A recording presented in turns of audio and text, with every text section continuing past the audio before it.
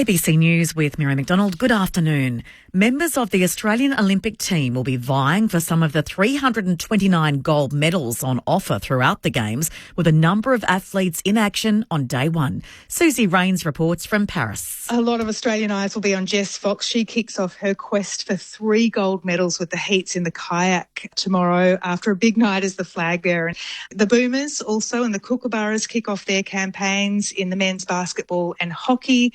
And in the swimming pool, there are 3 gold medal prospects for Australia. The women's 4x100 metre freestyle relay, men's 400 metre free, and in what could be the race of the meet, Ariane Titmus takes on American Katie Ledecky and young Canadian Summer McIntosh. In the diving, there's a medal chance for Madison Keeney and Annabelle Smith. That's in the women's synchronised 3-metre springboard final. And there'll be men's skateboarding street final, rugby sevens bronze and gold medal matches. And of course, the Aussies are still going strong in that. Meanwhile, the latest test results of water quality in the River Seine show it's slightly below the standards needed to authorise swimming just as the Olympics begin. Paris's mayor took a highly publicised dip last week in a bid to ease fears. Tests by a monitoring group show E. coli levels were above the safe limit determined by European rules when the mayor took a dip. Heavy rain during the opening ceremony has revived concerns as the river's water quality is deeply linked with the weather.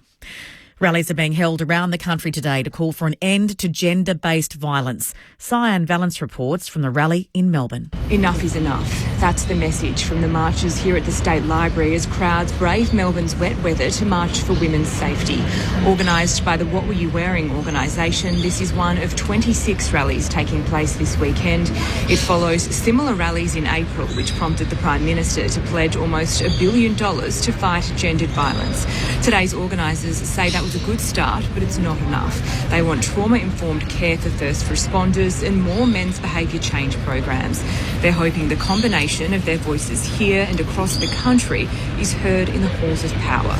Federal opposition leader Peter Dutton says the CFMEU has cost taxpayers billions of dollars following recent allegations of criminal links, corruption and misconduct.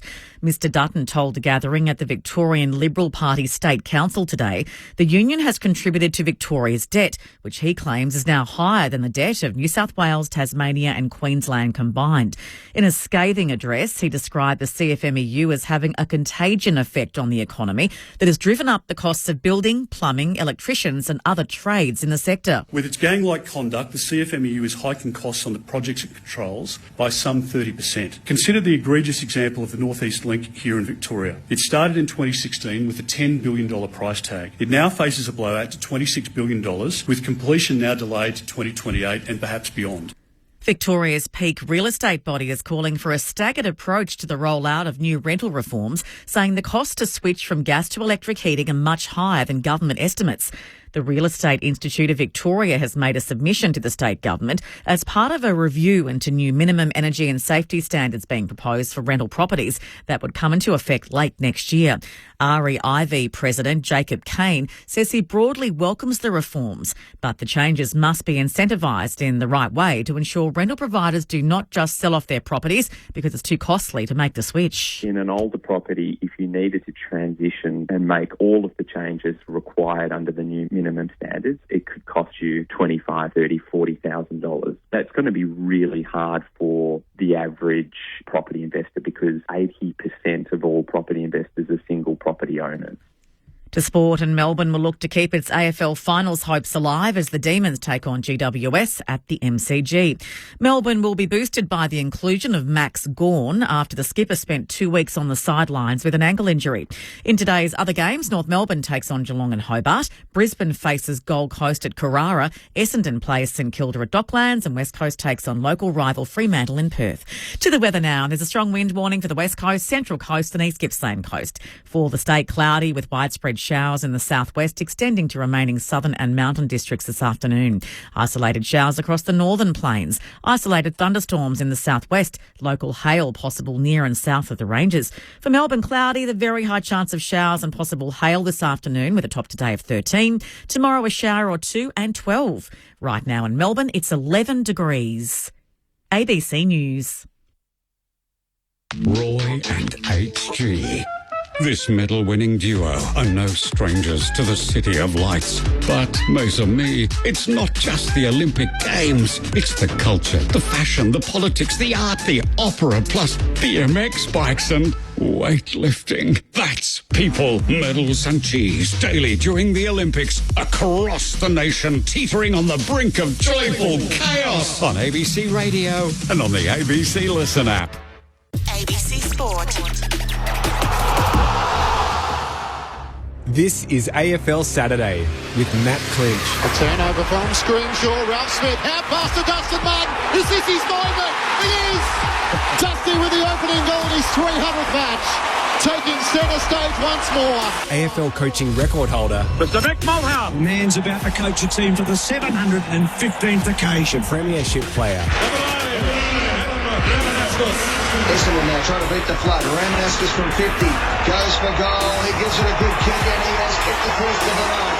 That's how you beat the flood. AFL Saturday with Clinchy, Mick and Rama. AFL Saturday on your radio, ABC Sport Digital, and take us with you on the ABC Listen app. Another twist in this intriguing 2024 AFL season, showing there are no certainties and road wins are like gold medals in Paris. Are we? Third. At the moment. Sometimes it feels like we're 15th or 16th. But yeah, but we know again, it's so tight. Like, lose next week and we're probably 10th. I don't know. That's just what happens. I can look at the ladder tonight, but I've probably got to hide it after that, don't I? It's just what happens. Believe it or not, Port Adelaide surged to third on the AFL ladder with a fighting win for their final chances, and coach Ken Hinkley over the Blues. Captain Connor Rosie will tell us how they did it and what it means. Cripps with a fumble, and Kent's men continue to cling on in 2024. They had to grind it out, but their never say die attitude gets them over the line just. They prevail by 14 points, and finals still alive and well for Port Adelaide. Where was the Carlton response? Coming off a 5-day break with challenges around injury and form, the Blues fall back to the field in the fight for the top four. How concerned should Michael Voss be? And a series of high-stakes matches across the weekend. Can Brisbane continue their rise in the Q Clash? Do the Demons, Bombers and Pies have anything left in the tank? And can the Western Bulldogs and Hawthorn continue their surge as this marathon season starts to become a sprint? Hi everyone, Matt Clinch with you for AFL Saturday on ABC Sport. Round 20 of the AFL continues today. Our first stop is Bellerive Oval in Tassie as North Melbourne take on Geelong. Q Clash 27, the Gold Coast Suns and Brisbane. Mark Evans, the Gold Coast Suns CEO, will join us. St Kilda and the Bombers in the twilight, while tonight Melbourne and GWS and Western Derby number 59, Fremantle and the West Coast Eagles. Great to have your company. We'll also test the temperature with Carlton fans and Essendon fans this afternoon a little later in the program. The coach and icon, Mick Mulhouse. No one has coached more AFL games than him. He was there as a part of the commentary team last night. He's been down the highway to Geelong and back for grandfather duties. Mick, welcome once more. Hello, Matt, and hello to our listeners. Rama, last night was just an incredible match, and I'm glad that Lingy had the chore of trying to pick the three votes, because we just said there was two games, and Carlton was I thought they were so good early, and then I thought, and we gave up on Port because we just thought, how can they possibly get back with? It just seemed like it's hard to say this, but an attitude, lack of work, undisciplined, couldn't score. But that last goal before half-time remarkably kept them in the match. Because when you look at the scoreboard, you think, well, we're only 4 down. And they could not possibly play that poorly. And every now and again, a coach needs to, and it'd be interesting to see what Connor Rosie says, but it'd be interesting what he said, the coach, to spark the revival. Because in the other rooms, were they a bit too flat from the 5-day break? Were they accepting of the fact that, we've got this game, lost momentum, and then I think the danger sign to me is leadership. And I'm a Paddy Cripps man, but it can't be just one person. I'm looking forward to coming back to the Blues and getting your thoughts. Luke Ball is off this week. I don't think he's in Paris. If only we had an Essendon Premiership player just to test the temperature as to how they're feeling heading into this afternoon against St Kilda. Come on down, Adam Ramanaskas. Yes, welcome to you. Good afternoon to all. It's very hot, the temperature, I can imagine. So it's very cold outside, but I think at the Docklands this afternoon that temperature will be very, very warm with Essendon fans, and they're their enthusiasm and their humour for the game, I think, as it progresses. But look, last night, it's a tale of two halves, really. So, 8 goals to 4 in the first half, Carlton's way, then 7 goals to 1 in the second half in Port Adelaide's way. So the only positive for Port Adelaide in that first half was 26 inside 50s each. So they were getting enough of the ball inside forward 50, but as Mick mentioned, being able to talk to Connor Rosie a little later, just about a coach and how he can recalibrate a team at halftime and then where are we actually falling down? How do we actually rectify this quickly? But if you look at that third quarter, it was the Burn-Jones goal, and it took a long time to kick that first goal in the third quarter, and then it flowed from there. So 17 minutes it took for the first goal of the third quarter. I thought of you, Mick, when we spoke to Jason Horn-Francis post-match, and he said the message from Ken Hinkley at halftime was pretty simple. We spoke about what us midfielders need, I guess, at half-time and stuff, and sometimes that's a kick up the arse. So, we got that, and we got it last week as well. So maybe not wait for the kick up the arse to actually start doing something, but I think at that point in time, Kenny and Kari especially, they just know, I think, when we need it and when we need to be pumped up a little bit. And, we don't want to be, I guess, a highlight reel throughout the game. We want to be consistent, but I guess it's good to come back from a bit of adversity. So they identified they'd like to do it without the coach having to give them the kick, but that's what they needed to get going after half-time, and what a different game it was. Well, the other part, Mick, is Port Adelaide laid 91 tackles at the Docklands, that's an extraordinary number of tackles at the Dockland. That's usually a wet and rainy MCG in the middle of winter, but we're so used to seeing the ball move so quickly at the Docklands that you just don't get the opportunity to tackle, but even their big ruckman had 9 tackles in Sweet. Ollie Wines, 9. Willem Drew, 12 tackles. So they did apply pressure to Carlton through that, particularly that second half. Well, there's no question in the second half. It was 1 goal to 7. But why the performance first up? Because you might say that there was 91 tackles. I'd love to see the breakdown of the first half, second half.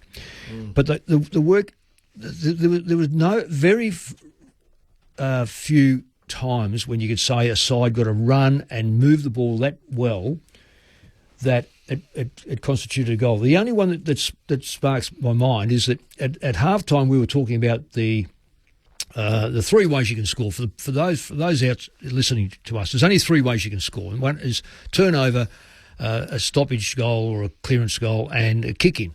There was a kick-in in the third quarter, and it was just outstanding. The player, whoever kicked it in, I can't remember now, ran at the bloke on the mark, got the ball over the back. And I've seen this now. We've seen it in the games I've covered in the last 3 weeks. I've seen 3 goals end-to-end, just beautifully orchestrated because players were on the move, trapped out a very aggressive back line that was caught up the ground. Ball goes over the top, they kick a cheap goal. It seems cheap, but it was the only one that really was one that got without hard work. The others were just hard work by nearly everyone except Charlie Curnow. And he just looked a class above anyone. Alira, take my hat off to him. I reckon he was good early, and he fought back, and his intercept marks, they're brave, because if you're going to take intercept marks, anywhere 6 of them. Yeah, anywhere near against Curnow, because Curnow outmarked most players. Yep. That's a really brave act, and he got. One of the things I've noticed about Port, and I noticed this last year, they've put, and you'd be very familiar with this, Ramo, they've put players on the back line that can kick the footy. Some are left-footers, some are right-footers, but they get great distance. Yep. And one of the assets we've got in Australian football, and I learnt this when I was in South Africa watching the Australians, a hockey side play South Africa, and when in doubt, just whack it down the ground and let them have to bring it back. And one chaser goes out. I thought the reason why Carlton didn't have an opportunity to score that often in the second half was the clearance of the back line of Port put the ball in such a position where Carlton had to fight the way back. And because their midfield had gone off the boil, it was real hard work. Yeah. I think, and the kickers that Mick's talking about there, that's Farrell, Dan Houston, Bergman, Lockie Jones. They're very good users of the football, but It's one thing to be a good user, but it's an even better thing to be a good decision maker. Yeah. And all four of those boys are really good decision makers with ball in hand. I think Alira also kicks the ball reasonably well. I mean, it's not a 55 metre, it's a 50 metre kick, and he doesn't chew off a lot to think. Well, I know. Look, I can put this ball where Dixon is or where Georgiades is, and okay, it might hit on the chest, but at least it puts it in a position where the opposition have to take the ball off you. So Port Adelaide played Asaba Radaglia forward last night. They played Aaliyah and Brandon Zirk-Thatcher, knowing that Carlton just had the one dominant forward in Charlie Curnow, and Port Adelaide got the points. AFL Saturday on ABC Sport. Matt Clinch, Adam Ramanauskas and Mick Moldhouse with you if you want to join the conversation. 0437 774 774. If you've got a thought on last night's footy or an observation for the rest of the weekend. The one controversial moment happened in the final term where Darcy Byrne-Jones's goal collected the goal umpire. Going to toe poke was Narkle. He missed it. Byrne-Jones. Byrne-Jones doesn't miss it. Now, did it clatter into the bottom of the goalpost or did it go over? It hit the goal umpire, Cal. So that'll be a goal. Check. This hits the goal umpire's leg and doesn't fully cross the line, I reckon, and then because of the leg, clatters into the post. They've got to count this as a goal, Lee. Yeah, so the goal umpire then forces it into the post, but it hadn't crossed the line fully when it hit the goal umpire's leg. It's over. It's over. We can see a gap between the ball and the post before it makes contact with the goal umpire. Decision on the scoreboard. That's going to be a goal. Yes, it is. So the AFL have since clarified this morning through a statement saying the ball hitting the goal umpire's leg was officiated correctly. The ball hitting the goal umpire's flag was officiated correctly. We acknowledge Harry Mackay's late withdrawal last night was due to illness, and we will make some inquiries with Carlton on Mackay's diagnosis and management during the week. The flag one's simple. Like, put it behind the post. Oh, like that's just really simple, isn't it? Yeah. Because the post enough, and to hit the actual cushioning of the post, you go, oh, really? It's probably 2 or 3 inches on either side, or an inch on either side. You've missed a goal. But to have a flag floating back and forth, and you nick that, and it becomes part of the post. No. Let's just say, let's make things easy. Make it simple. Just throw them on the ground behind there or something. I was fine with the Byrne-Jones goal. Yeah. Also, I thought that was going for a goal. Hit the umpire's leg. You could see a gap between the umpire's leg, the ball, and the goal post. So that was fine for me also. So 0437 774 774. We might come back to the Harry Mackay concussion, given the fact that he was involved in that collision last week against North Melbourne. He was a late withdrawal, having trained during the week. Connor Rosie, the Port Adelaide captain, is about to join us. So give us your insights, Rama and Mick, as to last night. How significant was it for Port Adelaide, that the fight to be in the 8, the fight to prove that they're better than just making up the numbers, and what might be possible with a tough run to finish the home and away season? Well, if I can just come in there, I'll just get this ladder up. I've got it here in front of me. The win to Port now makes it, I think, extremely hard for. So let's cut the ladder down. Collingwood and Gold Coast are level on 36 points. Now, still got them in the race. They have to by definition of mathematics, because those two teams, if Port get beaten, they're at 44. So they're another one that would have been highly vulnerable. But to go to 48, and we're all saying it's going to be 13 wins to get there, that means that Gold Coast and Collingwood, I think they have to win this game, this week, a game this weekend. Now, Gold Coast are at home against Brisbane, who have been up for a long time. And Gold Coast, I think, got a realistic chance. Collingwood and Richmond. Well, the way Collingwood are playing, the way Richmond are playing, Richmond patchy put some good football together. So I don't know whether this is a late Amazare either. So, no. But there's no doubt that both those teams, to stay in the race, have to win on the back of the fact that Port have lost. Now, there's a lot of other. If you have a look, the two form sides, Bulldogs and Hawthorn, not easy games. I know Hawthorn. Okay, we're playing Adelaide. No, not an easy game. Essendon, I don't know if I can trust them against St Kilda. So you'd suspect they should win, but a real chance. The Cats, if there's going to be a turn-up, it's going to be in freezing conditions down at Hobart. If you complain about the ground, your own ground, how heavy it is, and it's wet, it's terrible, and all this sort of stuff, and it's a player who should know better to talk about his own ground, Well, let me tell you, it's going to be 4 or 5 degrees, probably feel like -3 or 4 on a windswept ground down at Bellerive. If your mind's not set on it, this could be the turn-up of the day. And we'll know that game starts in an hour. So there's all sorts of things that can take place. It's such an intriguing season and the possibilities are still endless. At the start of round 20 of the AFL season, Matt Clinch, Mick Malthouse, Adam Ramanaskas with you for AFL Saturday on ABC Sport. And the Port Adelaide captain, Connor Rosie, is with you as well. Connor, thanks as always for your time. What a big win last night. How significant did that feel in such an even season? Yeah, thanks for having me on, boys. Obviously a really, really pleasing night. We didn't probably start the first half the way we would have liked, but I think the way that the boys responded after half time with our pressure and effort was just outstanding. With 5 rounds to go, it feels like it's just gone up a notch. You had a big win against Geelong in Geelong. Was this win as significant, do you feel, as any win so far this year? Yeah, 100%. We know that Carlton have been there or thereabouts for the better part of this season, so it was going to take one of our better efforts, that's for sure, and I feel like we're getting, our squad back together healthy and starting to hit our straps a bit and playing our real brand of footy that we've been trying to sort of get to for the most part of this year. So it's nice to sort of get a bit of a form going. Connor, the game itself, when we were struggling to get, Lingy was doing the votes. We didn't think there were any clear four-quarter winners. Can you just go through what was transpiring in the middle in the first half and the transformation in the second half? Because that was just dead set flip right over. You didn't see them add different players through there. They didn't add players through there. Everyone talks about the 5-day break. I think sides have had that through the year. I don't necessarily think it's a great idea, but it's happened. Tell us the mindset of what you copped in the first half compared to the second half.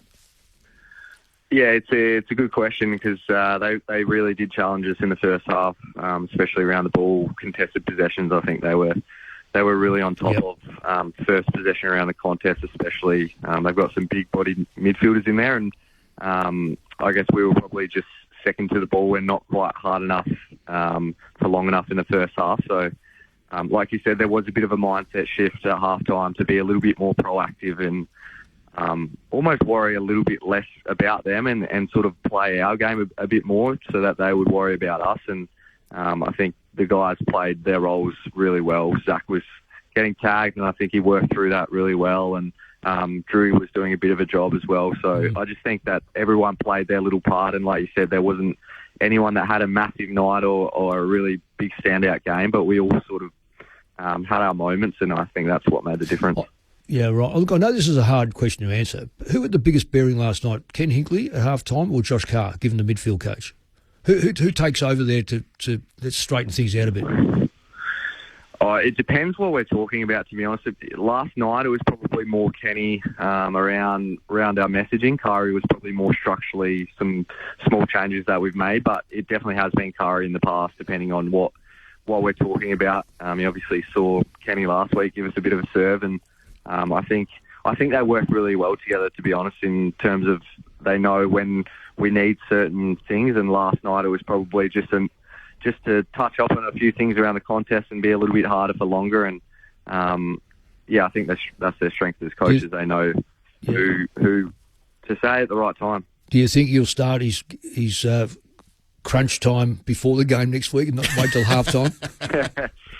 Yeah, I think we've probably shown the last couple of weeks that we might need a little fire up in the first quarter. So, it'll be interesting to see how he approaches this week. Connor, I'm always interested in the role of the captain at halftime when you have a first half like that. Are you someone that likes to sit there and think about your own game first, or are you somebody that wants to get around to the players and talk individually about them? Are you someone that starts smashing lockers? What type of captain are you? Because you're obviously still very young at the role. Are you finding your spot in that scenario yet? Yeah, I think naturally I probably tend more towards helping others a bit more, like getting outside of myself, and obviously that makes things easier when you're playing okay and getting the ball, and things are a lot tougher when you're not playing as well. You start to think about your own performance a bit, but I think naturally my tendencies are to be positive and focus on what we're doing well, and probably leave the bad stuff up to the coaches a bit more, which makes things a little bit easier for me. But I think you play good cop. Yeah, exactly. Yeah. Our playing group probably responds a little bit better to what we're doing well sometimes, and Kenny obviously knows when to give us a serve as well. I think that's 11 out of 12 now at the Docklands. Why does that ground suit you guys so much? That's a really good question. I don't know what it is, to be completely honest, but I think we probably pride ourselves on being a pretty good travelling team. We obviously travel every second week, more times than not, but yeah, it's nice to get away and spend some more time with each other, but I'm not sure exactly what it is with that specific ground, but it's nice to get a bit of a run on there. Just the battle between Charlie Curnow and Alir. Charlie looked outstanding in the second half, but Alir in the second half was terrific, I thought, and you could probably say the battle was even in the end. Did you have a word to Alir at halftime? Is he the type that needs somebody to talk to him? Yeah, I had a quick chat to Alir at halftime. It's not that he wasn't playing well in the first half. Charlie's just a great player and is hard to contain at the best of times. And I thought his response after halftime was absolutely outstanding. He probably got us over the line in the end, really. Taking Charlie out of the game, and also the amount of intercept marks that got our ball movement started from the back half as well. Alir's been massive. He's an all-Australian defender and such an integral part of our team. Port Adelaide captain Connor Rosie is with you on ABC Sport. Matt Clinch, Mick Malthouse and Adam Ramanaskas with you. I'm not sure this is specifically a Port Adelaide question, Connor, but the difference between the sides best and worst, it seems in 2024 we're seeing more examples of that than ever before. Even yesterday throughout the game, Carlton kicked 7 goals in that second quarter. You come fighting back and hold them goalless in the final term. Why do you feel like for Port Adelaide there's such ups and downs?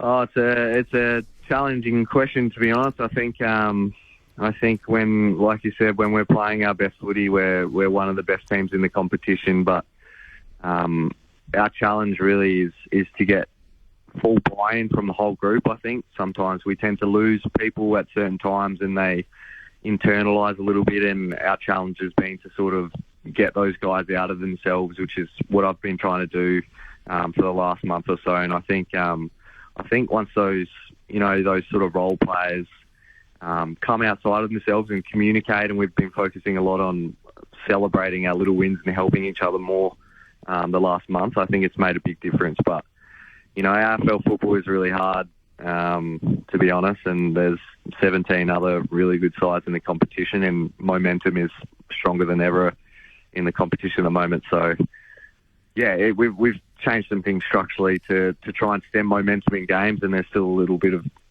things that we need to adjust, but I think we're getting there.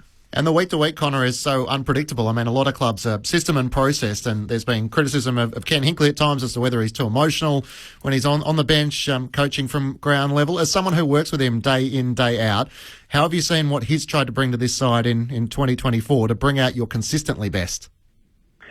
Oh, Ken's been great, to be honest. I think there's people that have opinions from the outside, no matter what he does, whether it's good or bad. So I think we've probably learned as a football club to sort of push that aside a bit. And we know that he gets the best out of our group. And like I said before, we've got some growing pains with stemming momentum in games and week to week with our younger guys as well. But the more our side plays together, I think the more we're starting to gel and figure out, I guess, how to notice those moments in games a bit more rather than waiting for a break at quarter or half time. So, yeah, Ken overall has been massive for our group, and he's got the full support of our playing group. Connor, just an aside from that is, when did you find out Mackay wasn't playing? Did you know that previous to the hour before they announced the team? About 10 minutes before we ran out, to be honest. Right. So, well, the other question was going to be Ratugolea. Is that because of Mackay not playing, or is that sort of set up during the week? Did he train as a forward during the week to give you some targets? He did, actually. Yeah, right, we trained him during the week as a forward. We feel like we've been playing much better footy when we've had just the two tall backs down back and a few more running backs to get our ball movement going. So it worked. He was a good target. Yeah, he was. He was great, especially early. His contest throughout the whole night was really consistent. So that might be really beneficial going forward. Yeah, he looked good. He flushed that first kick at Asava Radagalia. We're interactive, Connor, with messages coming from listeners. Paul wants to know how important Charlie Dixon has been to Port Adelaide. He's not the player he was, but he seemed to continue to fight and make a positive impact last night. Yeah, 100%. He provides, like we just said with Asava, just a consistent contest, and he's one of those players you just know that you're just going to get a battle from him all night, and he'll get his weeks last week where he kicks 3 or 4, and he'll have nights where he might not kick any at all, but he's really selfless, Charlie, and he knows what he has to do, I guess, to stay in the team and to help us win, and that's all you can ask for from every player. So I guess the challenges come quick and fast at this stage of the season. You turn around and you have Sydney next week. Ken sort of made light of it in the press conference post-game, and perhaps the public expectation that people aren't fully believers in you. Are you sort of, I guess, stern in your thoughts that if you're able to beat Carlton, able to beat Sydney, all of a sudden people will start to turn if you can put the results on the board? Yeah, to be honest, I couldn't care less what people on the outside feel like. We've beaten a lot of good sides this year, and whether or not people think that we're good enough to go deep into September, that's their opinion. As far as we feel inside the football club, we've beaten a lot of good sides, and we've got another good test this week, and as long as we put ourselves in a good position come the end of the year, we feel like we can have a really good crack at it. And you're still on the race in such an even season. Connor, thanks as always for taking our call the day after a game, and enjoy the rest of the weekend off. No worries, guys. Thanks for having me. Thanks, Cheers. Connor Rosie, the Port Adelaide captain, joining you on AFL Saturday on ABC Sport. Matt Clinch, Mick Malthouse and Adam Ramanauskas with you. Well, they do get a lot of advice, don't they, Port Adelaide, about their coaching, about their game and that sort of stuff. And we dissected probably too much with Ken Hinkley, given it's his 11th year. For some reason or another, do you get worse as you get older in coaching? No, you don't. Does the team get stale? Could do. He's freshened the team up. I don't think they've ever been the greatest team that he's coached to think that they're just a walk up, go into the grand final and win it. They've had to battle all the way through. They've either lacked the key backs, which they've now, I reckon they've probably got a couple that hold up. They've just when you think you've got it, Marshall doesn't sort of come on, and Dixon gets a bit older. Are they going okay in the middle? Yeah, they're a reasonably young group that can it sustain it for 22 weeks? No, there's very few midfields can sustain the pressure for 22 weeks. So we are a very harsh critic of Port. I'm not a harsh critic of Ken Hinkley. I think he's done an outstanding job. They finished on top of the ladder, Rama. They finished in the top 4. They've had home finals. They've been knocked out in straight sets. It's hard to get a read given Ken has been there since 2013 and the appetite for being premiers, obviously in Alberton, is high given their club history. But in an 18-team comp, it just ain't that easy. Only one team can win. And that's and this is the thing, like, Ken's put them in a position year in, year out that they can compete. It's not dissimilar to Geelong and Chris Scott. Yet Chris got a premiership in his first year, no dramas, but then it took him another 11. To go and find his next premiership. But in between there, they were competing in prelim finals year in, year out. So I know as a supporter, I prefer to go to the football every single week knowing that my team's a genuine chance to win. Yeah. And compete hard. Correct. Yeah. Compete hard. Now, I know there's people who go, but it's a grand final and premierships that matter. Of course it does. I get that. But you can't be judged by premierships, let me tell you, as a coach. No. Some of the better coaches right through history have gone through. Some haven't won it. Some have maybe won one or two. Some have got very lucky and been part of a good team that's held together from go to woe for over 10 years. And they might have won 3 or 4 in that period. It's not easy. We know it's not easy, but you've got to be very careful of judging just on premierships. You've got to judge on what they've got out of that team and have they made players better. Yeah, well, my old coach, he coached 27 years. He won 4 premierships. So what? The other 23 years failures. Nick, how many years did you coach? Whatever, 30 odd. Yeah. Well, so is every other year? Do you see every other year as a failure? as a coach? No, that's what I'm saying. I personally don't. I think some of my better years we haven't won a premiership. Yeah, but you're setting things up for the years to come. You got the best out of sides that clearly weren't premiership material, but they enjoyed the year. The supporters had a great journey all the way through the year, and at some point in time you run up against a very good football side to beat you. So if Port Adelaide don't make finals this year, Mick, would you consider as to whether it's time to part ways with Ken Hinkley? Keeping in mind he still has a year to run on his contract. I think Ken Hinkley will make that decision. Honestly, he is what I can judge of Ken Hinkley, he's a very, very good person first, and he's a very good football coach second. And I think he'll weigh up and go, look, I don't know whether I can get... And now, he might say, oh, we haven't... But next year I reckon I can. So he stays because he's contracted. Or he might just say, look, I think I've exhausted this group. I don't know whether I can get anything out of it. I reckon he'd be the first to walk. The media landscape is always an interesting landscape. Rammer is being asked about the West Coast Eagles vacancy, which of course will become clear at the end of the season. And he was leaving supporters in no second guessing as to where his loyalties lie. Obviously, your name was linked to the West Coast job. Is it easy to stay focused with all that sort of background noise in the background? 100%, very easy for me. I know what I do. I know my job. I'm Port Adelaide coach and I'm contracted to coach Port Adelaide, and I love Port Adelaide and I love the players. Port where they are and where the Eagles where they would be hard to leave the power for it. I'm not going to answer that question. Ken Hinkley post-game, I'm the coach of Port Adelaide, that's where my focus is. What do you want him to say? Oh yeah, that seems like a pretty good job, doesn't it? You know, it's funny, and I go back a long way, and I'm not going to name the club. I was a very young coach, and partway through one season, this bloke I know from another football club said, "No, you got the job, next year." I said, "Mate, I'm not going to turn my back on this football club." No, and you've got to do it now. We're around 11. What I'm going to walk out, am I? The expectations sometimes are just so silly, because most coaches would say, "I'm here. I'm contracted. I want to stay." And there was another club that offered unbelievable money that both Nan and myself had never seen in our lives. And before I even said to her, "What do you reckon?" She's gone, "Where's your dignity? Hold your dignity intact, and you owe." And straight away you go, "Oh, of course, bang!" But there's going to be a lot of offers to people like Ken Hinkley, because there is a dearth of coaches who have got experience out there.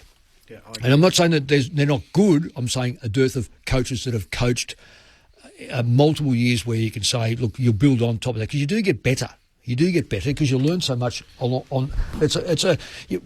can't go overseas and learn.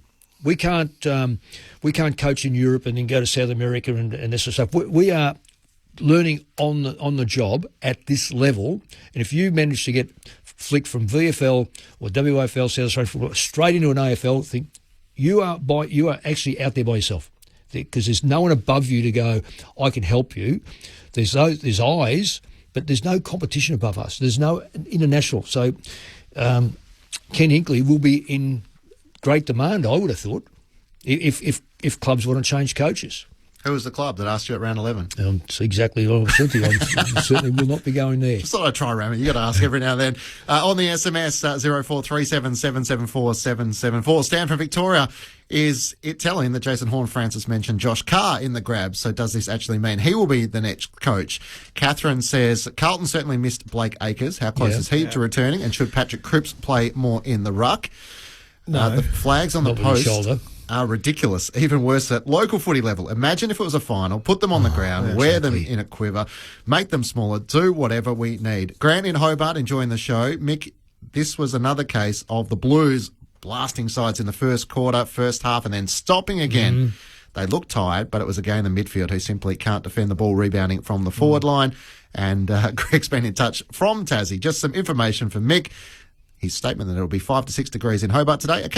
Actually, it's 11 degrees in Hobart and 10 degrees in Melbourne. So they don't mind reminding us. No. Look, I'm happy to say it's 10 degrees in Melbourne, but can I have the wind chill factor? Just give me that one from Bellerive. The feels like temperature. Just on the Blues there, I think it was one of the first text messages that you read out. Catherine. Around Acres. Tom de Koning was out. We know Zach Williams is out. Martin. Jack Martin's out. When you're coming off a 5-day break, you want to replenish, don't you? It's very, very tricky if a few of your best players are not in the team. Not in the team. So They looked tired in that second half because I thought the quality just dropped away. Yeah, it dropped away really, really quickly. You worry about Shearer though. Players like that have got a little bit of speed because they lack speed, Carlton, but he doesn't. Yeah, and he just sort of ran to a brick wall and just couldn't go. Yeah. He was running through quicksand. He looked like Joe Biden. Yeah, but an athletic... I think I said that last You did say that. You got some compliments on the SMS line as well. People like that one. They could relate to it. So we might throw up the lines. 1300 558 222. If you want to give us a thought on where Carlton sit at the moment, I'm fascinated by the Bombers. Rama and I are heading to Docklands to do them this afternoon. What are your confidence level, Essendon fans, heading along this afternoon? Don't put that to me. I just want to get a feel as to how they're feeling heading into this afternoon's match. But here was the Carlton coach, Michael Voss, on the loss last night. We've got an effort and intensity that we need to be able to have in the game. We've got expectations around what we need our contest to look like. We lost that drive around the ball. Their midfield was too good. And we couldn't get any drive from that part of the game. So that's the story for me. How much of it is a concern for you heading into the last month? Not a concern. It's not a concern. It's a challenge, though. I'll back the men that are in there, though. So they're competitive and they're always looking to get better. And the one thing I know they don't like is losing. They don't like losing a contest, let alone 4 points. But we've got to acknowledge we got beaten in there today. So don't say that often. And it's not me putting that on them. It's just that's the fact and that's the story of the game, and so we have to accept the story for what it is, and we have to get better. Michael Voss following Port Adelaide's 14-point win last night. Matt Klitsch, Adam Ramanauskas and Mick Malthouse. Rama, what would Michael Voss be wanting to have learnt from last night? That he needs to work incredibly hard over the next week on defensive running, on midfield defensive running. I think what's happening when the opposition gets the ball in motion really quickly from half back, Carlton have a lot of trouble defending. And what clubs are starting to do now, and this will seem weird, rather than kick away from Wiedering, they're kicking to Wiedering and expecting the player that's playing on Wiedering to create a contest and bring it to ground. Because what Wiedering is so good at when the ball's in fast motion is dropping off his direct opponent and going help out his teammate. So we heard Connor Rosie talk about Ratugolea and the contest that Ratugolea was just making. So if you dig deeper into that answer, he was saying, well, we basically took Wiedering out of the contest in the end. And then 7-1 in the second quarter, their ground level players can go to work there. Like Willie Rioli all of a sudden becomes a live wire in the second half. Darcy Byrne-Jones is starting to get more ball in the second, and that's because Wiedering's in these contests with 2 and 3 and 4 players where he's not coming across late, either spoiling and killing it out of bounds or taking an intercept mark. Yeah. So the other thing is too, Matt, for the listeners, one of the fallacies of backline play is you've got a runner. Running back, taking back. Well, taking back so he's got more space to run into. What you do with a runner, you bring him up to the ground. So I'm looking at Saad now. He's very rarely taken back further. He's closer to the game. So when he gets it, he can only kick it, or he's got to get away from someone. So the old thing about back pocket, and in front of him he's got 30 metres. Why give a player 30 metres to run the football? So each club work through these systems. Now, your job as a coach and a match committee is to work against it and say, okay, this is what they're going to do. How do we counter it? So to me, I've thought this all year about Carlton.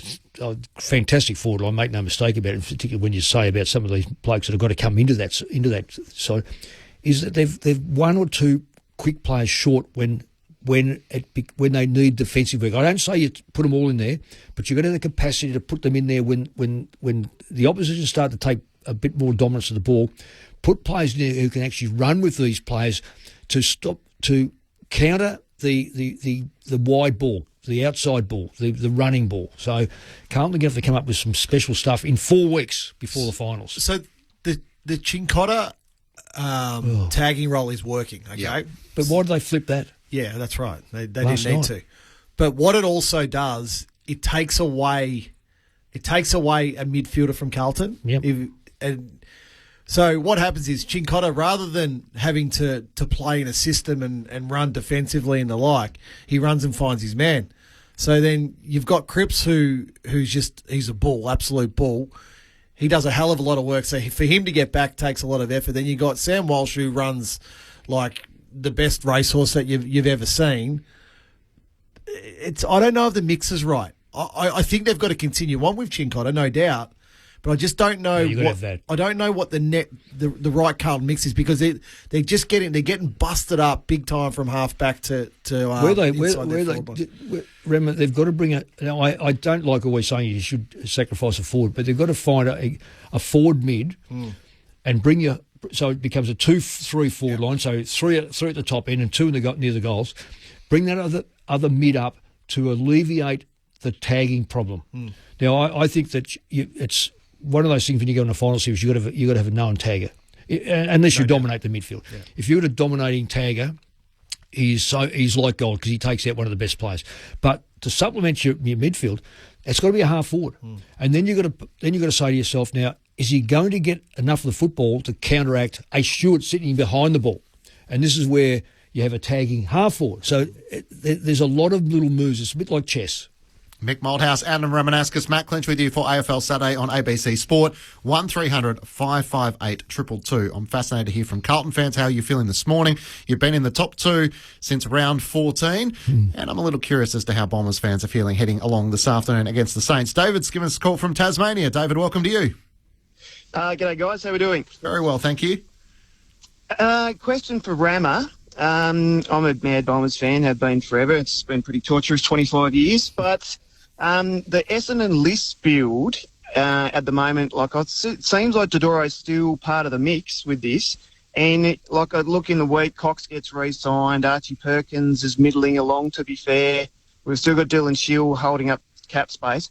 Is Essendon's list field good enough to go to a top 4 spot, do you reckon? I no doubt. I still think they're a key forward short, and that's been proven this year by leaving Peter Wright out of the team, bringing him back into the team. So they certainly need another key forward. They've been so hopeful on Zach Reid, but his body, unfortunately, is for a kid of 200 centimetres, just not quite right yet. And I still think they're comfortably a midfielder short. Now, Darcy Parish comes back into the team today, and I think you'll see the value of that. He's been a little bit of a whipping boy for Essendon supporters for a number of years, but you can see now Zach Merritt's starting to get a little bit tired. I think Durham's starting to get a little bit tired. I think Caldwell's starting to get a little bit tired. So hopefully some fresh legs of Parish is there. Look, I think they've got the I think they've got the maybe 75% of the team probably there for the future. I think there's still another 25% that they're waiting for, and the players that you mentioned and the positions that you mentioned, you're probably spot on. 1300 558 222. Thanks, David, for your call. Are you interested this afternoon? Mick, the Bombers have been inside the top 8 since round 7.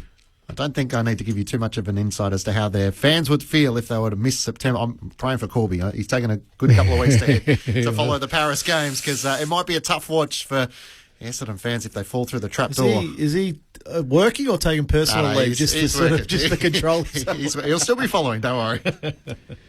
Well, come on, Mick, be kind. I'm a Brad Scott fan. I love Brad. I think he's done a fantastic job. So players are going to take some time to get to that disciplined stage of that he wants. Now, this is his second year, isn't it? So they should be nearing that. Should they be further advanced than what they are at the moment? Well, if they had won the last 2 weeks, so Adelaide was a very winnable game. Yes, yep. And Melbourne didn't go the way they wanted it. They would have been sitting clear second. Their percentages are worry, which tells me that they got the draw, so it's not. I don't think it's really going to matter. Oh, no, I'm not suggesting that. But from a scoring point of view. Correct. You'd like to think a side that is going to finish top 4 has to be 100 plus, 110 plus. If you're going to finish a top 8, you'd like to finish 100 plus. It's an unusual season. and outside of Sydney, 142. The next best is, I think, the Western Bulldogs. No, it's Brisbane now, 119. Fremantle 116, and the Dogs 118. But Rama, the only thing about I fear for them today. St Kilda are a side that can drag them back to a slug feast. Scrap. And I don't know whether Essendon are equipped for that type of game. They like a bit of open space. They like to move the ball quick. I don't think Peter Wright has played too many good games since that report, and I think that's an injustice, what happened to him. He just seems to be a player now, won't lead the football, wants it on top of his head, wants to mark the ball above his head, and yet he's a very, very astute player to find space and lead at you. That's not happening. So I'm gathering he's not back. I've just been trying to look at this. No, he is. Oh, he is back. That'll test St Kilda's back line. He's coming for Goldstein. But yeah, of course, yes. But if he doesn't lead, if he doesn't lead, he's going to be an easy target. So I hope that confidence is restored. I think he's got self-doubts now whether he can attack the football. The Essendon side can be a second place side, but it also can be a ninth place side. That's unfortunate. But there's 4 or 5 other sides in the same thing because the draw is so uneven. Rema, if Geelong to me are not a good football side compared to what they were when they were in the premiership, but they'll get in because of the draw. The reality is, Clinchy, they've got St Kilda, then they've got Fremantle and Gold Coast the next 3 weeks, all at the Docklands. Then their last 2 games are Sydney and Brisbane. So they would want to do the work in the next 3 weeks to get to 13.5 wins, and that I think probably should get them there. Yep. Rather than leave it to those last 2 rounds against Sydney and Brisbane. So Wright, Parrish and Heppel return for the Bombers. Kelly, Guelphy and Goldstein are out, with Anthony Caminiti coming in to most likely play defence for the Saints with Liam Henry out. Matt Clinch, Adam Romanascus, Mick Moldhouse with you for AFL Saturday on ABC Sport. John's given us a call from Donald on 1300 558 222. Welcome, John. Hi, how are you, boys? Very well, thank you. A couple of comments before I get on to what I rang up about. Mick, you were talking about coaches, and the glory, where you can actually do something. Well, that year, I'm a Collingwood supporter. That year that you got Collingwood to grand final with liquor and that, you got them into a grand final against a team that was just so good. And you nearly beat them, which was absolutely fantastic. Collingwood had another coach by the name of Bobby Rose, who should have won 4 premierships, but he couldn't coach properly. And this year, I really believe it's going to come down at the grand final. It's going to come down to who's not injured. Oh, that's a point. About Bobby Rose, I think Bobby Rose was he was stiff. He had some good football sides come against some very good football sides to beat him. I don't want to have an argument with you on the phone about that, because I think that the Rose family outstanding, and Bobby was just an outstanding person. You're right about the injuries. There's no question that the healthiest side goes in with a distinct advantage. Sydney are the best side by way of wins at the moment. They've just lost Papley probably to the end of this year. Home and away series. Yep. Rampy, there's a key back, and there's one of their principal forwards. So you're spot on. If a healthy list going to a final series is... without a healthy list, I don't think you can win a premiership. Put it that way. On the SMS, Annie from Canberra. As a Blues member for a decade, last night was rather awful. However, thinking clearly today, injuries to Tom de Koning, who would have had their ruck run off the ground into defence to try and offer support. Missing Zach Williams. I'll keep my faith next week. Big test for the coaching team. First players will need to respond. Margaret from Melbourne says, love my Bombers, but they are so frustrating sometimes. I don't have any confidence they can win today and didn't tip them. Keeping my fingers crossed I am wrong. And DJ says, hi team, am happy Port were able to put it on the board against the Blues. Hope they can continue to knock off the teams in front of them. Otherwise, they won't make it to September. And there was one that came through around, if Collingwood, Stuart in Buninyong, I'm not sure about this. If the Pies don't make the top 8, me being a Collingwood supporter, I would love to see the Port players swap to the Prison Bars jumper. How would the Collingwood fans feel about that? Well, I don't think that's going to happen, Stuart. Mm. So, Mick, sort of circling back to the Blues, where do you sit on them at the moment. As we touched on, they've been in the top 2 for such a long time. The double chance is going to be such a golden opportunity in such an even season. Are you concerned, alarmed, or are you just waiting to see next week I'd be what concerned. the response is? I'd be concerned. I'm alarmed, no, because I've seen Carlton do this too many times over the last couple of seasons. Have they learnt from it? I'm not 100% sure. Paddy Cripps is a player that leads by example. He needs more vocal leaders around to rally the troops. Am I concerned? When you analyse the other sides in and around there, I don't think it's a particularly strong year. It's a close year, yes, everyone gets all up, it's a fantastically competitive year, but there's not a lot of great sides there. Sydney are a very good football side, not a great side. They're going to finish on top of the ladder. If you work down the ladder, Brisbane have come good, but they're still shallow, really. It's when they get Neil tagged and Andrews gets a leading player on him, Danaher and Hipwood can't work together. I'm not 100% sure. I think the fact that they're probably a little bit better with Ashcroft coming back off his knee, so they'll get a little bit better. But go through Fremantle. They've had 2 whackings. There's no consistency. They could end up in second place today. GWS, I love GWS, but they've gone back crazy on over-possession. He got them out of that habit and they play ripping football. I've watched them over the last couple of weeks. All they want to do is over-possess. They need 400 possessions to kick 10 to 12 goals. I mean, that's just too many. Geelong, in the hurly-burly of September, I think again it found out. Bulldogs and Hawthorn, as much as they're out of the 8, to me right now they are the form sides and have, if they make it, particularly the Dogs to me are the ones who could. They won their last premiership from 7th, I think it was, 6th or 7th. There's no reason why they can't win it again. Melbourne, forget Melbourne. I'm not. Look, DeConey out for the remainder of the year hurts. Now he comes back for a final series.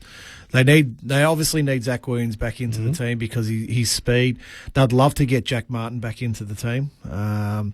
And obviously Blake Acres will come back. So there's 4 players there that need to come back into the Carlton team that are really, really important structurally for him. But I know that was the question, but it's around them can determine whether they finish second, third or fourth. Them. Yeah. And there's not enough good sides that can jump in front of them, I don't think, Rama. Who's the best side? Give us your best 4 side. Give us your best 4 teams. Who's the second best side behind Sydney? Neville's 3 of the last 4. Yep. Albeit by under a goal. I think Brisbane are the second best team at the moment. I think if you look at a form thing, I think GWS are a very good team as well. Do they overview? A little bit, a little bit. I would say they're probably, and then Carlton would be my 4th seed right at the minute. If I had, that's Dogs. They're going better. They're going better now. All of a sudden, they've pinched from nowhere. They've got Lobb as a key back and Jones. Now key forwards won't worry them, whereas they did in the past. I think they're the ones that could have a massive impact in September if they make it. So my order would be Sydney, Brisbane, GWS, Carlton. That would be my 4. Still a top 4 side, the Blues in Rama's eyes. For our South Australian audience, and for some of our listeners, you're going to head to North Melbourne and Geelong. There's no late changes there, so Ted Closey is the sub for the Cats, and Zane Dersma for North Melbourne. So Stevenson and Phillips comes in for the Kangas, Jed Buse, Shannon Neal and Tanner Bruin come in for Geelong. So interesting game for the Cats, given they lost to the Western Bulldogs last week. Does this be Tanner Bruin? Buse. First game back? Yeah, he hasn't played for a while. Much this season. No, I don't think he's played at all. That's a good shout. He's another 30-plus-year-old player. He would have been playing second, so is he in because this is desperate stakes or what? Zach Tui's been managed, so he's not a part of the side down in Tassie today. Yeah. Well, Zach made... Well, what's interesting today is North Melbourne have turned their game around to more contest clearance, tackle and the like, so... I think Geelong are going to need to be able to absorb that early and then go from there. So the criticism of Geelong this year has been around their midfield and numbers going through their midfield. So Tanner Bruin back helps. Dangerfield now is a good couple of games back in after after a hamstring injury. So Cam Guthrie's still not there. I'll ask you about Parfitt. No, I really like him as a player. He's hard, he's tough. He just seems to get dropped every second week. Yeah, there's something obviously that the coaching staff don't like about his game. What are we missing it, Ramo? Yeah. I can't see it. So North Melbourne having taken it right up to Carlton last week. Can they do the same against the Cats? For our South Australian audience, you're about to depart. For the next edition of ABC News, we'll check in with the CEO of the Gold Coast Suns. Mark Evans is going to join us for a chat. What a massive Q clash it is to come. Brisbane are on the rise, and the Suns, they're at home. They should win. We'll see. And we'll also have mixed messages and a lot more to bring you. How do you retire your legends of the game? We'll pose that to Mick Moldhouse and Adam Ramanauskas with so many questions around Tom Hawkins, Scott Pendlebury, Steele Sidebottom. How do you know when your time is up? Great to have your company on AFL Saturday on ABC Sport.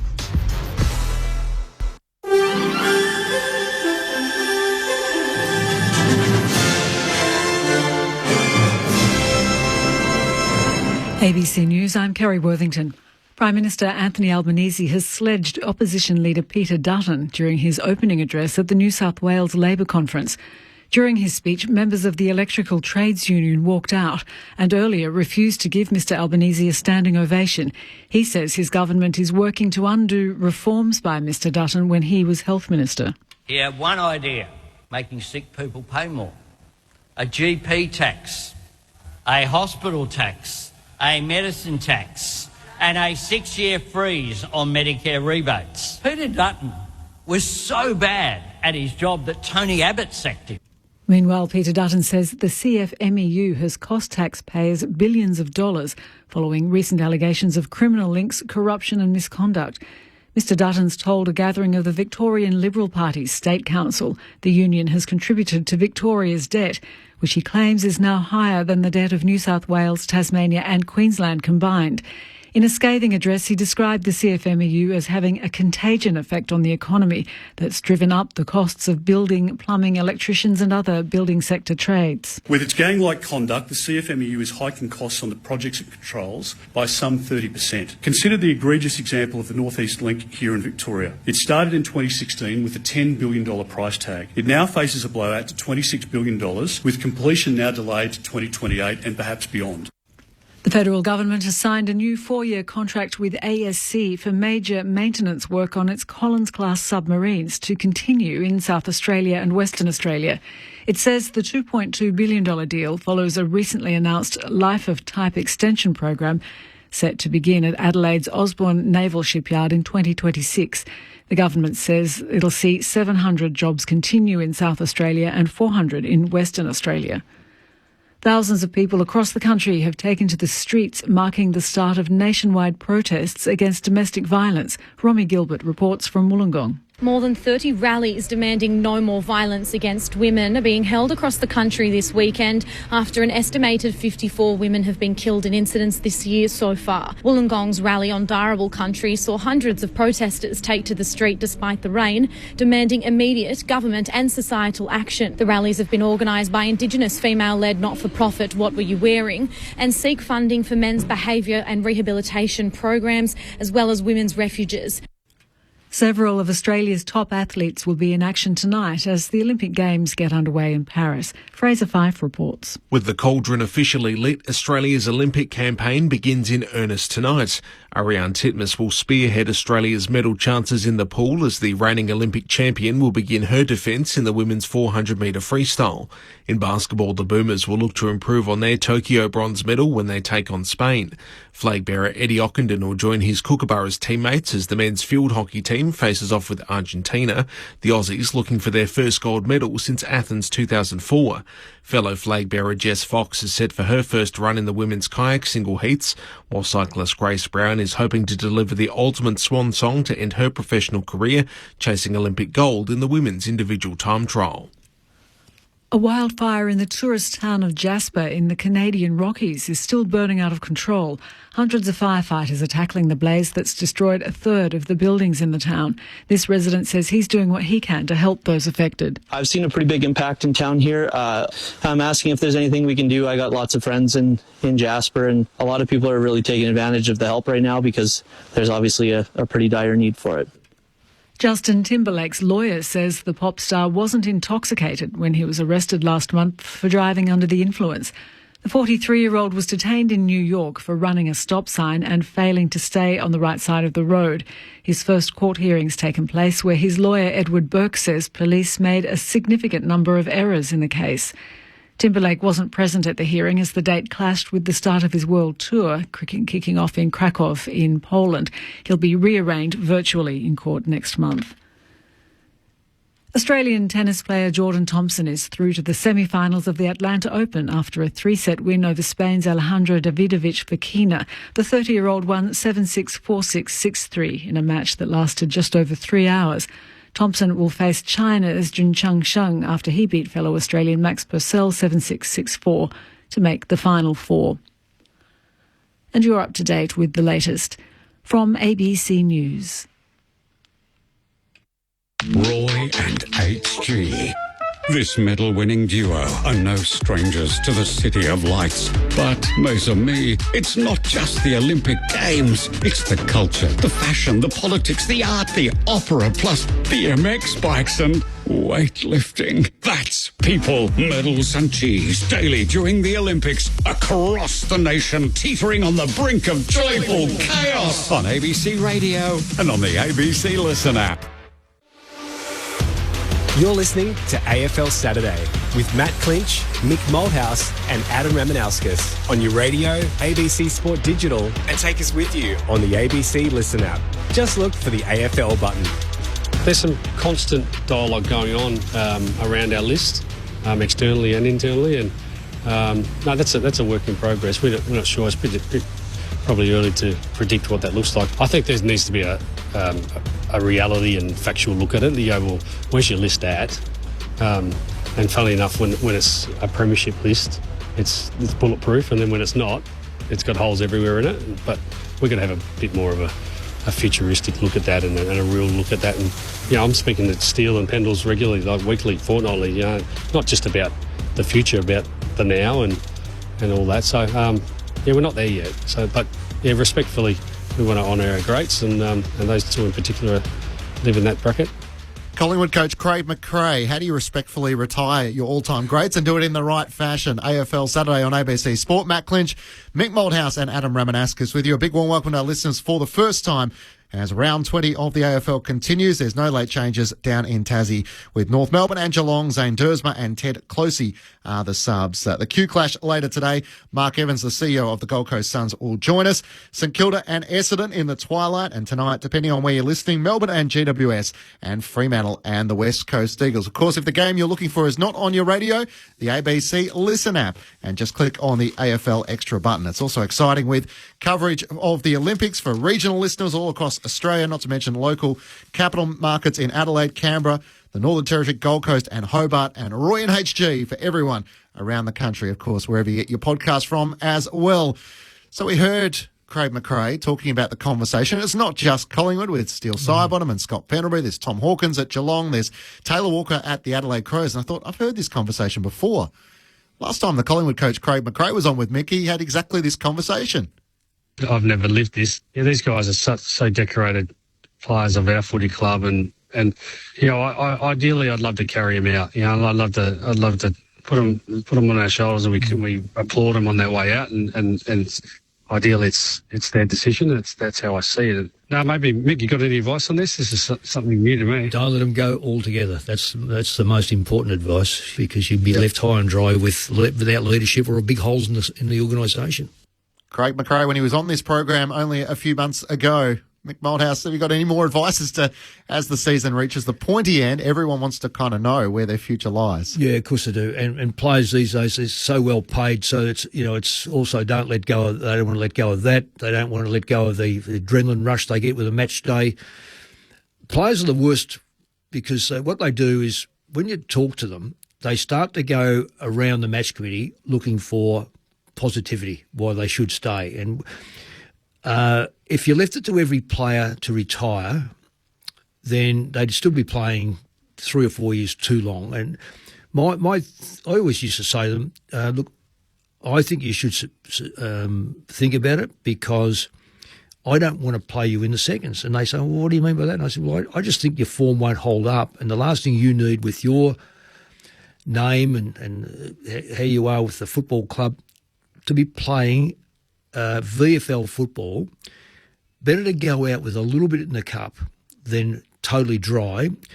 So I've had experiences with this as a player. When I looked across the ground one day, and in the days I was playing, very early days, the player, when you got taken off, you just walked off the ground and walked around the boundary line. And I saw the great Royce Hart got taken off one day, and he walked around the boundary line, South Melbourne. I thought, I hope I never have to put a player through that. I was pretty young, so I was still thinking about coaching, but certainly didn't think I'd get an AFL job.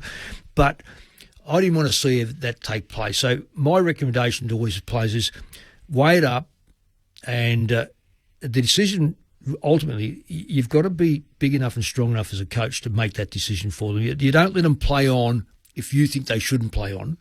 Likewise, give them some feedback if you think that they are a bit wishy-washy, because my mind says if you say I'm thinking of retirement, you've already retired. You don't want the late nights. You don't want the wet, the bruises, the bumps, what goes with playing football. Adam Ramanauskas, you work in this industry as a player manager. What advice do you give to your players as they're reaching the back end of their career and potentially the end? Oh, well, I think the first thing you have to understand is, one, their body. Is their body still capable? Yes or no? Now, as Mick mentioned, they go through a lot of bumps and bruises and operations and the like. So that's one part of it. Secondly, is you've got to look at performance. Now, is the performance still there at a capable level in the position they're playing, or is it in decline? Or is it in rapid decline? So that's a couple of things that you look at really, really quickly. Then the next conversation piece is around with the club and what they're trying to do. Are they trying to transition a list? Are they still in win mode? How does that all look? So there's many factors that fall into it. But I think the point that Mick made around, if a player is saying he's thinking about retirement, well, I think you've got your answer there pretty quickly. I think now more and more players are looking after their bodies better and better as we're continuing through the cycle of AFL and how it's evolving. So they can play later into their 30s now. It used to be, a player got to 30 and it was almost like a death certificate. It was like, here's your certificate, thanks a lot, see you later. But I think now with the way players are looking after themselves and the way they're performing into their 30s, we need to be a lot more considerate around the different factors and the many factors that come into it. We've got 5 players who are over the age of 35. Matt Clinch, Adam Ramanauskas and Mick Malthouse with you for AFL Saturday on ABC Sport, and the Gold Coast Suns CEO Mark Evans is joining you on this Saturday afternoon. Mark, welcome. Thanks for your time. A big occasion, the 4th sellout in 2024 for the Gold Coast Suns. What a great stage. Yes, it is a big day for us, and thanks for having me on. But 4th sellout, remember all the way back to the start of the year with opening round in Richmond, and we managed to sell that out. And we've managed to do that again against Essendon, Collingwood, and now Brisbane. So exciting times for the people on the Gold Coast, the way we've been playing at home and the trajectory they see for the team. And really exciting to see if we can't get past Brisbane and push for a final spot. So how big is today? You've had great record at home. You haven't had a great record away. So in theory, this makes it a game which you hope you would win. But I'm sure the frustrations from all of the club as to why you haven't been able to win away from home. How do you view the season overall? It has been bizarre, hasn't it, to have such a strong record in home matches at People First Stadium and Darwin, but not to pick up a win on the road. Now, obviously, we don't want that trend to continue, but we'd like it to continue for this week at least, and then fix it up next week. So, but it has been a strange thing to see. Just 24 and fine up there, Dougie? I think it is 24 and fine. Mate, I've just come back from a walk along the beach and getting ready to get changed and head out to the ground. Oh, yeah, so just perfect conditions as normal. Yeah, unfortunately, we're playing another Queensland team. We wouldn't mind playing a team from the south on a day like that. So I'm really interested in the transition, obviously, of Damien Hardwick and probably the evolution of the team that's continuing before our eyes. It's plain and simple for everybody to see around the home and away record. That's one thing. But I'm probably more interested, Dougie, in your thoughts on how you think the team's evolving now.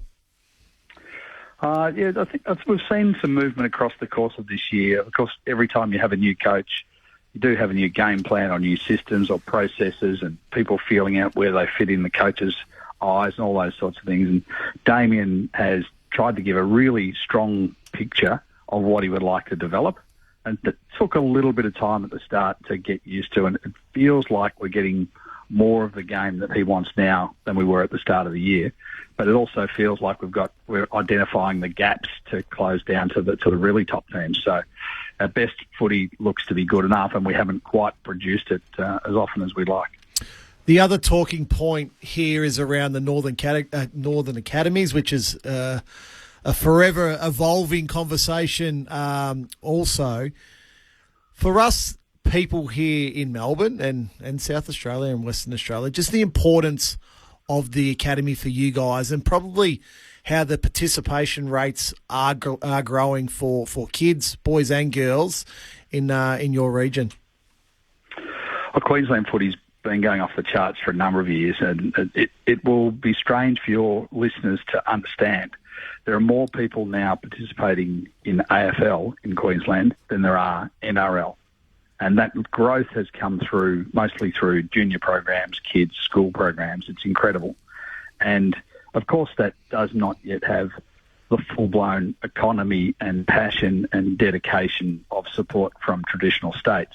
But that groundswell of participants means that you have more interest in the code than ever. And now that the Suns look to be on a better trajectory, we're starting to see that result at the turnstile and in membership. But we have to understand that it's still got a long way to go. Community football in Queensland has predominantly been run by people who have come up from Victoria. The depth of community coaching is not quite the same as traditional states.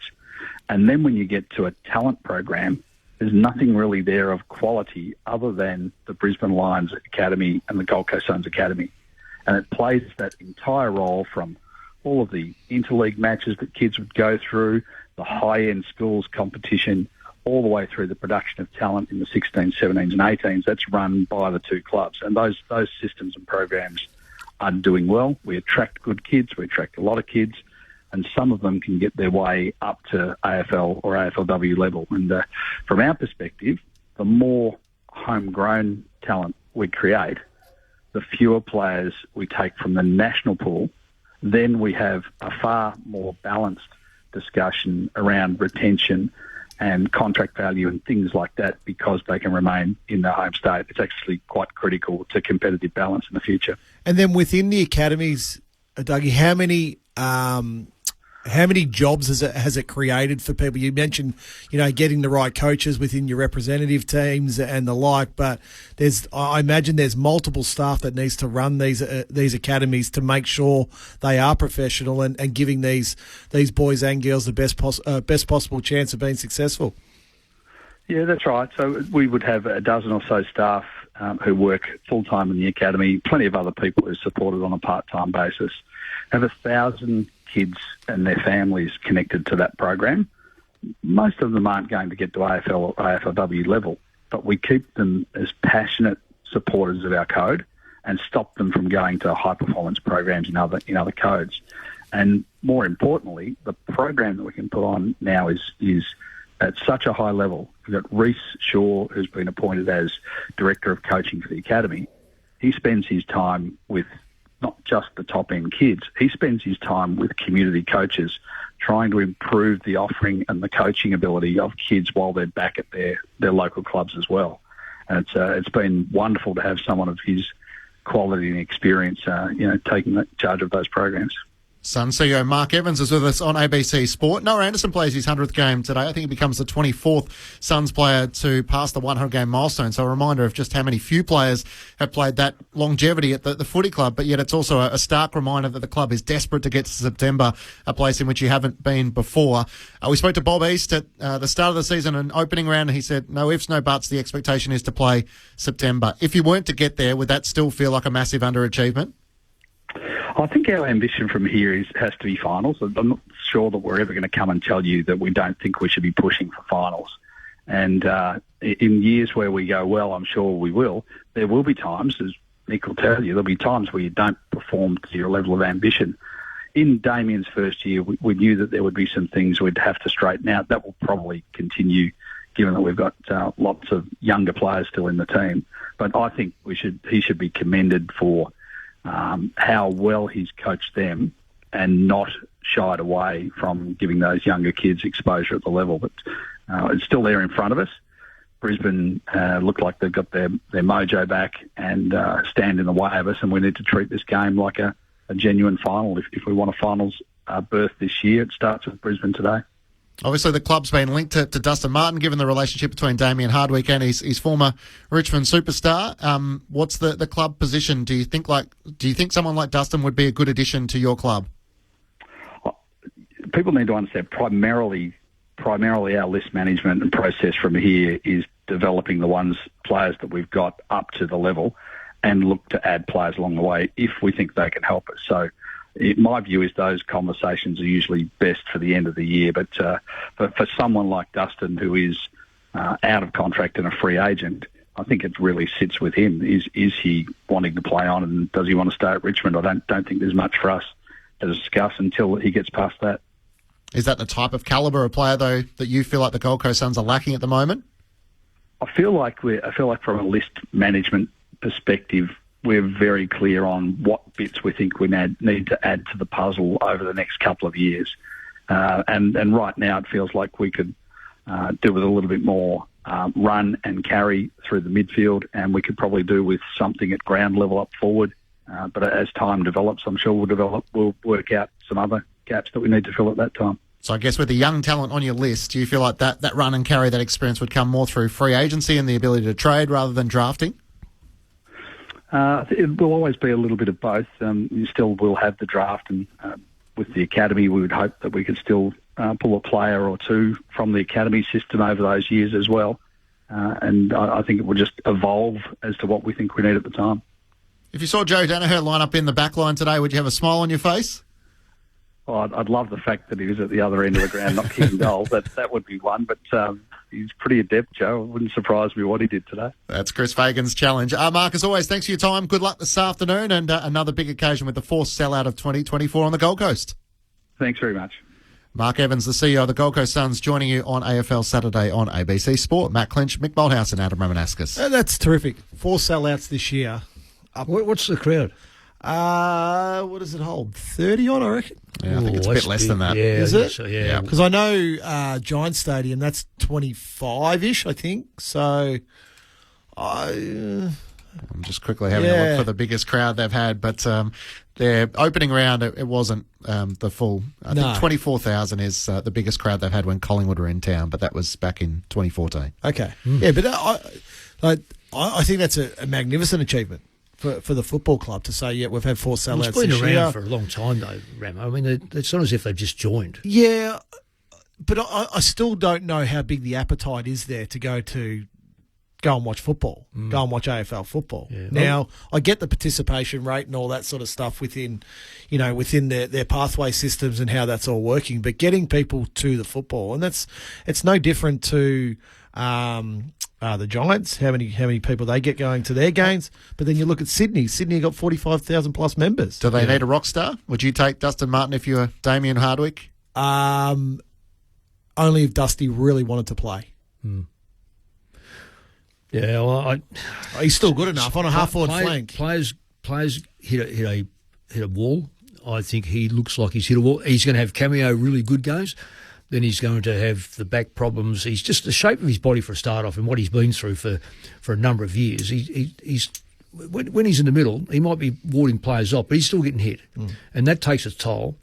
I think the toll mentally and physically is there. I don't think he's worth a cracker at Richmond anymore, and that doesn't mean he's been an absolute champion and he should be treated as a champion. It's up to him, but I think Mark Evans is right, unless he is absolutely switched on to wanting to play and go through some hard times, being beaten away from home or being belted up during a game. Older guys need to be able to complete pre-seasons. Yeah, it's really, really important, and that goes back into the conversation we were having earlier about retiring them. Like if they can't put, between 80 and 90% of a pre-season together, that's when you'll see they struggle as the season progresses. Especially either end, young and old. Believe it or not, they're the ones that need the pre-season more than the middle group. They know what they're doing. Their body's probably okay. So, yeah, you're spot on. It's an interesting one. I was going to ask the question which you asked, Matt, was, about where they're finishing this year and what they expect. I'm glad they're still saying we expect to make the finals, which is going to be very, very difficult, as we've said. They've got a real chance of beating Brisbane because of Andrews out. I don't, and Payne's not back yet either. Jack Payne, the other key defender. Exactly. So Lukosius, Ben King today. King's the one that he may be the difference. So Ben King may get a matchup of Ryan Lester because they don't really have any other tools in that backline. Starcevic will probably play on Lukosius. Do they bring Hipwood? Down? No. I probably don't. Not a chance. I probably don't think so, but Chris Fagan might have to get creative. So they have winnable games, the Gold Coast Suns. They play the West Coast Eagles next week in Perth, but then again, they couldn't beat North Melbourne in Melbourne, so I'm probably not in that conversation. Each week, we like to give Mick Moldhouse the new ball with mixed messages. On AFL Saturday. What do they reckon? They come to play marbles or football, or think they sat in their cars waiting for the game to start and go out there? This is Mixed Messages. Now, no, I know I've written this down somewhere, Matt, but I'm into about page 6 looking at the football thing. But I do know what I was going to talk about, and it was simply the draw. I'm looking at the ladder. The ladder intrigues me at the moment, but I'm further intrigued by the fact that why I'm intrigued by it, because I wrote an article about Fremantle. Of the 4 or 5 games left, 3 or 4 of those sides they haven't played. And yet they've played Melbourne 5 or 6 weeks ago. It is a ridiculous draw. I think the AFL first and foremost must get back to the 18 sides playing the first 17, playing everyone in 17 rounds. No 5-day breaks. It's achievable. And then the 5 that you've got left over, if there's going to be 5 or 6 now these days, 6 these days, has to be in the pools where you finished from the previous year. So the breakdown is 8 and 6 and 6, yeah. and you don't deviate from that. They're your double ups. It is so compromised at the moment. Let's not go further by the draw being so erratic and the reason why we're sort of scratching our head where clubs are going to finish because they haven't even played everyone. Yeah. Yep. It makes it a challenging compromised season. That does make the most sense to me. You play everybody once, and then you fall into your sixes where you finished on the ladder last year, and they're your double up games. There's 5 more games there, so that will take you to 22 games. And the other thing is too, without compromising it any further, forget about the double derbies and this sort of stuff. If it doesn't turn out that way, let's say Fremantle, which in the top 4 and West Coast are bottom 4, bad luck. Luck. That's a whole different conversation because then we get into the economics and money. Of course it is, and that's why. While that dollar swings around and controls every living thing anything that happens with the AFL, we will never have an even, fair draw or draft or any damn thing.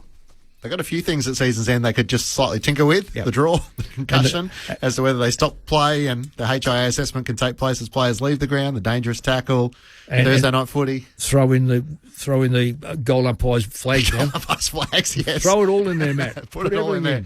As always, Andrew Dillon is welcome to come on for a chat, the CEO of the AFL.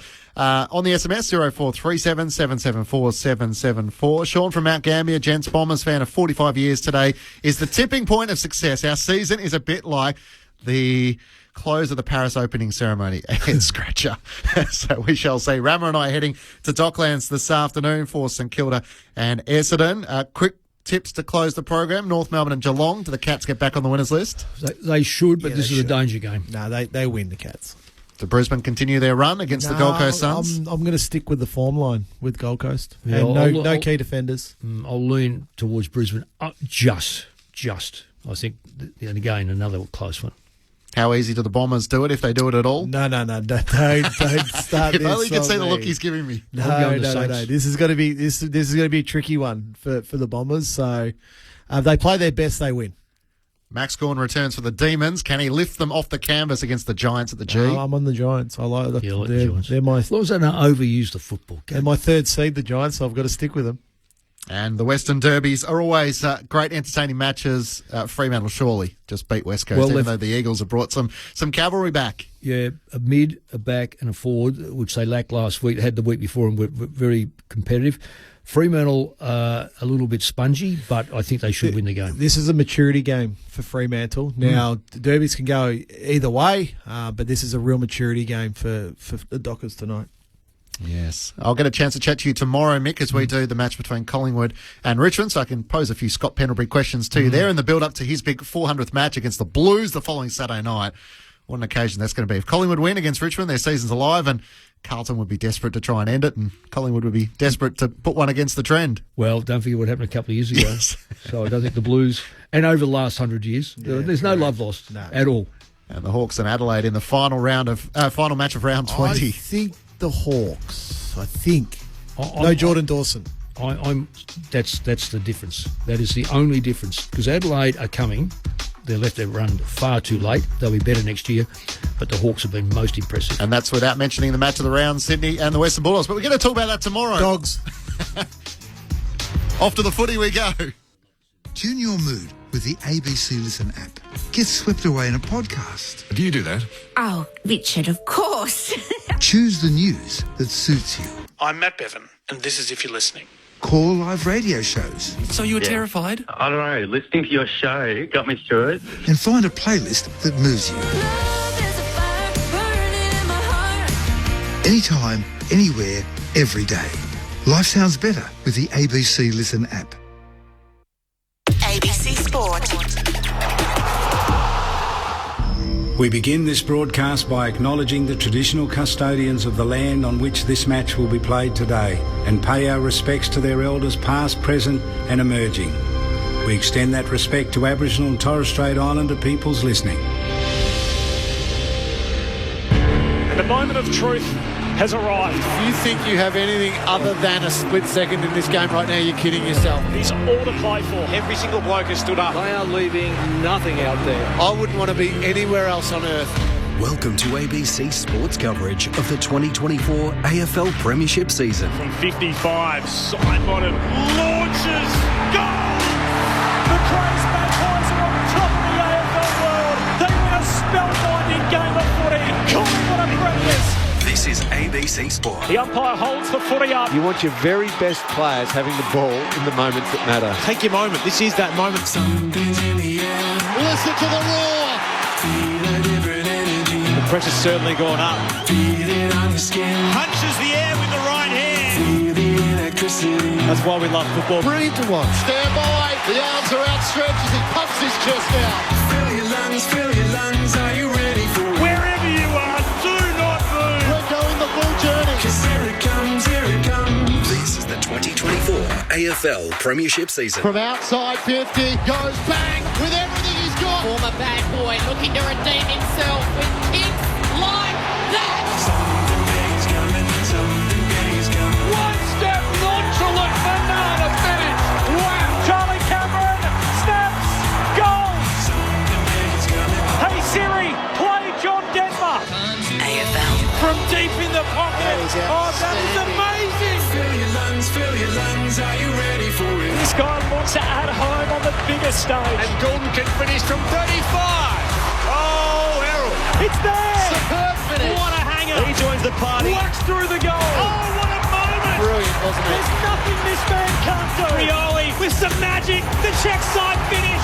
He seizes the moment. Stolen. Snapped it. Over his shoulder. He's kicked an absolute ripper. Spins around and buries it. Lightning speed, Bobby Hill. He's Bobby Thrill. This is just football at its best. Weaves around an opponent and gets a brilliant goal. Gathers, snaps. He'll bring the house down. Time to steady and pull the trigger. Right foot drop punt is pure. We're not done yet. The 2024 AFL Premiership season on radio, Sport Digital, and take us with you on the ABC Listen app. Just look for the AFL button. Something big is coming, I know. If one thing's for certain in season 2024, it's that nothing's certain. Today's fixture between North Melbourne and Geelong may have been a little more predictable 2 months ago, but if recent results are anything to go by, an improving Kangaroos outfit should give the favoured Cats more than something to think about this afternoon at Bellerive Oval in Hobart. It's Saturday footy for ABC Sport, North Melbourne and Geelong from Bellerive Oval. Chris Rowbottom with you in commentary this afternoon. Alongside me is Michael Maney. Welcome to you. Good afternoon, Chris. Good afternoon, everyone. Just looking here at the Cats hunting for 4 points here on the Apple Isle. A blue and white fight. Show Hobart the Cats style. That is the banner as the Cats prepare to run out. It's a happy hunting ground for them. They haven't played here much, but they've been very successful, the Cats. And the last time they played here was a 10-goal victory to them. So expecting a good performance from North Melbourne today too, the Kangaroos. They're playing a really good football at the moment, so as you said in your opener, they will certainly serve it up to the Cats. A big welcome to the all-time AFL Games record holder, a 4-time All-Australian, 5-time Sid Barker medalist, North Melbourne royalty in the box this afternoon, Brent Harvey. Good afternoon, boys. Great to be down in Tasmania again. Hopefully we see the good Kangaroos today, because 5 out of the last 6 games have been fantastic. When I say fantastic, they've only had 2 wins, but haven't been getting beaten like they did previously in the year. And Sydney was the only game that got away from them. So hopefully we see a good fight today and a really good game. And our second expert this afternoon, all the way from Adelaide, with a pep in his step after the events of last night, Port Adelaide Premiership player Dean Brogan. Oh, thanks for having me, and wonderful to be here. And it always sucks going second to Boomer on an intro, because how was that intro that you gave, Boomer? Absolute privilege to be here with you guys, especially you, Boomer. Love you as a player and to commentate you on today. It's a pleasure. And look, I'm really looking forward to this game. To be honest with you, I haven't seen a lot of North Melbourne this year, but the snippets I've seen probably the last 5 or 6 weeks, Boomer, they've been really good. Take the Sydney game away, with Sydney building everyone other than the last couple of weeks, but they've been really impressive, and I've liked the way that some of the style of play that they're playing over the last month. So, and Geelong, like, they just have to win. Like, the way the season's going at the moment, if they get a win today, they get themselves back into the top 4. So it's a huge game for Geelong, and really looking forward to seeing North Melbourne strut their stuff down here in Hobart. It does feel a little bit like that, doesn't it? Normally this might be a take care of business type affair for Geelong coming up against North Melbourne down here in Hobart. But just the way the season is playing out, we saw Port Adelaide last night against Carlton and some other results in recent weeks. It doesn't feel like the fait accompli that it once was. No, it certainly doesn't, and they'll be embarrassed from last week's performance against the Western Bulldogs as well. And just a couple of key stats from that game. Inside 50s last week, the Western Bulldogs kept Geelong to 39.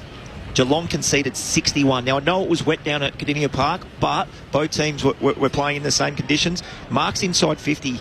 Tom Hawkins is out of the team, obviously. 4 marks to Geelong, 15 to the Western Bulldogs last week. So they've got a little bit of work to do. They'll be super embarrassed. And when you're a good team and you get beaten like that, you always want to...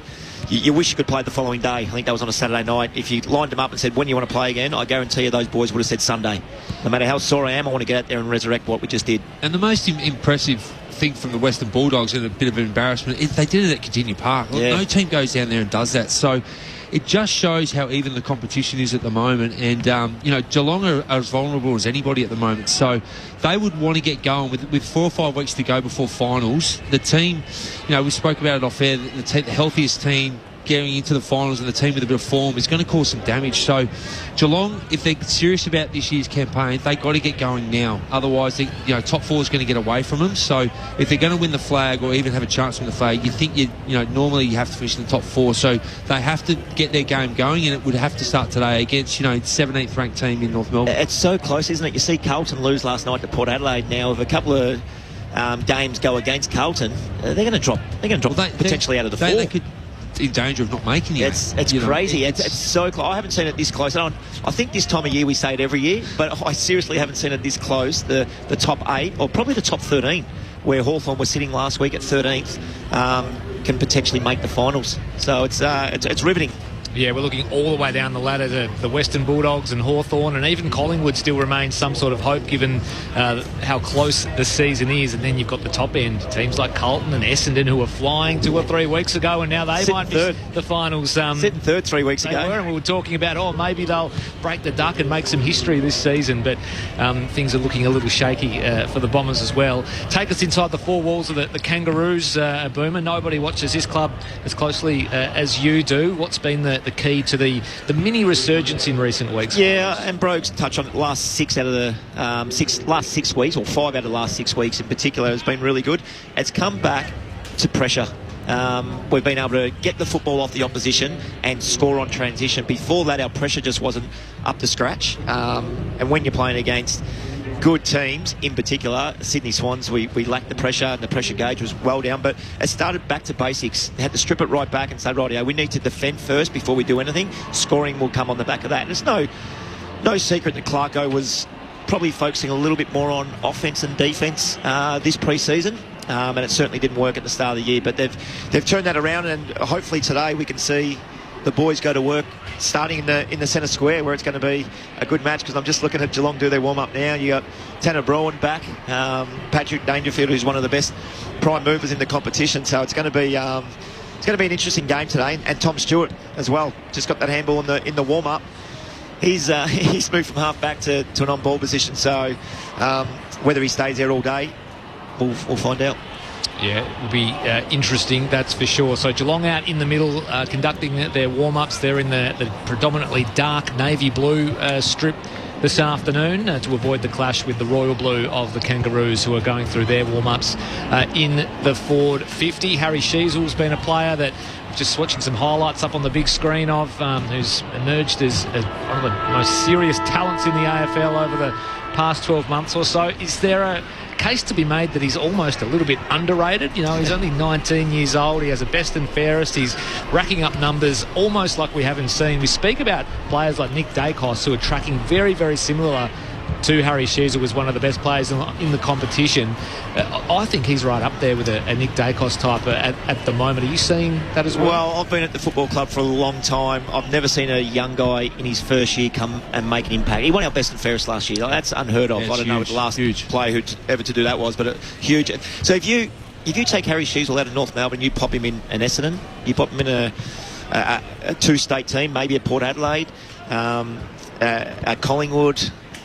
Is a genuine star. He is a star. He is a star now, but I think he'll get more accolades being at a bigger team, and that's unfortunate for him. But North Melbourne are pretty happy to have him, I promise you that. Well, what they're building is he's becoming the face of the footy club, and North Melbourne probably need someone like him to stay and build a team around him. And Larkey, it's a good start, isn't it? And look, we think, for us who live in Adelaide, we think of North Melbourne, we start to say Sheasel's name. We start to identify him with North Melbourne with him. So they've really got some genuine A-graders they can actually build their team around. And one thing I wanted to ask you, Boomer, obviously North Melbourne legend, and the troubles North Melbourne have had the last few years, are you starting to see some improvement in the playing group that you can say there's something here, there's something that you can build around? Yeah, absolutely, Brogues. I think the biggest thing, as bad as we have been over the last 2 or 3 years, the boys still go to the football club and are happy to be there. And I've heard rumours from other clubs that if you can't make the finals after round 10, which Kangas clearly can't, it's a tough place to go to every day and go to work. Well, I'm not seeing that at North Melbourne. Everybody's going in with a smile on their face, and they can see the light at the end of the tunnel. Alistair Clarkson is obviously a fantastic coach, and he, as silly as it sounds right now, he still talks about silverware. He wants to win a flag with this group, and when you put McKercher, Larkey, who's just signed a long-term deal, Sheasel, who's just signed a long-term deal, Joy Simpkins only 27 years old, so he's still got 5-6 years left in him. You've got some young guys coming through now. Luke Davies-Uniacke's a genuine star of the competition. You can build a great team around a young midfield. Tom Powell springs to mind straight away. The other thing around Sheasel that I probably forgot to mention too, last year everyone's saying, but he's playing half-back in an average team. The ball's always down there, yes. Well, this year he's moved into the mid and played a little bit of half-forward, and he's still finding the football and kicking goals. So, yes, Brogues, I can see the improvement. Might not be really short-term. We've seen it slightly in the last 5 weeks. But I think going forward next year and in particular year after, you can start going, okay, they're a really, really good team. And what's really important over the next couple of years is going to the draft, because it's going to be compromised in a couple of years with Tasmania coming in. So North Melbourne are in a prime position to get some more talent through the door. Then they can actually shut up shop a bit and work with what they've got. And I'm with you. I think the next 5 years are pretty exciting for the footy club. And I'm really looking forward to calling their game today, because, like I said, I haven't seen a lot of them from start to finish. But the snippets I have seen, there's something there which is really exciting. Fourth and final member of our commentary team for this afternoon is down on the boundary. It's Andrew Cooling with all the team and condition news. Drewy. Yeah, good afternoon, gentlemen. A pretty grey day here in Hobart. We've got the stadium lights on at the moment. Fairly overcast, although the rain is expected to stay away, fortunately. Perhaps a slight wind advantage to the Church Street end, the left of your radio dials, but nothing too significant that would be impacting kicks, I wouldn't have thought. The crowd building quite nicely. Would say we're well on track for the biggest crowd at a Hobart game this year. Plenty of traffic on the way to the venue this afternoon. In terms of the final teams, no changes to either selected side. The substitutes will be Zane Dersma for the Kangaroos and Ted Closey for Geelong. So there you have it. Closey, the sub for Geelong after starting as the sub last week, and Zane Dersma back in the team this afternoon for North Melbourne. He will start as the Kangaroos substitute. And as Andrew Cooling mentioned, crowd is building quite nicely, expecting 11 or 12,000 in the house this afternoon, which will be the biggest Hobart crowd of the season. The stadium lights are on. There's grey skies overhead. The players moving out into their positions. That hill is looking very nice and full as well. Perhaps more navy blue in the crowd than royal blue. Geelong, one of the big clubs down here in Tasmania. It's Saturday footy for ABC Sport. North Melbourne and Geelong for the first bounce. You're with Michael May. Can confidently say it's a sea of blue and white here at Bell Reef today. Both teams with those colours. We're about to get underway round 20 of this AFL season. Sherry v Blixarves. The umpire kicks it off with a perfect bounce. Sherry knocks it down. Davies Uniacke, tackled by Stewart, falls back to Sherry. Jammed on the left, and there's that man, Sheasel, just outside his attacking 50. He's got nothing to go to. He might just go back and have a ping at him. Boomer, you know this young bloke pretty well. Got the journey in him from here? Yeah, I certainly think so. I think just looking at the trees around the ground, there's not too much wind at all, if any. So early in the game, always got fresh legs. I think it definitely has got the... And it's a good matchup too. He started in the traditional centre-half forward position on Duncan. So Duncan's going to have to pay him a little bit of respect, because Shees will find a fair bit of the football through there. That magnet's working early for him. An early touch. Lines them up. Goes long. Might not quite make the journey. Could be punched through from behind. It is just about a metre or two short. But the Kangaroos are on the board. They're one behind. And Geelong yet to go into their attacking area. Griffin Logue has gone to Jeremy Cameron, so we'll keep an eye on that matchup, because if Cameron doesn't find any of the football, he gets right up the ground. Griff's been out for 12 months with a knee, so it's going to be tough to keep up with him. Guthrie out of full back, off hands, it was close, who fed it to Dangerfield. He kicks up the near wing, intercepted here by Archer, who got in the way of Myers and runs it over for a boundary throw-in in front of the interchange benches. It's a good call, Boomer. Geelong's half-forwards do like to get up the ground and cause a bit of damage offensively, so North Melbourne will be interesting to see how they play that today with their half-forwards, especially Cameron when they come up the ground. Sherry and Blitzarves lock up in the ruck, two different styles of ruckman. It was down to Simpkin. He couldn't quite get a handle on the footy. Davies Uniacke and Dangerfield go after it. Dangerfield won out a handball out towards the boundary line. Wardlaw arrived first, gathered the footy and was just nudged over. We'll have another boundary throw in. North Melbourne one behind. Geelong yet to score. A minute 50 into the first term here at an overcast Hobart. Good crowd building. And it comes once again, but Sarves work to the front, got a hand to it. Here's Stewart, fed it to Manor, confronted by Sheasel, who went and got it. Fed out a handball to Davies Uniacke, had to wait for it to pop up, and it did. Got it to Powell. Now North Melbourne working it through the middle of the ground. In comes Stevens, went in low. Players converged, still fighting after it was Cameron. Couldn't win a handball out. He lays a tackle now. Umpire lurks and says, "I'll have it, please." Yeah, not a bad stoppage from North Melbourne. Just the overuse of handball, just missed the target. Otherwise, they were out. Just in the centre square. Just a little bias to Geelong. Handball comes out from Davies Uniacke to Tucker. Tucker with a spearing kick looking for Comden. Couldn't take the mark. Henry was there. That's Jack. Just fed it back by hand to Duncan on the centre wing outer side. And a little short kick finds Holmes, who's right on the wing. And Max Holmes, who's been one of their very, very good players this year. 555 metres gained average, Max Holmes. His kick didn't find a target. Luke McDonald spun, got his right boot at it. It might fall back here to Holmes, who takes the mark and then plays on. He kicks inside 50. He's looking for Dangerfield, but up goes Logue. And Logue takes the mark. It's been one of the things that North have been missing, and that extra tall defender back there. He's just chipped it towards Jackson, so they come this side of the ground to the broadcast side, and Luke McDonald's got it. He's in the right back pocket. He's Luke McDonald, the veteran defender. Stengel stands the mark. He'll kick up the near wing. Tom Stewart, almost unopposed, stood underneath the footy and took an easy, uncontested mark. And he'll send Geelong inside 50 again to Blitzarves, floating across. He takes an uncontested mark 45 metres out from goal, slide angle. It's a great mark by Stewart, isn't it? He's just such a imposing figure. He's such a tall boy. We know him playing at centre half back or off a half back flank, and every time... Sorry, Duncan's just gone for a goal. So Duncan received the handball from Blitzarves all the way to the line. Dempsey couldn't quite reel it in on the behind line. A minor score for Geelong, their first of the afternoon. We're all locked up at one behind apiece. He's an interesting one, Tom Stewart, because he plays on the ball now, Brogues, but I did a game live a couple of weeks ago. He plays like a half-back flanker. He's always out the back of the stoppage for the quarterback and the handball received. So see if he continues to do that today. Well, he's playing that third mid that rolls back instead of forward, which is his natural game. So North Melbourne can't allow him to have uncontested marks like that in the air. In the meantime, the ball's gone to half-back for North Melbourne. Little kick by Zerha. It's picked up by Kolajasny. His kick was smothered, and it'll be a ball in on the outer side, just to the left of the wing. Geelong slightly in attack. And the pass from Stewart, as you said, was impeccable. He had Neil as a backup there too, who he might have been going to just a moment ago. Blitzarves just got the knock away and hits it toward the line. It'll be another ball in. As I mentioned, Max Holmes has just been one of those terrific players for them this year. It's really stepped up since he signed that new deal. Going backwards for Max Holmes. Back in. Knocked by Blitzarves. Comes out to Holmes. Away to Stewart off a step. Stengel couldn't take the mark. Got buffeted out of the contest. Kicked off the ground by Myers. Tucker's got to get involved here. He's tackled by Close. And the umpire says, give it to me.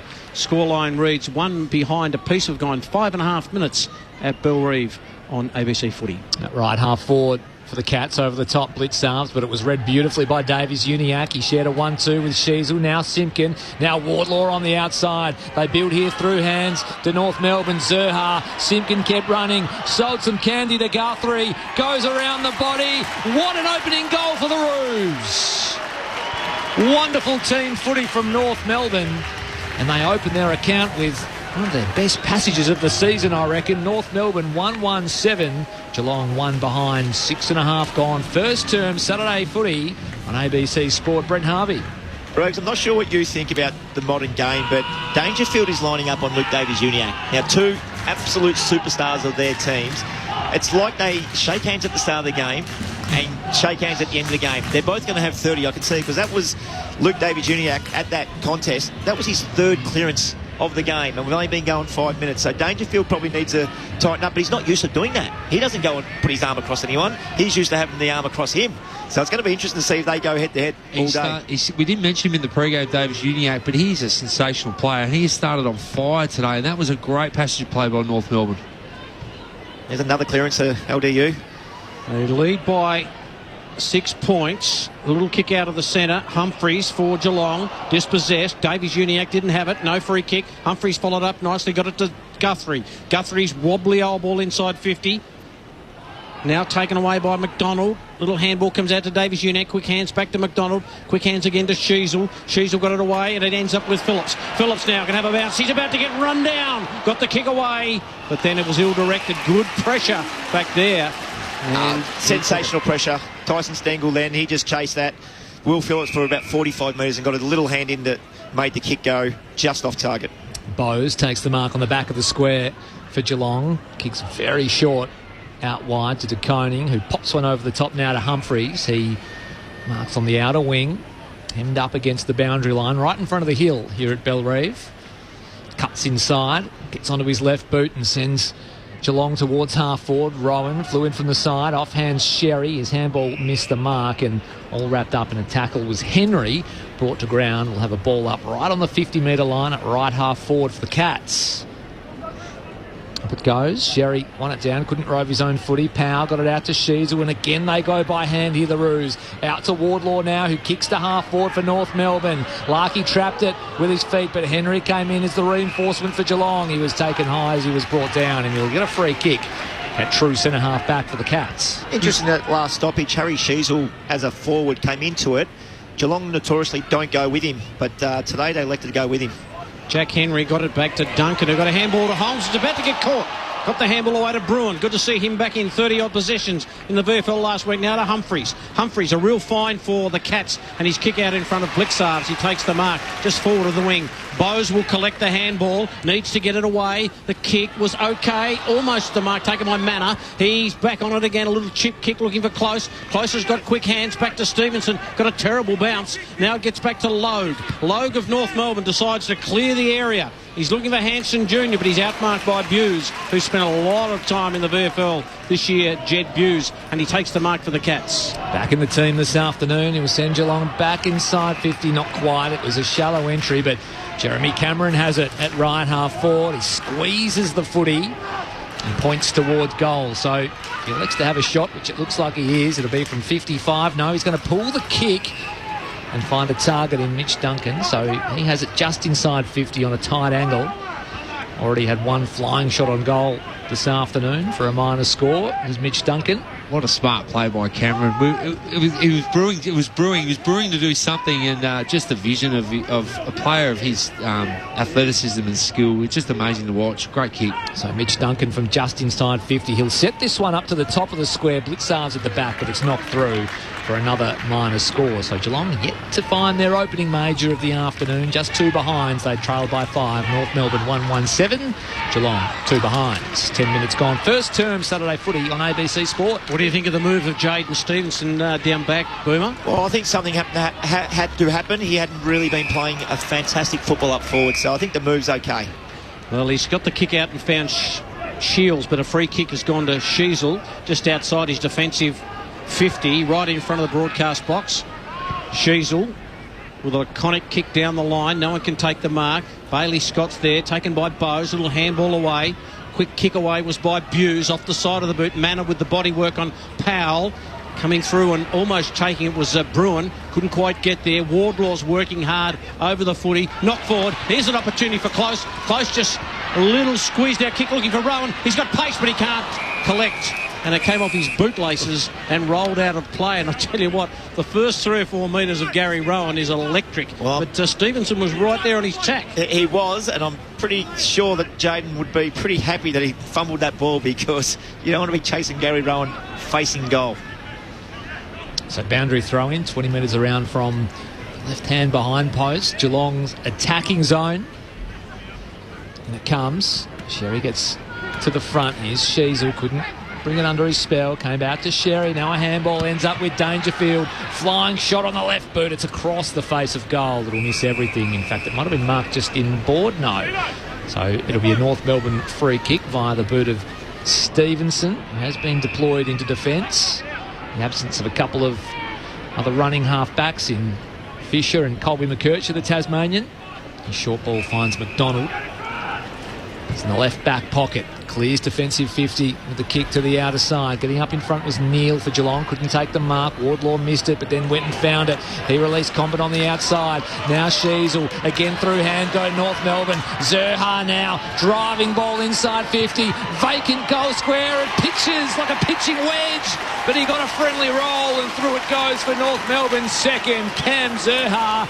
And again, wonderful build-up from the Kangaroos. Chain of handballs results in another terrific goal. 2-1-13 North Melbourne. Geelong 2 behind. 12.5 gone. First term Saturday footy on ABC Sport. Dean Brogan. Well, one thing, it was a great call. One thing I've really loved about North Melbourne is they are taking the game on by hands. They are absolutely going at Geelong 100 mile an hour by hands, which is allowing open forward lines for that flow of play, and Zerha, that was the right option. 60 metres out, kick it low and hard because there's no one in the goal square. They're getting up the ground and they're using their numbers really well at the moment, North Melbourne. What North Melbourne are really happy with, Brogues, they took that from on the full ball in the back pocket next to the point post, transition without Geelong touching it for a goal. As you mentioned, their hands have been really slick today. It's been a great start. 2-1-13, the Kangaroos. 2 behind Geelong. We've gone 13 minutes. Back in the centre. Ball knocked down. Taken away by Simpkin. Simpkin's handball will be interrupted by Holmes. Powell, little quick handball to Sheasel. That was terrific to Stevenson. Back to Powell by hand. Now to Simpkin. Simpkin's about 2 or 3 metre kick was taken by Scott of North Melbourne. He kicks long. Oh, huge mark! What a by mark. Compton. What a grab. Athleticism at its best and style. He kicks to the square. Almost to Mark Larkey. It was knocked away, but it'll be a free kick over the shoulder. And Nick Larkey, who doesn't mind playing here at all, he'll get a shot from about 15 metres out, slight angle. And what about the mark from Comden? Yeah, well, that's what he's done. I think it's only his second week forward, but putting him back has allowed him to face the ball and run and launch at it. And we just seen that. That was just perfect timing. It doesn't get much better timing than that. Nick Larkey for goal number 37 for this year, and he steers it home. And the Kangaroos pop an early question to the Cats, and they go to 3-1-19. Geelong yet to score a goal. There are a couple of behinds. We've gone 14 minutes. You're listening to Saturday Footy on ABC Sport. Brent Harvey, Dean Brogan, Chris Rowbottom and Andrew Cooley. Bros, that last call that you mentioned, North Melbourne's hands, we're going to go back there again because I feel like it's going to be a theme today. North Melbourne just on centre wing there. I think they had 7, 8, maybe 9 handballs. She's all over his head. Jaden Stevenson through somebody's legs. It was fantastic just to get the ball out to open space at Bailey Scott where he could launch and go long. And, of course, Charlie Comben taking that fantastic mark. Well, they've clearly identified that's how you're going to get Geelong today. Quick hands out of the packs and overuse the handball and go at them. And, you know, what a scintillating start from North Melbourne. And Geelong, they are getting smashed in every KPI that you don't want to be getting smashed in at the moment. So they've got to get going, Geelong, or they're going to be in trouble. The voice of Dean Brogan. Hope you're enjoying the coverage. Brent Harvey alongside him. Free kick out of the middle here to Geelong. We'll go to Neil. The ruckman has Humphreys running shotgun, so hands it off to him and he drives the Cats inside 50. Getting to the front was Henry, couldn't drag it in. At ground level was Myers, then Bowes, now Stevenson for North Melbourne. Scrappy little kick outside 50, ended up with Stewart. Set sail on goal from 50. Is there a mark taken on the line? They scramble for it. Does the North Melbourne defence? Oh, they've made an absolute howler here. He tried to run it over the line, did Jackson Archer. It bobbled out of his hands and straight into the arms of an opposing player in Dempsey. Aiden Core, I think the player was. They're going to a score review, but I think it was Aiden Core who tried to rush it. And, gee, smart play by Dempsey, wasn't it? Just to slap the ball out of the hand and keep it alive. But why wouldn't Aiden Core just rush that over the line? Are players still confused with this rule? They are, clearly. And they shouldn't be. Because if you've got a little bit of pressure on you, where we got the privilege of over. Yeah, we got the privilege of having the replay here. He tried to be too cute, Brogues. He just tried to be too cute. So Dylan Stevens and Aiden Core were trying to work it out amongst themselves. Core just refused to concede the behind. It was knocked out of the hands of Core by Dempsey, who gathered the footy and then just popped it through for the easiest goal of the afternoon. So the Cats drag one back in funny circumstances, it has to be said. North Melbourne 3-1-19 lead Geelong 1-2-8, 16 and a half gone first term. It's a soft goal, and they're the ones that you look back on a Monday and review and go, we just didn't need to give that up. North Melbourne kicked the next goal. They go 4 goals up, but now Geelong get an easy one. So, yeah, a little bit soft, and Aiden Core just needs to do a little bit more there and just be a bit more aggressive. Roll the ball over, take it as a rugby scrum. Tuck it under the chest and just roll. It's just bizarre. I've never seen that before. You're right. If you'd like to have that again, I'll tell you what. And you're right, Boomer. Those goals, they just come back to haunt you late in games. And, yeah, hopefully Aiden can get over that. Still a long way to go, but, yeah, he'd love to have that moment back again, I'm sure. The Kangas 3-1-19 lead. The Cats 1-2-8. They get their first goal at the 16-minute mark, gifted to them, if we want to be serious. Back in the centre, Sherry. Roved at the pack by Sheasel, whose hands are pretty quick, but this time trying to get it to Phillips, I think it was, in there, and he might get a free kick. He does for over the shoulder. So wearing the famous number 29, Will Phillips, what do you think? Is he doing it proud? Yeah, you know what? He's a great young man and he's got a bright future ahead of him. He hasn't had the greatest start to his career that he would have loved, but he's a very good player and a good man. Well, he turned that ball over and then to Max Holmes. There we Holmes go. Just turned it over and he got it back again. And intercept mark, just like the old number 29 mark. What's his pressure when in back line? All good? Yeah, he's a little bit better than the last one. All right. So Stevens has got the mark on the outer side, kicks over the wing, close to the line, no mark.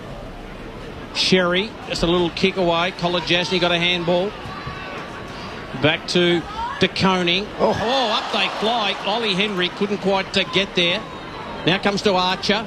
Now to Davies-Uniacke. Davies-Uniacke kicks long at the back. Larkey crashed the pack. Loose ball at the back. Henry, it's Jack Henry, and just kicks out in front of Mitch Duncan. Gathers the loose footy, got a little bit of time to just poke a pass to a leading Gary Rowan, who marks on his chest in front of the interchange benches. Pulsating start to this one here in Hobart. Sends the Cats to left half forward. Blitzar's front spot. Couldn't get a hand on the footy. There's a push out here. It'll go the way of Geelong. So it will be a Blitzar's free kick and he can send the Cats inside 50 again. Passes into the pocket. Gee, Manor got up early. He's Stengel roving at ground level. Thought about a little shot on goal. Straightened up, went round the body and kicked a wonderful Crummers goal. It's Stengel. And all of a sudden Geelong have back-to-back majors. 3-1-19 North Melbourne. Geelong 2-2-14. They narrow the gap and they do so in the space of a couple of minutes. Kangaroos with that slight advantage still. 19 and a half minutes gone first term. Saturday footy on ABC Sport. Boomer Harvey. What Geelong are doing well, when they've got the ball about 70 out, Brogues, they're not going straight towards goal. They're taking the ball just off the line, and that ball came to the ground, but it was chaos ball. And you got one of the better small forwards in the competition in Tyson Stengel crumbing the ball. Gee, we had a good view of that, didn't we? I thought he was going to dribble along the ground, stop, propped, made someone fall to the ground pretty much, and snapped right from the boundary. 25 out, beautiful goal. Fantastic forward craft. Absolute textbook, Boomer. And North Melbourne are the kings of entries inside 50, and we just got a bird's eye view of that. It was brilliant play by Geelong, who have finally looks like they've got their game going. Had a bit of trademark Eddie Betts about it, that one. Out of the centre, now Dangerfield, dispossessed, ball just chokes away. Here comes Holmes, over the top, looking for Bruin. He's spun, tackled, hits the deck. Umpire says, give it to me. Did you see the video during the week of Eddie Betts kicking indoors and kicked a ball at training? Yeah, he's still got it, hasn't he? He was at Bulldogs training. Yeah, I'll tell you about it, Boomer. It was incredible. Here's Tucker, who squeezes a kick out of the outer side. Hanson Jr., he's dispossessed, taken by Humphreys. Humphreys uses his right boot and Stengel uses his body and takes the mark on Archer. So Stengel kicked the last goal. Where does he go? Goes to the pocket. Bit of a nothing kick in the end, and Logue just chops it off. It might have been close to being out of bounds on the full, but Logue takes the mark hard up against the boundary and switches to Core, almost the 10-metre square. Right on the teeth of goal is Core. He picks out a target in Stevenson in between two Cats, takes the mark. 0437 774 774 the text line. ABC Footy is the best. Great to hear Brent's comments. Go North. Keep going and believing, says Jan from Uriah. Great to have your company, Jan, as Luke McDonald dumps it on the boot outside defensive 50 for North Melbourne. It eludes all comers and spills out of bounds for a boundary throw-in just in front of our broadcast position. North Melbourne, the 5-point advantage, 3-1-19 the Roos. Geelong 2-2-14, 21 and a half gone first term. North Melbourne, the first 3 goals of the afternoon as Sherry and Blitzarves lock up. Blitzarves to the front, palmed it down into the path of Stewart, threw it on the boot, high up and under. We're at left half forward now for the Cats. McDonald gathers it, close gathers him. He runs into a bit of trouble, got a high tackle on the second bite, Bruin the offender. And it'll be a Luke McDonald free kick at right half back for North Melbourne. McDonald kicks toward half forward. And Henry, that's Jack, just gets back and takes the mark. It's a real feature of his game, Henry, just his judgment. Then gets it to Duncan and they switch play. And Humphreys, who's been pretty lively so far, the number 17. He pushes off now, Humphreys, and goes with a real spear looking for Blitzarves. Can't take the mark. In goes Logue. Lost possession. Handball over the top. Here's Cameron from 35. A spear from Cameron is missed. He just waltzed into goal with purpose and then just hooked it to the right. And North dodged a bullet there. 2-3-15 the Cats. North 3-1-19, 22 gone. Well, they've been really good, North Melbourne, for most of this quarter, but the last sort of 5 minutes, Geelong have really controlled the game. And, for North Melbourne's perspective, you really got to hold on to quarter time and finish the quarter off really well. The last thing you want is Geelong kicking a couple of goals in red time. Stevenson out to the near side, and Condon takes a strong mark and just headbutts Patrick Dangerfield on the way down. And impressive the last few weeks is Charlie Condon, gone from back to forward, and one of the shining lights for North Melbourne. His short pass is good to Stevens. He marks in front of Dangerfield, right in front of the broadcast position here at right half back for North Melbourne. Runs 15, cuts inside just beyond the logo, and now kicks towards half forward, and that's a good mark taken by Teakle at right half forward. So his first involvement of the afternoon for North Melbourne. He's got Jaden Stevenson riding side by side. He receives the handball, kicks to the teeth of goal. Hanson Jr. put it down. He receives it now. There's Luke Davies-Juniac. Congestion in front of goal. Shields scrambled out a kick. Cats fans wanted ball. They won't get it. They'll get out of trouble, or will they, via Humphreys. A big tackle, Wade. And it's over the boundary line in the left forward pocket for North Melbourne. Good pressure from the North Melbourne attackers. It was good pressure. I've seen that called holding the ball in the last couple of weeks too. He's taken 3 or 4 steps to get rid of it and didn't dispose properly. From the boundary throw in, Sherry keeps it close to the line. Bruin for Geelong, little bouncing ball. Archer couldn't quite collect the footy. It's close to the boundary. Handball comes back in from Myers. Dropped off by Core. Underground ball to Phillips. Phillips got it away to Stevens. Now to Simpkin. Tackled. Dropped the footy. No free kick. Myers. The handball opened up to Bruin. Oh, Bruin. Magnificently done by Logue, who just chopped it off. Loose ball running inside 50 for North. Stewart can't collect it, but he got collected and will win a free kick for a high tackle. And the umpire, 35, 40 metres off the ball, played that one. The one right in front missed it. So frantic footy here in Hobart as Stewart spreads it wide to the bandaged up Duncan. He'll come back inside defensive 52, Stewart, and he'll find a short target in Guthrie.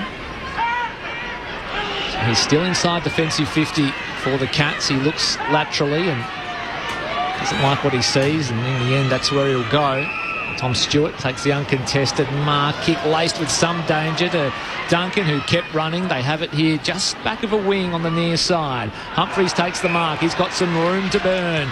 Will send Geelong inside 50. Blitzarves, well, he just ducked ahead at the crucial moment and dropped an easy one to Blitzarves. Logue mops it up, shares it with Powell. Now Zerha back to Powell. Over the top to Wardlaw. He set up his teammate, but he was good enough to feed out a handball to another teammate. Now Simpkin through the middle of the ground. He releases a player and Shields on the outside. Davies-Juniac kept on running. Received the handball. Here comes the pass inside 50. They can't quite find the connection, and Tom Stewart breaks it up for the Cats with a defensive mark. He's just popped himself down there the last 3 or 4 minutes. He's had 3 touches down there and just settling them down a little. Cats have got it now. They're running through the centre. Holmes has had a couple of bounces. He's got a man in short in Neal, and he goes there. He's 45 directly in front, Shannon Neal, and he'll have a shot for goal. But Tom Stewart, that was just terrific, that roadblock back there.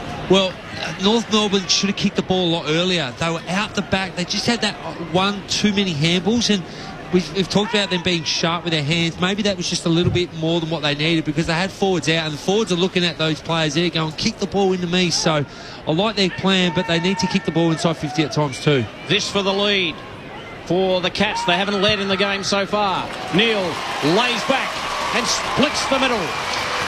The Cats hit the front at Bellerive.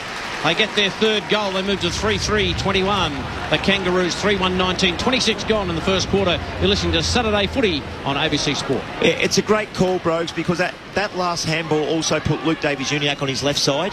So the kick that went 40, if he's on his right side, that kick goes 50, and it just gets out the back to where Larky originally wanted it from. Not sure who the player was that handballed to Luke Davies-Juniac, but you're spot on. That one extra handball can kill you.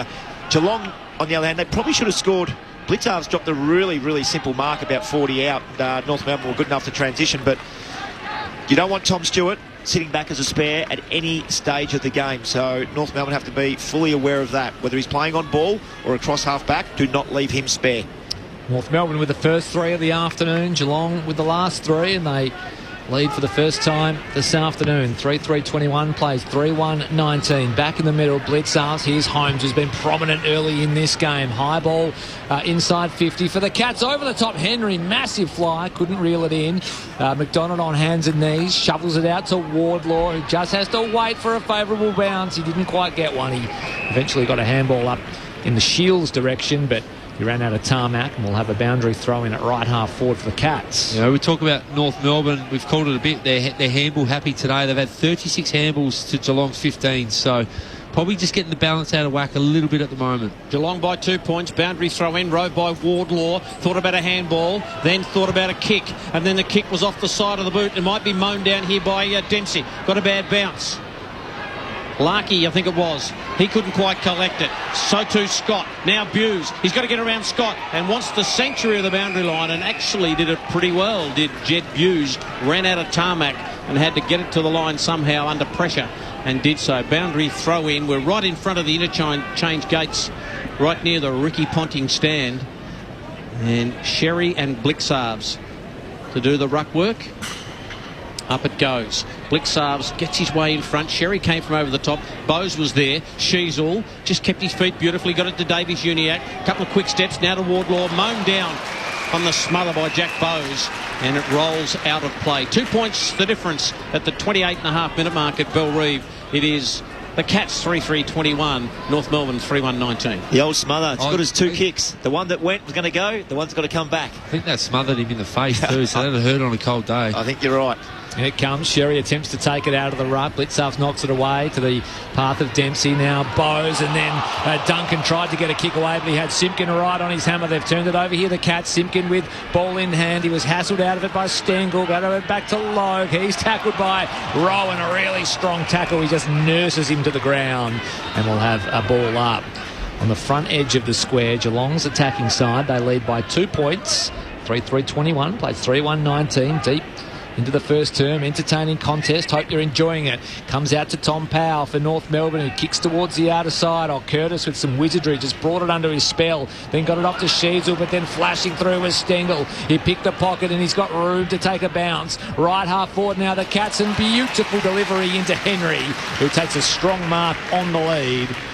And Luke McDonald punches the ground in anger, thinking, how did he get away from me on that occasion? Well, it was just a delightful kick, really. This will be a bit of a match-up that North Melbourne are a little bit concerned of. Luke McDonald on Henry, and just before the handover on that, I think it was Darcy Tucker on Henry. So Henry will go to town on them two boys in the air. So you've got to be more aggressive with him. Don't let him run and jump. We've already seen him take nearly 2 hangers today. And Ollie Henry for goal number 24 on the season, and for Geelong's 4th consecutive major. He's from a reasonably tight angle, 45 metres out, sends it on its way. It's across the face and over for a minus score. So they extend the margin by 1. 3-4-22 Geelong lead North Melbourne 3-1-19. Very deep into the first term. Saturday footy on ABC Sport. Hope you're enjoying the coverage. So out they come with a long kick by Powell. Up goes Blitzarves and outmarks Larkey. In fact, it's Guthrie. Guthrie goes inside 50. Lowe with a tap to the line, or the punch to the line, to be honest. And there's the siren to complete an entertaining first quarter. 6 goals kicked in it, but it's the Cats by 3 points at the end of the first term. Geelong 3-4-22. The Kangaroos 3-1-19. We'll go through some goal kickers before we take a short break from here at Bellerive for North Melbourne. Larkey, Simpkin and Zerha, all with singles, while for Geelong, Dempsey, Neal and Stengel, all with singles. So it was North Melbourne kicking the first 3 of the quarter, and then Geelong just finding their feet midway through and kicking the next 3 to take a slender advantage into the first break. It's Geelong 3-4-22, North Melbourne 3-1-19 after 1. We'll be back in a few moments' time. Generosity of spirit. Harmony and activism. Supporting vulnerable children. What does it take for someone to become Australian of the Year? Educating with art. Caring for country. Tackling substance misuse. Mental health advocacy. Keeping language alive and strong. These are just some of the ways that we became Australians of the Year. Anyone can nominate an Aussie who inspires them. It's so easy. So come on, nominate now. Go to australianoftheyear.org.au. This is ABC Sports coverage of the 2024 AFL season. Every match on the ABC Listen app. Look for the AFL button. Over the top, Lick Sarves, but it was read beautifully by Davies Uniacke. He shared a 1-2 with Sheasel. Now Simpkin. Now Wardlaw on the outside. They build here through hands to North Melbourne. Zerha. Simpkin kept running. Sold some candy to Guthrie. Goes around the body. What an opening goal for the Roos. Wardlaw missed it, but then went and found it. He released Compet on the outside. Now Sheasel. Again through hand go North Melbourne. Zerha now. Driving ball inside 50. Vacant goal square and pitches like a pitching wedge. But he got a friendly roll and through it goes for North Melbourne's second. Cam Zerha. Scott of North Melbourne. He kicks long. Oh, huge mark by Compton. What a grab. Athleticism at its best and style. He kicks to the square. Almost to Mark Delarkey. It was knocked away, but it'll be a free kick. Over the shoulder. And Nick Larkey for goal number 37 for this year, and he steers it home. Blitzar's free kick, and he can send the Cats inside 50 again. Passes into the pocket. Gee, Manna got up early. He's Stengel roving at ground level. Thought about a little shot on goal. Straightened up, went round the body, and kicked a wonderful Crummers goal. It's Stengel. The 2024 AFL Premiership season. On your radio. ABC Sport Digital. And on the ABC Listen app. Well, it was a quarter of two halves here in Hobart. Geelong fired back at North Melbourne after the Roos kicked the first three. The Cats then kicked the next three to take a slender lead into the first change here at Bellerive Oval. 3-4-22 Geelong lead North Melbourne 3-1-19. A reminder, it is the first of a number of games throughout this Saturday afternoon and evening of AFL action. We've got the Q Clash coming up a little later at 4:35. Gold Coast and Brisbane, St Kilda and Essendon at Docklands, and then a little later tonight it's Melbourne GWS and the Derby, Fremantle and the West Coast Eagles over in the West. So a number of tight fixtures in what has been a tight season so far. Boomer Harvey, it was the handball-happy Kangaroos in the first half of that quarter. It was, and Brokes called it a couple of times there. 30 to 65 handballs for the quarter, more than double the opposition, the Kangaroos, and I haven't really seen them plough at that. Maybe it's just due to the ball being so in close. Geelong are trying to get it on the outside. Looks like North Melbourne want it on the inside. And to get on the outside, Brogues, if you're in close, it's 1, 2, 3, 4, then out. You just got to be super careful. And you're right. Do not overuse the football when you can go forward. Otherwise, Nick Larkey's going to be sitting there. He's going to have the you-know-what with the boys because the ball's not coming in the way he likes it. But I thought it was a fantastic start. The coach killer, Aidan Corr, who just didn't take that ball over aggressive enough. And it's strange because he's a really aggressive player, the way he goes about his football. It just left the door ajar open for Geelong. Of course, they come in and they kick the next 3 goals. So the other part for me, Brogues, is the clearances. North Melbourne won the clearances 11-6. And I mentioned LDU and Dangerfield going at the start. Well, I reckon Luke Davies-Uniacke had 4 clearances himself there. So Geelong need to tighten up around the football and start winning the ball around clearances. Yeah, look, well summarised. I thought North Melbourne's contest work was really good for all quarter. Yep. They just got a little bit handball happy. They just got the balance wrong. A couple of times they were out and their forwards had 10 metres on their opponents running back to goal.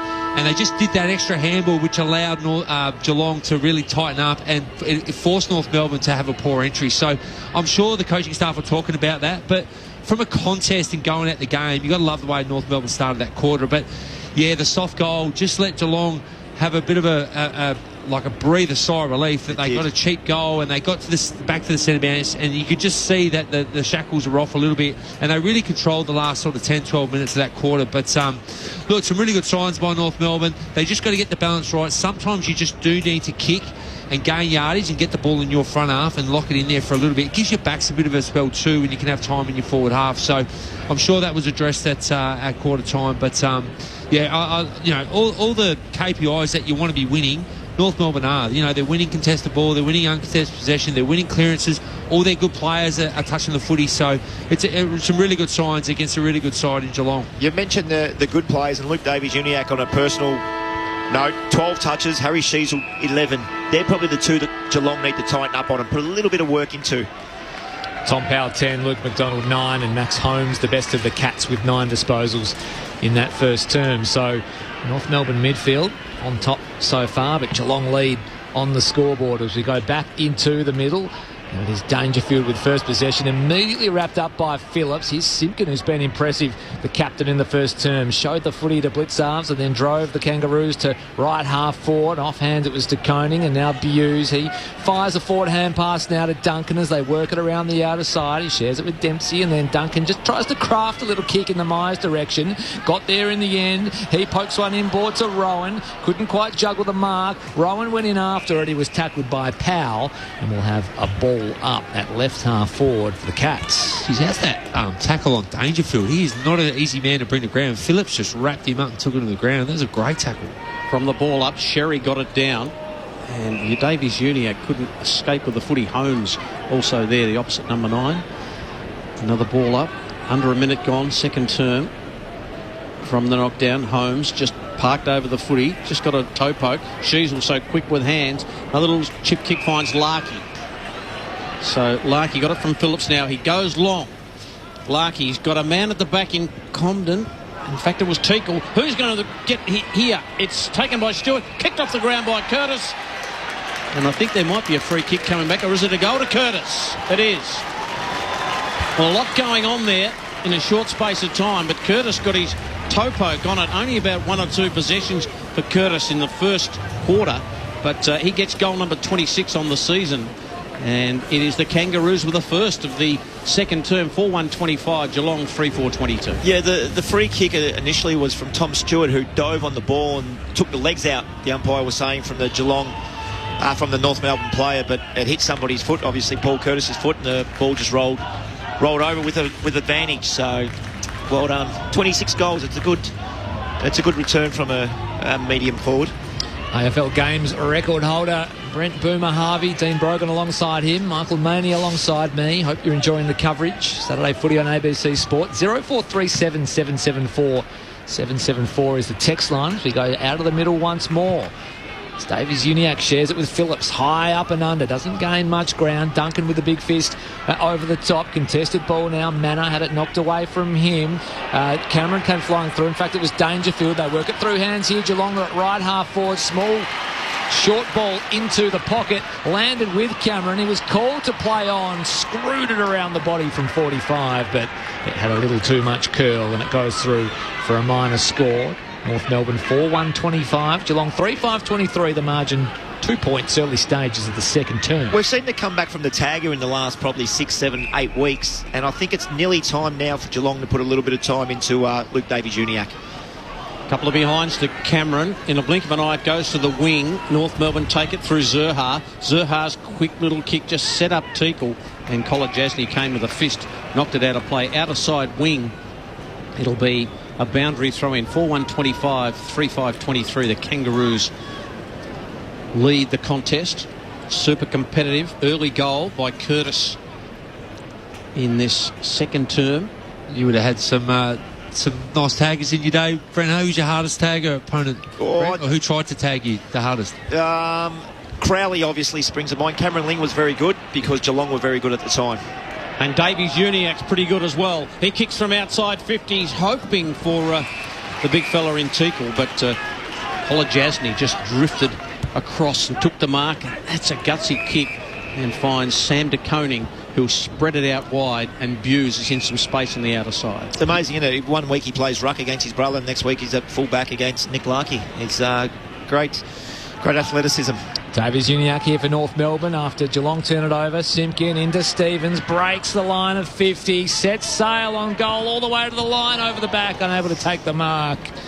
Was Comben, and it's through for a minor score for North Melbourne. Geelong play on immediately out of full back. On the bounce, it was Duncan, received the footy, and he moves things further afield now to Blitzarves, who marks in front of his opposing ruck number in Sherry. Is it right half back for Geelong? Drives them up the near wing. Over the top was Henry, a juggler on the way down. Took it on the second bite, and he gets and goes. Inside 50 now go the Cats. Big contest down below. Oh, back with the flight was Cameron. Couldn't quite reel it in. Dangerous Stengel at ground level. It was Cameron, though, that fed up the handball. Through one, through two was Holmes. Got it off to Rowan. He was brought down. Umpire said it wasn't holding the ball. We'll have a stoppage deep inside attacking 50 for the Cats. Good pressure again there by North Melbourne. Geelong probably should have had 3 or 4 shots on goal. Close to Geelong's goal, taken by Holmes, just screws it round the body with the left and pops it through. The answering goal from their superstar midfielder in Holmes, and they re-establish a 3-point lead. Geelong 4-5-29, North Melbourne 4-2-26, 5 gone in the second term. Well, you talk about, coach killers and goals that really hurt you. Back 50 stoppage goals really do hurt you. And that was just way too easy for Geelong. And, he called Boomer, North Melbourne's pressure's been really good, but there it was waning, and that was, really easy goal. With 30 metres out, back stoppage, you've got to play life and death defence football there, and that was really disappointing by North Melbourne. Allowed an easy goal. Yeah, it's a great call again. When the ball's built up and you hear people and commentators say, it's okay, it's another stoppage now, forward 50. It's a great thing to have repeat stoppages in your forward 50. Number one, your defenders get to set up and have a break. But the other thing is, the North Melbourne defenders there, they can't switch off. You only need one lucky ball to bounce your way and you kick a goal. Geelong by 3 points. Neil into the ruck for Geelong. Over to Davies-Uniacke, though. He's had his own footy this afternoon. Stevens weaves his way through traffic in the middle of the ground. He was just caught on the way down. Had to feed out a handball. Oh, here's Davies-Uniacke like a raging bull through the middle of Bellerive. Spears a pass inside 50, but meeting it solidly was De Koning. His handball was chopped off by Shields, and now his handball was chopped off by Humphreys. Now Myers for Geelong. Handball to the feet of Close. Couldn't bring it under his spell. Shields just knocks him off the footy. Big tackle laid here, and it'll be brought to ground. And a stoppage right on the logo on the near side. It was Phillips. Well, we talked about North Melbourne over handballing it. They had 2 or 3 opportunities there where they just need to kick the ball inside 50. Their forwards are screaming at them at the moment because they're 1-on-1 inside 50 and they keep handballing. Brewitt tracks it, was knocked off at Sherry, battling hard at ground level, got it up, but couldn't get it past the Geelong player, and I think it might have been Manor who got a free kick as he was driven into the ground. So Sean Manor, the mature ager, who has had an impact for the Cats. Yeah, he's been all right in the last fortnight, hasn't he? It's been fantastic. Tackling machine. Loves the contested footy. Kicks to right half forward for the Cats. Surfing over the top was Jeremy Cameron. Landed awkwardly. Springs back up. Contested ball at right half forward. Humphreys scrambles a kick forward. It doesn't travel the required 15.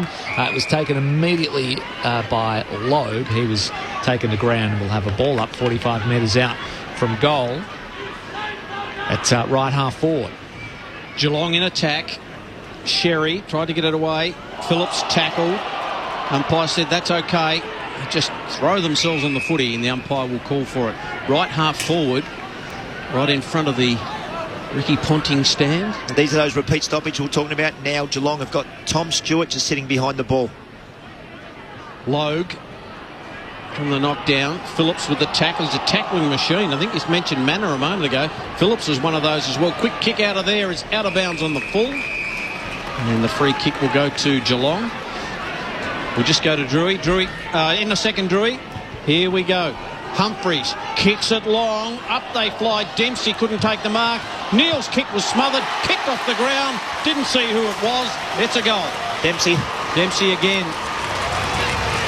Obscured, but Dempsey, he's an opportunist. And he gets another goal for the Cats. Wonderful bit of crumbing and opportunism by Ollie Dempsey. 5-5-35 the Cats. North Melbourne 4-2-26. Just building the pressure, the Cats. It's another deep inside 50. It comes off some hands and Dempsey kicks it out of midair. What a goal. Great forward craft just to be alert and ready to go.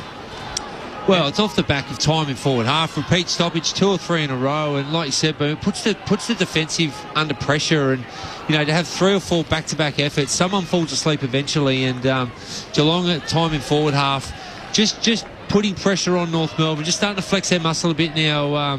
Geelong, they really get their game going, so North Melbourne need to hang on and stay within touch. Andrew Cooling's on the boundary.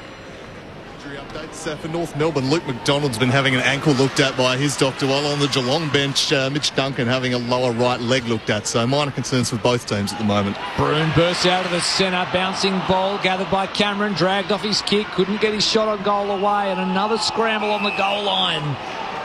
In the Cats attacking zone, North Melbourne managed to hold it up. So Geelong 5-5-35 lead North Melbourne 4-2-26. We're 20 metres out from Geelong's goal. Off the ruck tap, Manners there. He was grabbed by Powell. Wardlaw goes after it, tries to elude Close. Shove it out to Bowes. Now Rowan, who rides a tackle from a pair of North Melbourne players. He dropped it cold.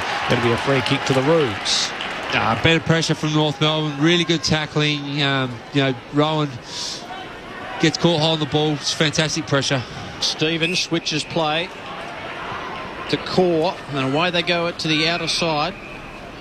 Shields, little short kick finds Tucker, so they're working their way to the wing on the outer side. North Melbourne kicking to the left of your radio dial, and a quick little kick inside finds Archer. Well, that's barely gone 15 to Powell. Another short kick to Davies-Uniacke. So it's a jigsaw puzzle here for North Melbourne. They're just trying to pick the Cats apart with short kicking now. They've been handballing crazy from the start. Now they're going to the short kick mode as Shields has got it on the wing on the outer side. Now he goes short to Archer, and all that's done is allowed Geelong to put numbers back, which is always the case, so they're patient. Another short kick to Powell. I can remember commentating in the SANFL, Matthew Powell, his dad for Sturt, a premiership player in 2002. Makes me feel a bit old. Here's Tom Powell.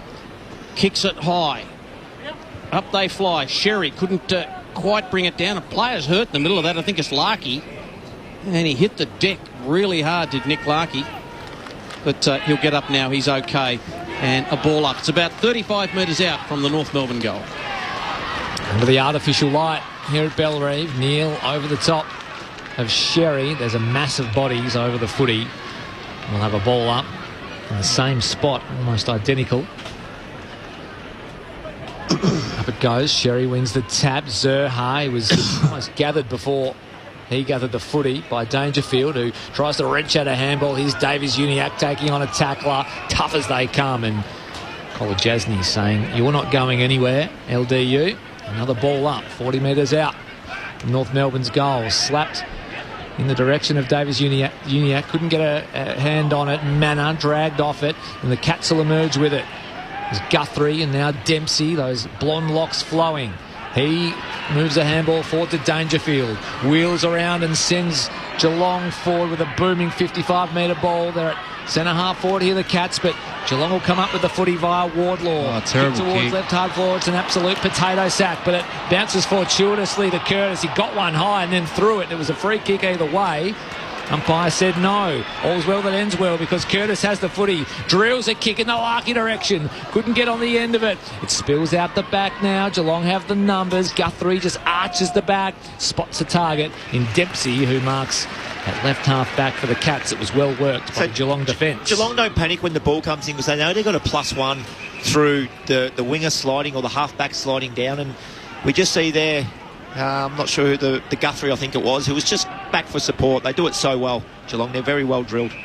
Jeremy Cameron a long way from goal at half-back. A little short kick just off the instep and is marked by Shields. So Shields will go in short and find Zerha. Zerha marks in front of Humphreys. Zerha goes now with a low drilling ball looking for Larkey. Got it on the bounce. Has to spin round. De Koning's got him. Handball away. Still might be an opportunity here for Shields. Dispossessed. Nothing doing. Handball comes out. Stevenson. Did he get through? In fact, it was Zerha. Zerha away. Looking for Larkey. He's close to the line. Got the kick away. Umpire said that's okay. Davies-Uniacke turns it round the body. Didn't get enough of it. That's marked in the goal square defensively by Jack Henry. And the Cats had to do some defending there. His short kick is okay and finds Buse. Both teams pretty happy just to kick mark possession at the moment, slow the game down a little bit. North Melbourne clearly are trying to kick the ball a little bit more and take the sting out of the game a little bit.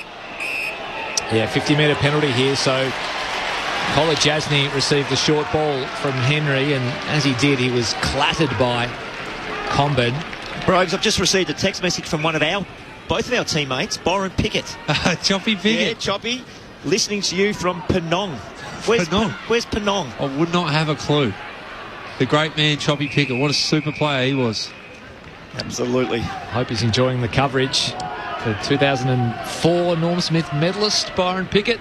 He tore up the MCG that day. Yeah. Shirt front specialist. Absolute bruising hulk of a player with Byron Pickett. Like Love a watching him semi-truck hitting you as a kid. So boundary throw in here, right half forward. as Duncan goes in after it. Just tried a little sort of Irish Gaelic football solo. Couldn't quite gather the footy, and it'll go out again for another boundary throw back then too. Oh, yeah. There was no suspension. He didn't get suspended for no bumps, but he did run past the ball 15 times. I know you're listening, Byron. Thank Christ you're on my side, mate. I used to love playing with you, buddy. One of the toughest. Wardlaw, he's pretty tough too. Just jammed it on the boot to the wing. So North Melbourne through Zerha. He's got to get away from Buse. Bruin came in, delayed the handball, got it to Humphreys. Humphreys right foot, left foot, doesn't matter to him. And he finds Bowes right on the boundary line. Here's Dangerfield. Dangerfield goes long inside 50. It won't be a goal. Ball knocked away by McDonald, and then comes back. And it is out of play. Left forward pocket with Geelong in attack. Brogues, Geelong's forward 50 entries seem to be a little bit more deeper than North Melbourne's. North Melbourne's going wide, and it's probably due to a little bit of pressure from Geelong, but Geelong are getting the ball at the top of the goal square. Gee, it looks dangerous, doesn't it? Absolutely. The entries, they're the master of entries, Geelong. They can put it wide, they put it at the top of the square, they change it up all the time. They're the most efficient team going forward. Davies Jr. gets a handle on the footy, and then the little kick finds Hanson Jr., and he's got it in the right back pocket for the Kangaroos. They have been under enormous pressure in this quarter. Geelong really dialed it up. Well, he went to play on, did Hanson Jr., and then decided against it, and the umpire sort of wasn't aware, and he was allowed to go back and take his kick, but he's turned it over anyway because Jed Buse has marked it on centre wing. On the near side, short ball to Bowes. High ball now inside 50. Pat forms over the top. Davies Jr. couldn't bring it down. Myers at the fall. Little kick out of the congestion by Henry. Went nowhere. Here's Rowan rides a tackle, holding the ball sure. The umpire said no. North Melbourne not out of jail yet. Tucker feeds the handball out to Stevenson. Arches to back. Then got a handball out to a teammate in Scott. Now Wardlaw on hands and knees. He fed it up to Sheasel. Hanson Jr. middle of Bellreeve. Arches to back. Can't get away from this Geelong pressure, but he finds a teammate eventually in Stevens. Left foot ball inside 50, no the Roos to nobody in particular. De Koning leads his opponent on a merry dance, gathers the footy, finds Holmes on the outlet, and he's got Manor in front of the interchange benches. Manners kicks a 50-50 ball, roved by Hanson Jr., thought about the handball, then spotted a man on the wing in Zerha. Zerha's got a couple inside him, Wardlaw and or Sheasel. A couple of stars there. Sheasel this time, the kick. Well, you know it's going to come from Harry because he uses the ball so beautifully. Had Stevenson running toward goal. He's got to go here. The kick was 50-50. It may be a free kick to Stevenson for a front on, or is it a free kick to Humphreys? So they just botch it again, North Melbourne, now taken by Stewart. And he goes out wide, finds Myers. Myers handball back to Stewart, who kept lumbering past, and then he just cleans it up and then feeds it back by a foot pass to Myers, who's still at half back, and Myers goes in short and finds Cameron. They just look a bit unsure. Sorry, at North Melbourne they enter 50. They just look a bit unsure on what they should be doing, whereas you know, Geelong are hitting the top of the square, have a clear plan, and North Melbourne, they're just butchering the ball going inside 50. Oh, left foot ball inside 50 from Cameron is marked by Henry. Real springs in his boots. Jack in the box popped up and brought it down. He'll have a set shot for goal 45 metres out on a tight-ish sort of an angle. There needs to be a new stat in football around inside 50s because you can have some real, and we've seen North Melbourne have a couple of real terrible inside 50s versus Geelong deep inside 50s. I know they do shallow v deep. They should have good v bad inside 50s as well. So Henry, kick from just inside 50. Funny old sort of a run-up from Henry. He sets sail on goal. Crowd liked it as soon as it left the boot. Goal umpire thought it was all right too. He kicks his first and extends this Geelong lead. 6-5-41 the Cats. North Melbourne 4-2-26. Andrew Cooling on the boundary. Yeah, some injury news for the Kangaroos. Aidan Corr has just limped off and he has hobbled straight down the race and into the rooms. Looked to be really struggling on his right leg, so it could well be day done for Aidan Corr. Well, the difference in the game at the moment is the efficiency going inside 50. We've seen North Melbourne, 4 or 5 times just not be efficient going inside 50, whereas Geelong, on the other hand, they look like they've got a clear plan on how they want to enter the ball in 50, and they just can't. North Melbourne just can't seem to get that right at the moment. That's the only difference in the game. Their contest works good, their clearance works good, they're getting enough of the footy, they're winning enough one-on-ones, but just the efficiency going forward is just killing them at the moment. 3-1 to 1-1 in this term in favour of Geelong. Blixarves knocks it down to the path of Dangerfield. He's caught by Wardlaw, taken by Myers. Handball across, looking for Holmes. He's caught by Sheasel. That should be ball. Umpire said no. The memo must have gone out during the week that we're going to be a bit more lenient on holding the ball. This time the kick has gone out of play and the umpire says throw it in. But we've seen a few instances, Brogues, haven't we, today that... They've let a lot go today, but that was clearly holding the ball. If you take the tackler on and you do not dispose the football, that is holding the ball every day of the week. Boundary throw in, Sherry and Blixarves. Sherry knocked it towards Sheasel, but just a little bit too much on it and then hit it to the line. It'll be another boundary throw in. 6-5-41, the Cats. They lead North Melbourne 4-2-26. Kicked 6 out of the last 7 goals, the Cats. So a little worrying sign for North Melbourne. They probably need just a little steadier just to stop the rut. 15 points, the margin. Sherry laid a bone-crunching tackle off the ruck tap. Now Holmes becomes tackler and brings his opponent to ground. And Davies Uniacke. 20 touches. 20 touches, Davies Uniacke. He's been unbelievable. He's brought his own footy today. Looks like Bowes is paying him some attention at the stoppage here. Knocked towards the boundary. Sheasel arrives first. Holmes goes after him, but it beats all comers. Out it goes. A boundary throw-in in front of the interchange bench. So Aidan Corr down in the rooms receiving some treatment. News brought to you by Andrew Calling a short time ago. And it comes again. Sarves can't win it cleanly. He's close. He was absolutely mauled by Tristan Sherry. The umpire said nothing doing, and another ball up right on the logo. Near side. Geelong by 15.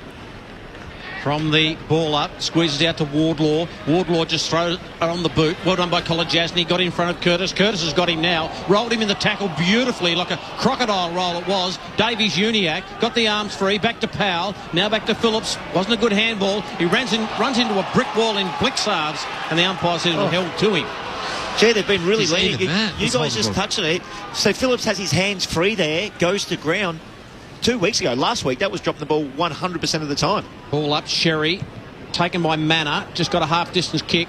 Archer couldn't take the mark, running with the flight. Here comes Scott. Scott's handball, misses everything, and it might be a free kick. We might just go down to Andrew Calling. Andrew? Yeah, more injury concerns for North Melbourne. Jaden Stephenson getting a right thumb looked at, might have popped it out, but the doctor's been working on that for the past couple of minutes. So a few injury concerns for the Roos at the moment.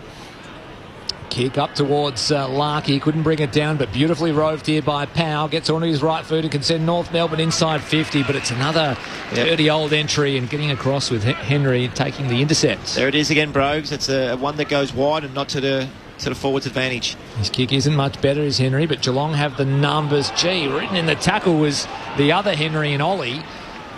Dumped. Dangerous tackle. It might be a dangerous tackle, and Liam Shields might have something to think about over the course of the weekend. Slammed the head into the turf. So Ollie Henry on this occasion will send Geelong up the far wing. Archer gets in the way, got a free kick on the way down. Play on advantage to North Melbourne. In the back of the square, here's Tom Powell in 2 minds. He was tackled, and it'll be a free kick going Geelong's way. So Tom Powell, he took more than his allotted time, confused himself, and Shannon Neal receives the free kick. He can send Geelong inside 50 to a dangerous position. Sherry held his ground and took a good defensive mark for the Roos, and they have it deep in defence. Again, another deep entry, 15 metres out from goal, top of the goal square. And what it does now, Boomer, it allows them to push up the ground and squeeze the ball in their front half. You know, if you hit the top of the square 10, 15 metres out, even if the opponent does mark the footy, you've still got time in forward half and set your ground shape up. And look who's the spare player. They've got 2 spare players sitting off the ball in Henry and the most dominant spare man ever to play the game in Tom Stewart.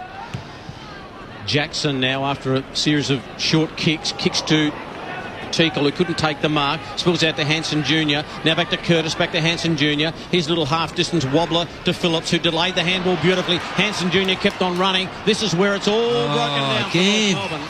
Yep. That was a sack of spuds. Like he's pulling his hair out. I feel for him. He was on there. It was just a terrible kick. To the outer side we go, and Powell getting across with a big fist, knocks it out of bounds. I think that was Hanson just trying to get it over the top, but Larkey probably needed to lead at him rather than back towards goal. He had time and space to make the right decision, did Hanson, just didn't execute didn't steady himself. I think he was still running at full pelt, and then that was a pretty awkward ball drop in the end by Hansen Jr. Boundary throw in. Right half forward for North Melbourne. Sherry, front spot, down into the path of Simpkin, taken off it by Myers. Might have been held without it, in fact. Umpire blows his whistle and says yes, he was. So this will be a free kick to North Melbourne. Captain Jai Simpkin. So 10 to 13 inside 50s Geelong's way this quarter. 3 goals to 1. North Melbourne kicked their goal at the 1 minute mark. So they just need to get another little sneaky one here. Can they take a mark inside 50? Driving ball off hands. College Jasny wrenched off it, got his handball away just to Holmes. Roving it was Sheasel. Cut it inside. Received it back to Sheasel. Tied up against the boundary line. Knocked out of his possession and over for a boundary throw in. Deep in attack for North Melbourne. 15 metres around from the right hand behind post. That margin still 15. 6-5-41. North Melbourne 4-2-26. Just the thought process by Sheasel was trying to push that ball and tap it into the path of a player, even though he was hard up against the boundary line. Back in from the boundary throw in. Sherry, the double hander over the back. Thought Zerha might have been caught high initially. Andrew Calling.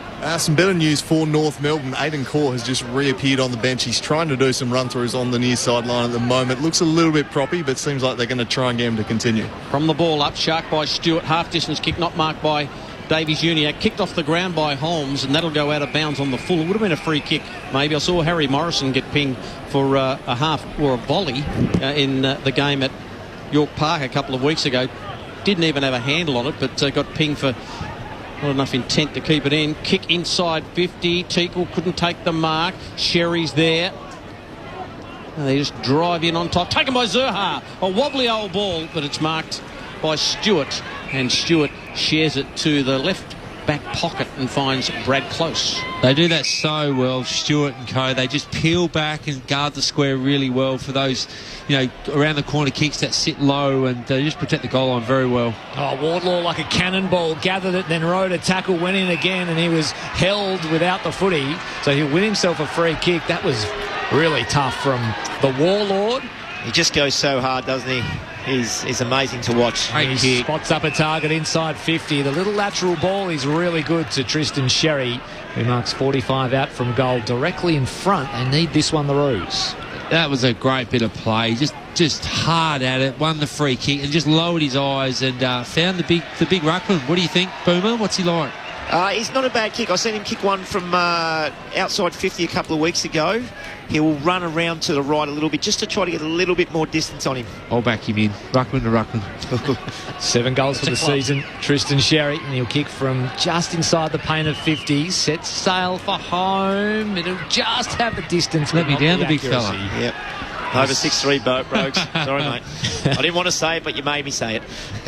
So a minor score for North Melbourne. The margin now 14, 6-5-41. Geelong, North Melbourne 4-3-27, 27 and a half gone. Second term, Saturday footy on ABC Sport. Hope you're enjoying the coverage. Brent Harvey, Dean Brogan, Andrew Calling and Michael Maney. Tom Stewart kicks to almost the wing in the end as he played on from fullback, taken by Ollie Henry. Just a little quick kick will be mopped up by Logue, who dropped what he should have taken under no pressure at all, and it could end up in a goal. Here's Myers, got the handball away. Logue had to get back. The tackle from Stevenson was a good one on Myers, and he wins a free kick. Goes into the centre of the ground, to the centre square, and finds Powell. Powell goes out wide. It's okay, and finds Shields. Shields on the wing in front of the big scoreboard outer side. He just shorts it back to Stevenson. He's got Logue in a bit of space on this side of the ground, and he goes there now. And now Combin's got to do something here. He's got to lead into space. The kick is terrible one. I was going to say it's okay, but it's chopped off by Cameron. Now Cameron on a full burst goes with a long left footer. Who can take a mark? Up they fly. Almost Dempsey at the back. Dempsey follows up. Archer, a little handball away to Davies Uniac. Got his own football this afternoon. He kicks out wide. All Cats here. At the foot of the pack was taken by Holmes. Now to Myers. He tried to fend off, but the umpire said, no, held to you. It'll be a ball up. Left half forward. The Cats in attack just outside their attacking 50. Davies Uniac is everywhere at the moment, helping his defence out, pushing forward, winning clearances. And that will signal half-time here in Hobart, where Geelong lead North Melbourne 6-5-41. to the Kangaroos 4-3-27. The goal kickers for you after one half of footy. Ollie Dempsey for Geelong.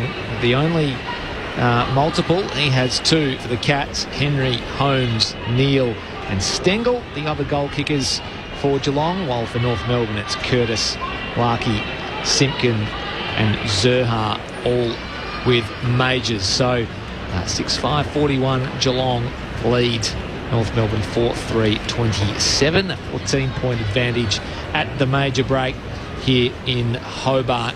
We might just take a short break from here at Bellerive and return after this with all the analysis and insight from the AFL's all-time games record holder in Brent Boomer Harvey and Dean Brogan. It's the Cats by 14 at halftime here in Hobart over the Roos.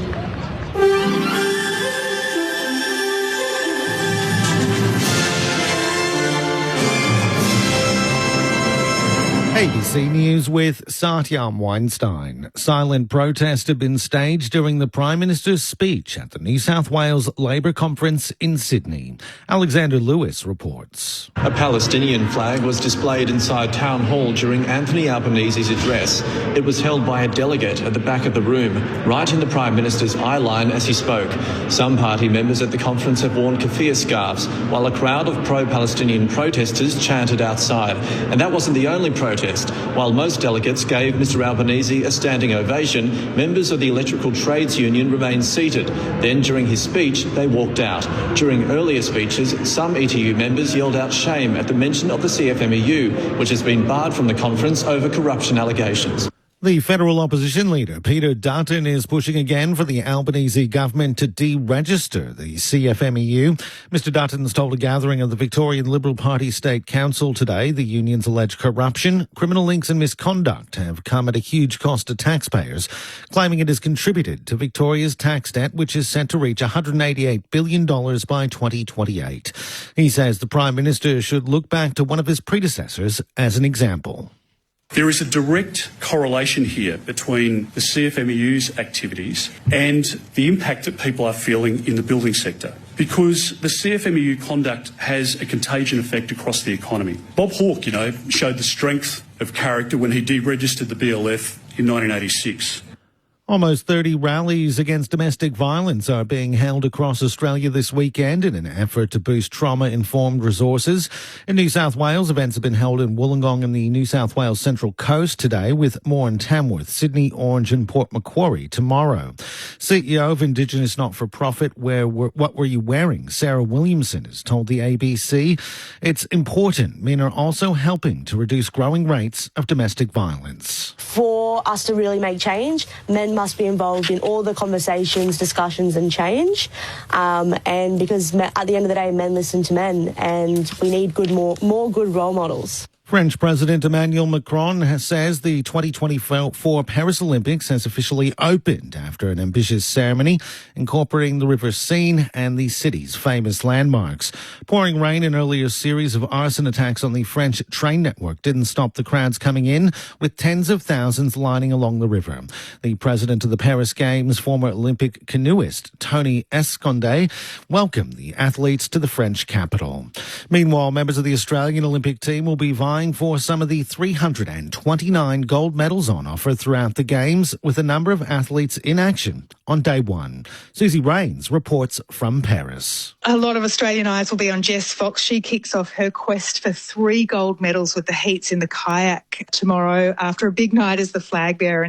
The Boomers also and the Kookaburras kick off their campaigns in the men's basketball and hockey, and in the swimming pool. There are 3 gold medal prospects for Australia. The women's 4x100 metre freestyle relay, men's 400 metre free, and in what could be the race of the meet, Ariane Titmus takes on American Katie Ledecky and young Canadian Summer McIntosh. In the diving, there's a medal chance for Madison Keeney and Annabelle Smith.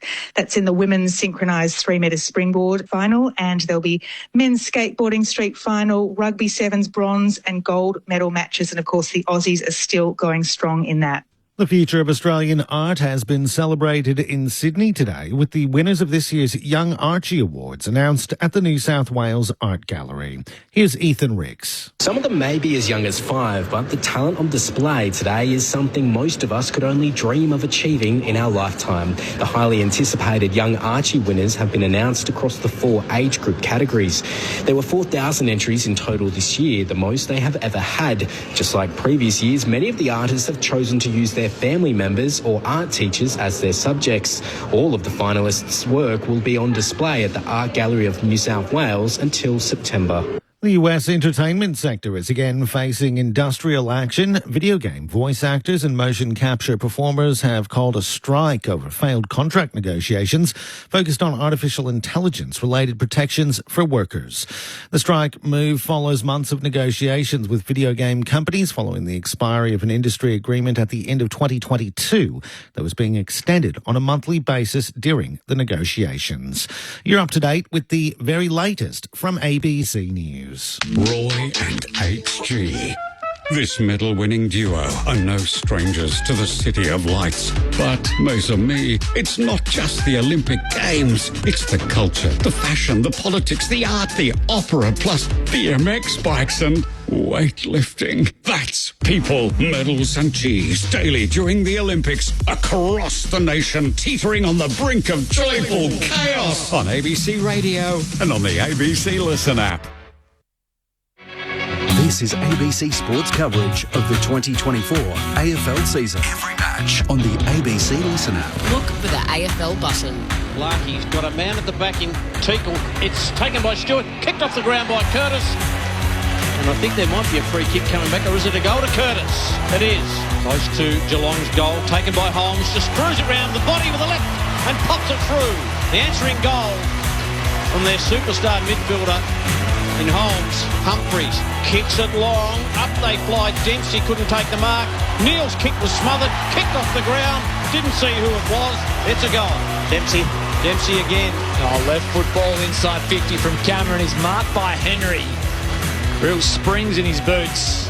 Jack in the box popped up and brought it down. He'll have a set shot for goal 45 metres out on a tight-ish sort of an angle. Funny old sort of a run-up from Henry. He sets sail on goal. Crowd liked it as soon as it left the boot.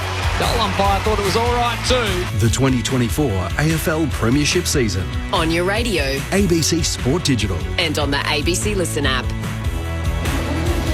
Yes, 14 points the margin here in Hobart. Geelong lead North Melbourne 6-5-41 to the Roos 4-3-27. The Cats hoping to jump back up into the top 4 and improve their record to 12-7 this afternoon here in Tasmania. North Melbourne looking for their 3rd win of the season. They've been okay so far, as well as their improved run of form continues at their home away from home. Some goal kickers for you before we jump into some analysis and insight from Boomer Harvey and Dean Brogan. Ollie Dempsey for Geelong has 2 singles to Ollie Henry, Max Holmes, Shannon Neal, Tyson Stengel, while for North Melbourne 4 individual goal kickers in Curtis, Larky, Simpkin and Zerha. So 14 points the margin here. A competitive North Melbourne, Boomer Harvey, which is a refreshing change of pace here in Hobart. They haven't had a great time of it at their home away from home so far this season.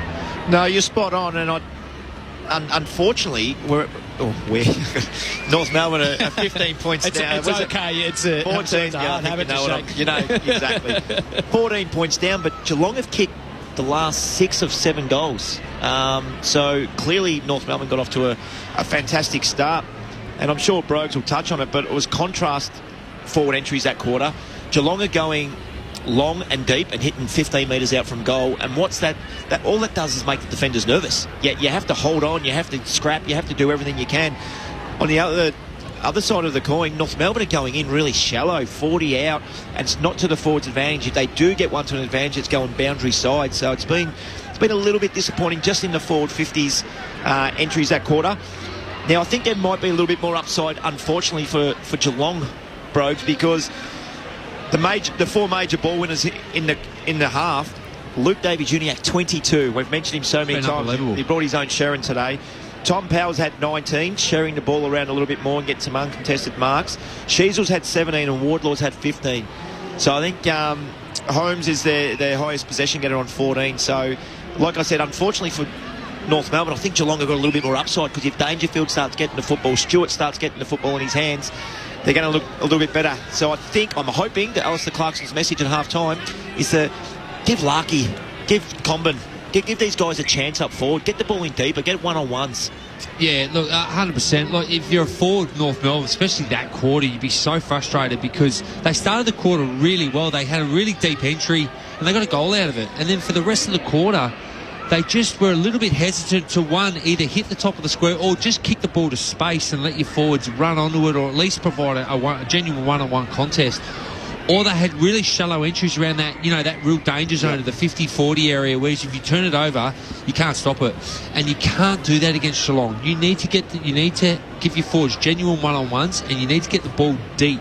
Unless, you got a forward out, he's got 15-metre split on his opponent, then you can lower your eyes and hit him, obviously. But, there's just comes a time in a game where you've got to just start hitting the top of the square and just pump the ball in.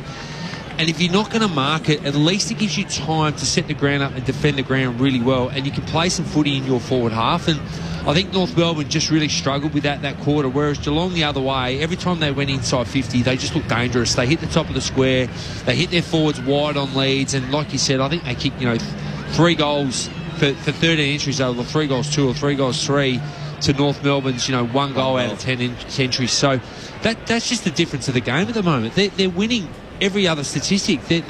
All their good players are touching the footy, whereas Geelong's aren't. Yep. And that's what you touched on. They've got some upside in that area, but they're winning contested ball, they're winning clearances, they're winning uncontested possession. They're playing tough. Like, I reckon they're tackling really well. They're having a real dip, and if they can just tidy that part of their game up, they're going to be a real chance today. But Geelong are a very good footy side, and they are where they are in the ladder, and they're pushing for top 4.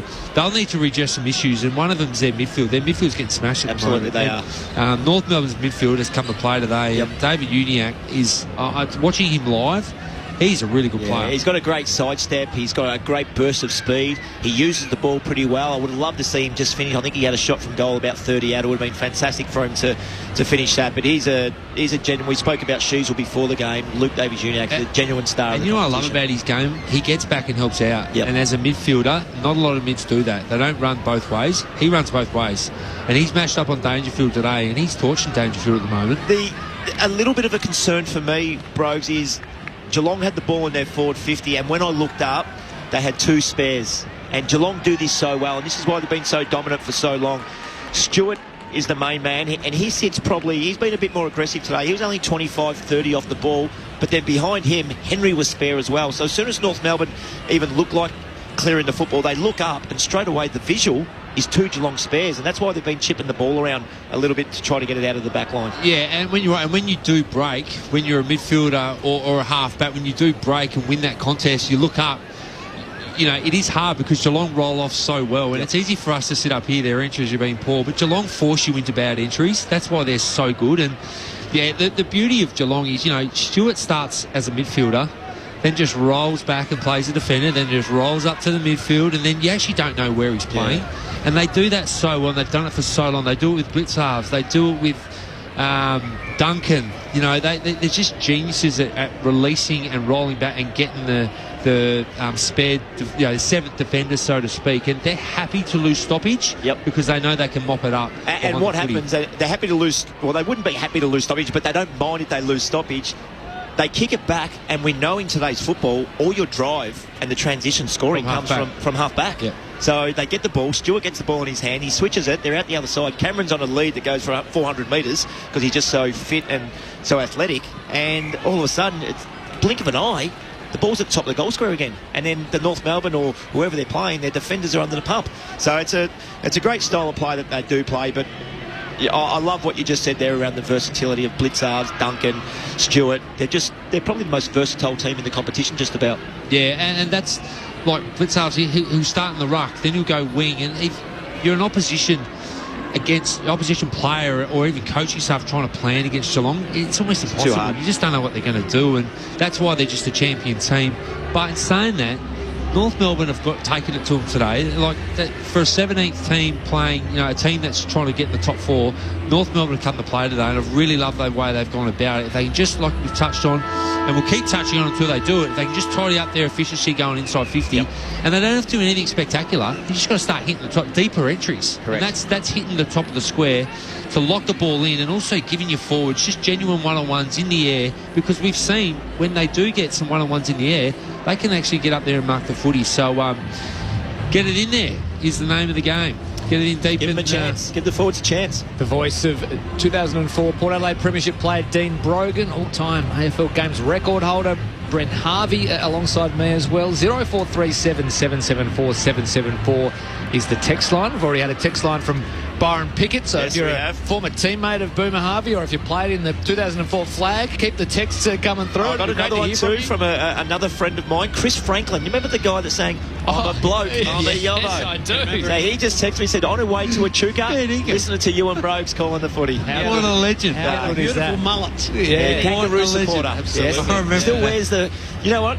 Did a function with him not long ago, and he'll be laughing at this right now, but he wears a flannelette shirt. He's got the stubby holder in the back pocket of the jeans. He wears his thongs still. He's got that big, dirty mullet. He's a good man. What a legend. Gee, Byron Pickett and Chris Franklin and Boomer Harvey. That'd be a good night out, I reckon. Those three. Some stories there, let me tell you.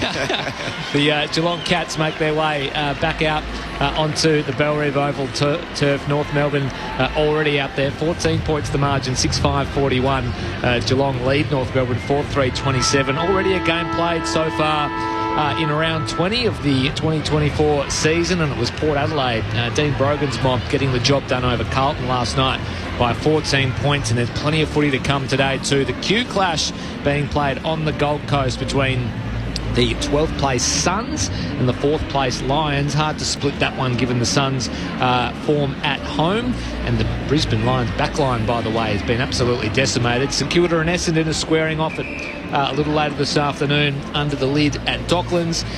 Melbourne and GWS, and also the derby over in the west between Freo and West Coast. What about, excuse me, what about Brisbane Lions naming Danaher at fullback? It's when you know you're running a little bit thin, don't you? Yeah, it's going to be an interesting game there, because King, Lukosius, they've got some tall guys up forward that can stretch the Brisbane Lions, so it's going to be really interesting to see. Leicester's probably going to have to play tall, and a few other. Starcevic's going to play extra tall, so it's going to be really interesting to see if the Gold Coast Suns. And speaking of inside 50s, Brogues, that's a big game. If the Suns can win the football through the middle, kick the ball deep, they're going to have some tall targets to kick to. Just on Gold Coast, where's the game being played again? Yeah, on Gold Coast. Oh, so they'll probably win. Yeah, because they cannot win away from that ground. Different team there, aren't but they? They are a high inside 50 team, but they are just not efficient. Yeah. And we talk about North Melbourne today. It is one of the hardest. It's the last piece of the puzzle. If you get your contest right, you get your run off half back, you get your backs in order. The last bit of the modern game now, and the really good teams, is being efficient inside 50. It really does separate you from the rest of the pack, because, like you said earlier, Boomer, is an inside 50. It can be a misleading stat. It can be. Efficiency inside 50 is the stat that coaches look at more than how many times you get it in. Yes, you do need to get the ball in, but the team that's normally more efficient normally always wins. If you're Chris Fagan, you just start him at full-back for about 3 minutes? No, I don't think you do. Just to prove a point? You'd probably play Hipwood. You'd play Hipwood down back. Hipwood goes back before Danaher. Yeah, absolutely. Yeah, it's just funny. My dad used to look at the teams on a Friday in the paper and say, son, they got you at full forward and Dean Brogan's in full back. He's not going to play on you, surely. No, Dad, they're just the teams that the teams pull out. But Boomer, you did play full forward, then you move to half forward, then you go half back, then you go to wing, then you go midfield, then you go full back, then you're off. Mate, you played everywhere. I had a bit of a licence. I did have a bit of a licence to go. My best licence ever was when Dennis Pagan used to say, son, you can go down back and kick out. And then you have Kane Corns or someone standing the mark, and you know you're going to play on, because you need to stat when you're playing on the guns. They were the funny days. 0437 774 774. Vicky from Montrose says, hi guys, enjoying the call. Big fan of Boomer Harvey, a little guy with a big heart. Go Roos. Thank you for your text, Vicky. Keep them coming on the text line. All set to get back underway for the second half here in Hobart. Grey skies overhead, the artificial lights on. Geelong by 14, 6-5-41 the Cats. North Melbourne 4-3-27. Players in their position, crowd at the ready, making their way back to their seats. We're just about all set to go. First bounce of the second half with Michael Maney. Can the Kangaroos keep pace with the Cats? Been okay in the first half. This connection inside 50 is where they need to improve. Here we go, second half. Broke, you spoke about the versatility. Jeremy Cameron lining up on the wing for the first bounce of the second half. Well, there you go. A bit of a watch on Aiden Core too. He was a bit proppy in the warm-up after half-time. Here's an opportunity for Phillips. Got it away, and Davies Uniacke was caught with the footy. Holmes got him, and Holmes will win a free kick for Geelong. First mistake Davies Uniacke's made today. Holmes kicks inside 50, hoping for a mark. Ollie Henry almost had it. He gets his hands to a lot of balls, taken by Logue. Logue's kick just outside defensive 50 is marked by Blixarves. So Blixarves, where does he go? Wheels round on the left boot, kicks high. Rowan went a bit early, couldn't take the mark. In goes Core. Ollie Henry away to close. The handball to Bowes. Bowes just turns it round the body. It's curling. It hit the posts. They behind Geelong, looking ominous in the first minute of this second half. So they move to 6-6-42. The Kangas 4-3-27. I think that's a set play. Jeremy Cameron on Bailey Scott on the wing. Get the ball to the fat side with Jeremy Cameron sliding. Nearly took that contested mark to set. Absolutely it was. They were looking for him. The minute Blitzarves caught that footy, he was looking for him. Jaden Stevenson's kick out of full back was a flat punt, but it landed with Scott, who gave it to Power. Back in board to Stevenson. He's in some trouble. Somehow got out of the row and tackle. North Melbourne still have the footy. Scott now on the outside receives it. Kicks up the line to right half forward. Henry got across. Jack in this case for Geelong. Now to Koning. Now Humphreys for the Cats with some room to operate. Kicks to Rowan on a lead. Marks just in front of the logo. Centre wing near side. Wheels and goes. Kick inside 50. And a good defensive mark taken by Logue. He had a couple to beat, but he stood tall. Dragged it in for the Roos. Across the ground he goes. Simpkin will receive in the left back pocket. The game being played in Geelong's attacking zone for the first portion of this third term. They lead by 15. Stevenson receives the short ball. He just looks ahead, points the finger, runs his full measure and kicks short. It's not much of a kick. He's turned it straight over to Jack Bowes. He can put Geelong inside 50. What a beautiful kick. There it is. Jeremy Cameron coming in from behind, leading inside the 50. And he takes the mark on his chest. He'll have a set shot for goal just inside the paint of 50. He'll be kicking for his first of the afternoon. Oh, it was a tough one for Bailey Scott. It was just a terrible kick by Stevenson. He would have been expecting, Scott rather would be expecting that kick to go long down the line. It's come off Stevenson's shin and he got caught out on Cameron, but definitely a set play. Cameron on the wing, pushing forward. So Jeremy Cameron for goal number 38 in season 2024. As soon as leather hit leather, that was always sailing through post high. And the Cats get the perfect start to the second half. 7-6-48 Geelong. North Melbourne 4-3-27. Jez is on the board. It's a great ploy, isn't it? You look up and you've got Jeremy Cameron, who's probably, I don't know, what is he, 6'4", Brogues? Oh, probably 6'6". Yeah. Yep. Bailey Scott, not very tall at all. And if you can get the ball to the fat side, knowing that he's running onto the ball, he's going to outmark Bailey Scott 9 out of the 10 times. Geelong just got to probably leave that little hole there for him. And twice they've looked for him. Going at 50% because he's kicked the great goal. So Luke McDonald has just replaced Bailey Scott. I think North Melbourne's coach's box has identified that. A bit more of a defensive player on him now. 7-6-48. The Cats lead the Kangaroos 4-3-27. 3.5 gone in the third term. Back in the centre, Sherry got a piece of it. Dangerfield tried to break through. Stewart overran it. In comes Powell, who's been pretty good for the Kangas today.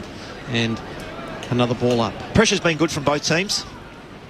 By Robert Finlay, just throws it up. Simpkin to lay the handball away to Phillips. Phillips is going the wrong way for a second, then got back. Comben, they can't get him into the game. Comben to Koning nicely. Kick smothered. Stewart's kick was smothered. Goes to Koning. I thought he just dropped the ball on the ground. Ball just kicked off the ground. Dempsey just got ball to boot. very quickly and high, and Myers takes it. He's on the wing, on the outer side. Thought about going in ball, but then went with the left because he saw Rowan in a bit of space. He just brushes off a couple. Rowan, a quick little kick, bouncing ball inside 50. Archer collected it, then got the handball away to Stevenson. What's his kick going to be like this time? Stevenson kicks it out wide. That's a better kick, and finds McDonald in front of Cameron. McDonald still inside the D50. And short ball to Simpkin.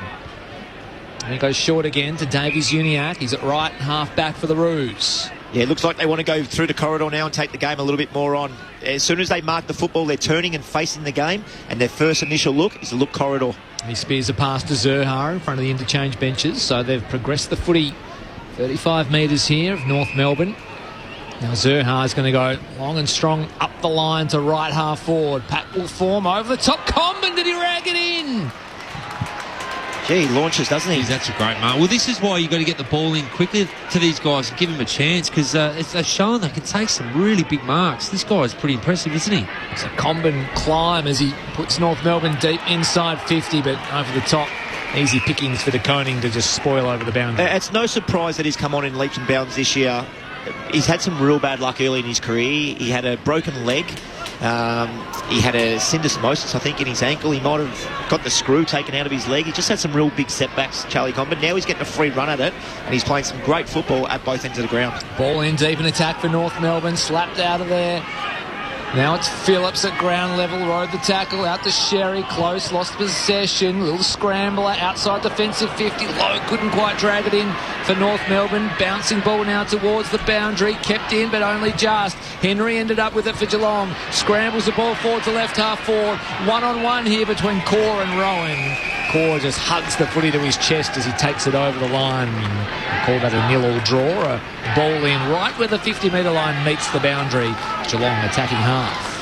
Still favouring that left ankle Core, but doing a pretty good job. He's on a block with a bit of toe in Rowan, but got that ball to the boundary line, so boundary throw in.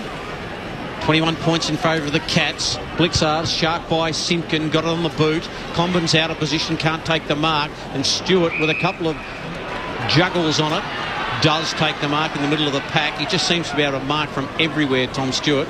Now he plays on, kicks inside 50. It's a low skimming ball. Oh, clash of heads there, I think, between Powell and Rowan's gone down, and he is in a bit of trouble, Gary Rowan, and that is not good. He hasn't moved, has he? No, has not moved an inch. He is in strife here, Gary Rowan. I reckon they'll call for reinforcement here. No, he's done for the day. No matter, even if he gets up now, he's done for the day, isn't he? That is a sickening blow. And Tom next Powell's week. got a hard head too, don't you worry. He's trying to get to his feet now. Just seeing a replay of it. Oh, yeah. Yep. It was the front of Rowan's face into the back of Tom Powell's head. That was the collision. If they have to look at Powell as well, would they have to bring him off and go through, like, that's a head clash? I think did I have to look at every head clash, because Powell just got straight up. He actually checked if Gary Rowan was okay, so he's clearly got his wits about him. I'm not sure, Brogues. I'm just. Does anybody know? Yeah. I don't think anybody knows. I don't know. No. Just getting back to the Tom Stewart. What he's doing is he's starting as a midfielder at any stoppage, and then he's just floating back as an extra defender, and then a half forward's coming up and playing in the midfield. So that's how he gets free. North Melbourne haven't worked this out yet. Here he is again. He's about to mop this up as a free man. Applause for Gary Rowan in the background as he goes off and plays back underway and move to the wing on the outer side, and it'll be a ball in. So the Cats 7-6-48 lead North Melbourne 4-3-27. We've gone 8.5 in the third term.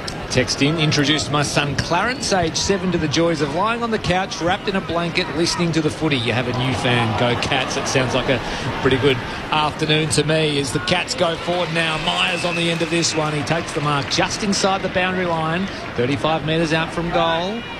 He's going to set it up. Goes into Humphreys, couldn't quite drag it in, but mops up his own work, kicks around the body. It would have been something from there from Humphreys. It's across the face and through for a minor score. So 7-49 the Cats, North Melbourne 4-3-27, 9 minutes gone, third term, Saturday footy on ABC Sport. North Melbourne haven't kicked a goal since the first minute mark of the second quarter. It's been a long time. surging. They need one. Well, Tom Powell is doing the kick-out duties for the Kangas. He kicks high. Zurhaar's the target. Cameron's in there. Zurhaar got another grab on it, and the umpire paid the mark. It was right on the spot. And Cam Zurhaar between his defensive 50 and the wing on the broadcast side of the ground right in front of us. Here's Cam Zurhaar just kicking down the line, hoping for a combined leap. And Sherry decides to float across the pack and take the mark. One of the most improved ruckmen in the competition. Tristan Sherry been very, very good. His little short kick, it's okay, and it hits up Powell, who's run from fullback to accept that. Still on the wing, on the broadcast side. Spots a man in some space in the middle of the ground in Core. Core wanted the handball, has no one behind him at all, and he's in the centre circle. He kicks it long inside 50. Up they go, no mark. Taken by Kolodjasny to Cameron, who's working his way up the field. He's in the back line at the moment. No mark taken. In goes Scott. He couldn't get it. Stevenson. The Kangaroos work it out through Shields to Sheasel. Sheasel normally hits targets. And Jack Henry, Hanson Jr. caught with the ball. He was running towards goal. And Guthrie got him with a good tackle. Just no awareness there by young Robbie Hanson Jr. there. Thought he was clear, used his pace, but fantastic pressure by Geelong. That's just one in the VFL. He might have been able to just burn his opponent, but not in the big leagues. Geelong share it around inside defensive 50. Stewart has the footy. Across goal he comes. Henry takes the mark. It's Jack in the right back pocket. He goes short to Guthrie. Marks in front of that man, Hanson Jr. Another short ball here to Bruin. Still inside defensive 50, the Cats. He's got an option in Holmes. 15-metre kick finds him. Shields mans the mark. Umpire says get a move on. Holmes goes, takes a bounce, and he'll go all the way out to the outer side where he spotted something he liked. It was Dempsey. Kick was no good. Bounced in front of him, but it bounced straight into the lap of Jeremy Cameron, who swooped on the loose footy. Handball over to Dempsey. He had to ride the tackle, and his handball was a little skew. If it went over the boundary, we'll have a throw-in on the outer side centre wing. Andrew Cooling's on the boundary. As expected, Gary Rowan's day is going to be done. Ted Closey has the jacket off. He's about to come onto the ground. Rowan was looking very dazed on the bench.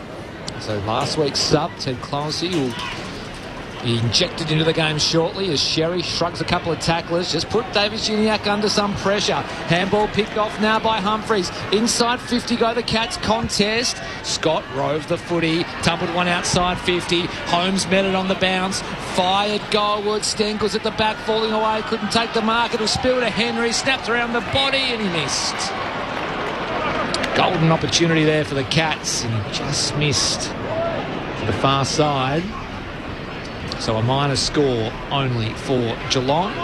7-8-50 the Cats, 4-3-27 the Roos. Ben V says inspired by Choppy Pickett and Chris listening to the broadcast in regional Australia, driving down the very long and straight Minyip Dimbula Road just out of Mutoa. Go Kangas. Thanks for the text. Know it well. Here's Stevenson away to Zurhaar, who's at half back and just kicks, hoping for rain. There's going to be rain at some stage, but he was trying to help it on. Here comes Stewart. Going to handball away. Now Stewart backs it up. A little chip kick finds Myers. He is in scintillating form, is Stewart. Now Zach Guthrie goes in short and finds Ollie Henry 45 metres out on a slight angle. And the Cats are full of running and the Kangas have no answers just at the moment. There's a word in football that gets thrown around a little bit, around composure. Geelong have had that a little bit more going inside. Like even that, and Brogues, I think the first 4 or 5 minutes, Jeremy Cameron could have had a shot from 45 out and just pulled the kick really late.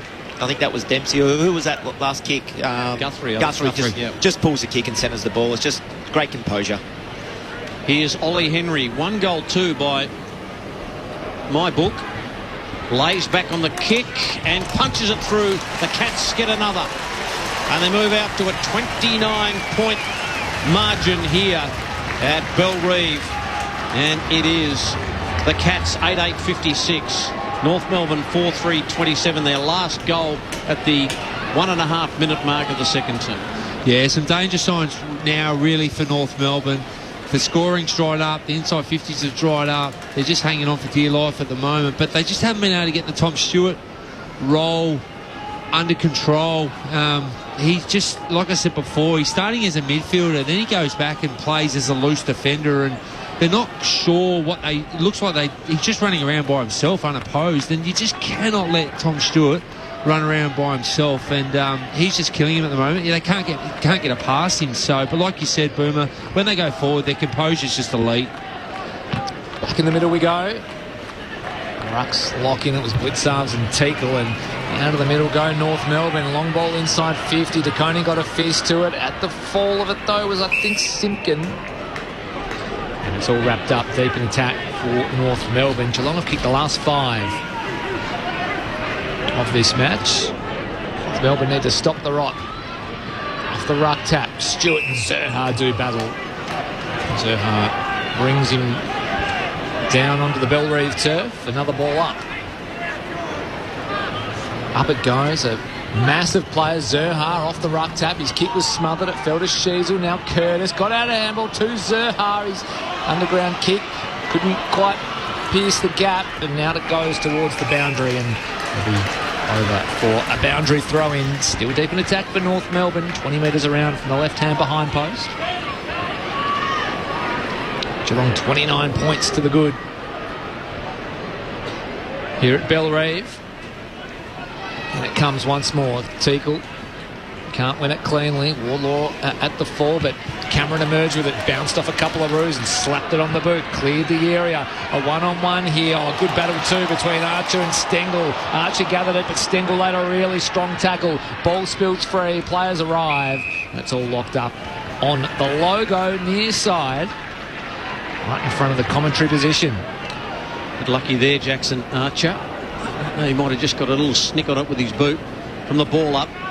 Sheasel tried to get it to Wardlaw. Wardlaw couldn't take it, then funneled it out looking for Curtis, who's had a quiet day. He's had a few mates up in that forward line. Delivery's been pretty ordinary by the Kangaroos, and it'll be a ball up. It's about 70, 80 metres from the North Melbourne goal. Teakle tried to get it. Plosey. Now Simpkin got a handball to Phillips. Phillips sits it up. Who can take a mark? Up they go. Ball just flicks over the back. Almost a mark to Stewart. He dropped what he probably should have taken in the end. Here's Sheasel. Just get the handball away. Larkey on the spin. Hooks it and goals it. Their first goal since about the 1.5 minute mark of the second term. And Nick Larkey gets his second. And the Kangaroos hang around. They're 5-3-33, Geelong 8-8-56, and Boomer. They needed that.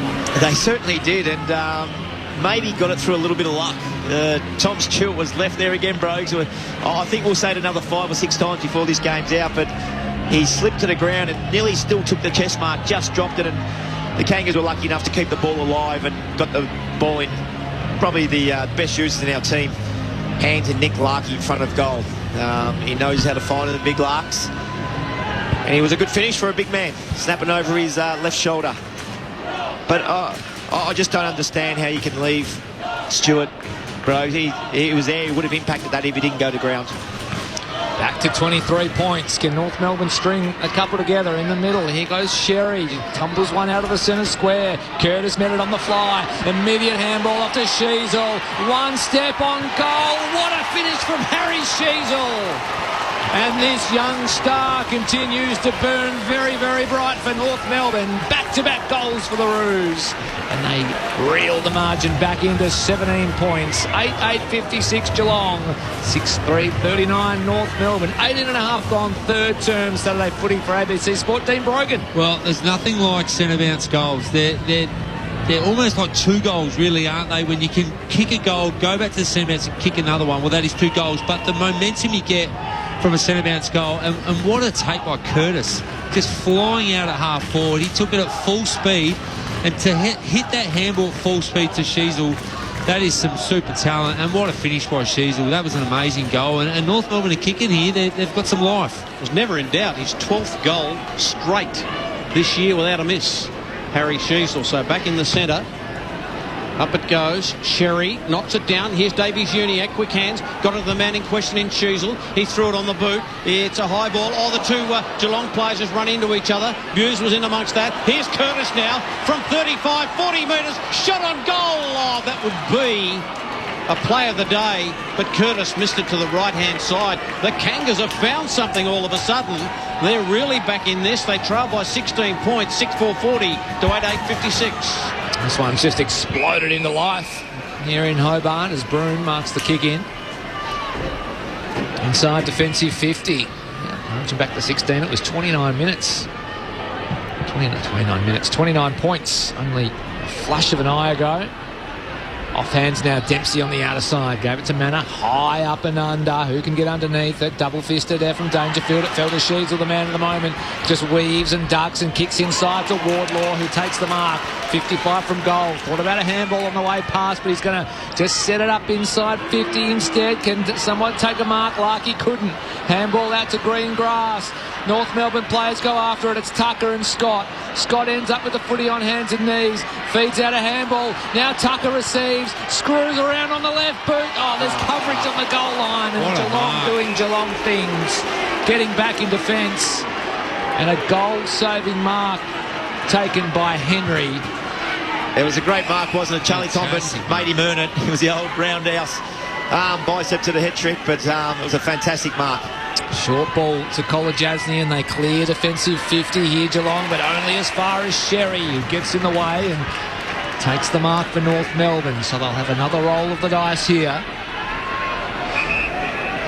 Elects to go short to Stevenson. He's been playing in the back half. He'll feed it back to Core. He'll pop one over the top now to Bailey Scott. He's at right half forward, still 75 from goal. He'll send them long and deep inside 50 from the side. Big fly, nobody able to take the mark, but on the end of it, Tickle, well, he had his pocket picked by Dempsey on this occasion, and the Geelong defenders working overtime. Now it's Manor, just took his time with the kick, but managed to squeeze the pass to Myers, who marked just inside the boundary. His little kick-in ball was no good, and that's a dumping tackle laid on Bruin by Luke Davis-Uniacke. In fact, it might have been a dangerous one, and it was. Plenty of vigour in the Luke Davis-Uniacke tackle. And the umpire's pinged him, so Geelong free kick, back edge of the square. It's a shocker that goes out of bounds. We'll have a throw-in right in front of the benches. A bit in this game now. Both teams have lifted, especially North Melbourne. There's a bit of life, bit of run, bit of energy. The crowd's into it. It's game on here. Boundary throw-in right in front of the interchange gates. Tom Stewart about to re-emerge. Time in forward half, Brogues. This last 6 or 7 minutes, I think it's nearly been 95% to the Kangas. Go down to Andrew on the boundary. Zane Dersma has been activated for North Melbourne. He's about to enter the contest. Just getting confirmation who he's replacing. Dersma, the number 7. Cherry with a backhander from the ball up. In goes Scott. He's tackled front on by Bowes. No free kick. Ball up. So do you think Al Clarkson sensed a moment there, activating Dersma? Yeah, I think so. I think the fact that they're only 16 points down now, if we get the next goal, if North Melbourne get the next goal, it can certainly be game on. And it sort of is still now, still 4 or 5 minutes to go this quarter. I do it all the time too, Boomer, when I call Port games. I say we all the time. Both ruckmen go to ground. It was very graceful. They just took each other to the ground. Here's Scott. Now takes it to Tucker. Tucker inside the centre circle. He launches long. Who can take a mark? Oh, almost Teakle. Got his hands on it. Should have taken it. Missed it. And now a free kick will go to Geelong for a high tackle. Guess who? Yep, Stewart there mopping up again. They have to do something here, Boomer. They've got to put someone to him and let someone else beat you. But at the moment, he's just doing whatever he wants in that back 50. Well, you just send maybe a Paul Curtis to him and say, rightio, Jed Buse, you let him be the spare. Absolutely. Run around in the 3. It doesn't matter. Or let Buse get the footy. You just don't want Tom Stewart getting the ball like he is. If you want Buse to have the footy, he's going to have to use it a little better than that, because that's gone out of bounds on the full. Andrew Cooling downstairs. Confirmation of the sub. Robert Hanson Jr., the man subbed out for North Melbourne, and just starting to rain at ground level here too. Inside 50 go the Roos again as things get a little slippery. Curtis lays a big tackle, takes Henry over the boundary line. North Melbourne faithful on their feet here in Hobart. The moment in just 16 points. They've kicked the last couple. Yeah, not only the game in terms of pressure is lifted, but the crowd is starting to get into it as well now. From the ruck contest, here's Simpkin, pounces on a loose footy. Now Scott operating in some time and space. High ball to a dangerous position. Who can fly for the Roos? At ground level, Davies Uniacke somehow evaded a couple of tacklers. Gave it to Sherry in a horrible position. He gave it to the big ruckman. He gave it to his opposing number indeed, who just dumped it on the boot. Outside 50 go the Cats, only as far as Tucker, who sends it back with interest. Comben got rid of his man in Stewart. Went for the mark, but it was an illegal push-out. This guy, honestly. Stewart, the everywhere man in defence for the Cats. He's everywhere. Surely they need to do something. Send a message, Broke. Send a message over to him. I'm about to go on the ground in a minute and run it out. It's frustrating if you're a Kangaroo supporter, because Charlie Comben hurt himself when he hit the deck there too. He's okay. I think he's just taken the stuffing out of himself. And I think there might have been a blood rule in the meantime too. I think Davies Uniacke, Drewy might have come off, has he? Bleeding out of the nose at the moment. Just give us that again, Drewy. Yes, Luke Davies Uniacke, the man who's come off under the blood rule, just bleeding out of his nose at the moment. Every calling on the boundary. So the short kick from Stewart finds Duncan, and he's right on the point of the 10-yard square. He goes short to Guthrie. So a little pause in this. And now another little kick is okay to find Buse. Buse now to Bruin. Bruin's got Close over the top. He's right in front of the interchange gate. Close has got to sit this up, and it's a no contest, because Sherry v Stengel with a high ball is never going to be a Stengel ball. It's taken by Sherry, and he marks between wing and half back. He's been good this quarter, Big Sherry. I like him. Long ball towards half forward for North Melbourne. Gee, massive fly over the top by Teakle. Scrambler inside 50. Collar Jasny plays goalkeeper. Handball wasn't much chop. Puts Buse under the pump, but the spin move was excellent. Released Cameron on the outer side, but his kick was smothered. Now Sheezel with the loose footy. Shields inside 50 for North Melbourne. Curtis couldn't quite drag it in. At ground level was Zerha. Here's the sub. Dersma. He's rolled it home as Dersma. And North Melbourne, with a new lease on life here in Hobart, they bring the margin back to 10. 8-8-56 Geelong, 7-4-46 North Melbourne, 26 and a half gone, third term. Crowd on their feet here at Bellerive, the Roos. They are a coming Dean Brogan. Well, the pressure has gone through the roof for North Melbourne. They're smothering, they're getting at it, they're laying a finger on the opponent when they go to kick the footy. They're leaving their man, they're coming forward at the footy, forcing Geelong to loopy handballs and high kicks, and at ground level they're just killing Geelong at the moment. And I know we're talking about Tom Stewart and putting a man to him, but everywhere else around the ground, North Melbourne have been absolutely fantastic over the last 10 minutes, and they are really coming hard here against Geelong. It's a good call, and maybe they're not doing nothing with the Stewart matchup, Bros, because they've kicked the last 3 goals now, and they're thinking maybe it's working for us. Drewy on the boundary. Geelong's defence under siege, and now missing Sam de Koning, who's getting checked out for a leg concern. 10 points the difference in favour of the Cats. 8-8-56 to 7-4-46. It was 29 points the difference in favour of Geelong at the 14-minute mark. We've had a couple of ball-ups in the centre, and we'll have another one here. The Kangas are coming. 17, 18 and 26-minute mark. They kick goals in this term. Little handball out of the congestion there. Deemed a throw. And it'll go to Wardlaw, the free kick. Wardlaw's got them running on the outer side, but Cameron's there. His kick was looking for McDonald, but Cameron just chipped in.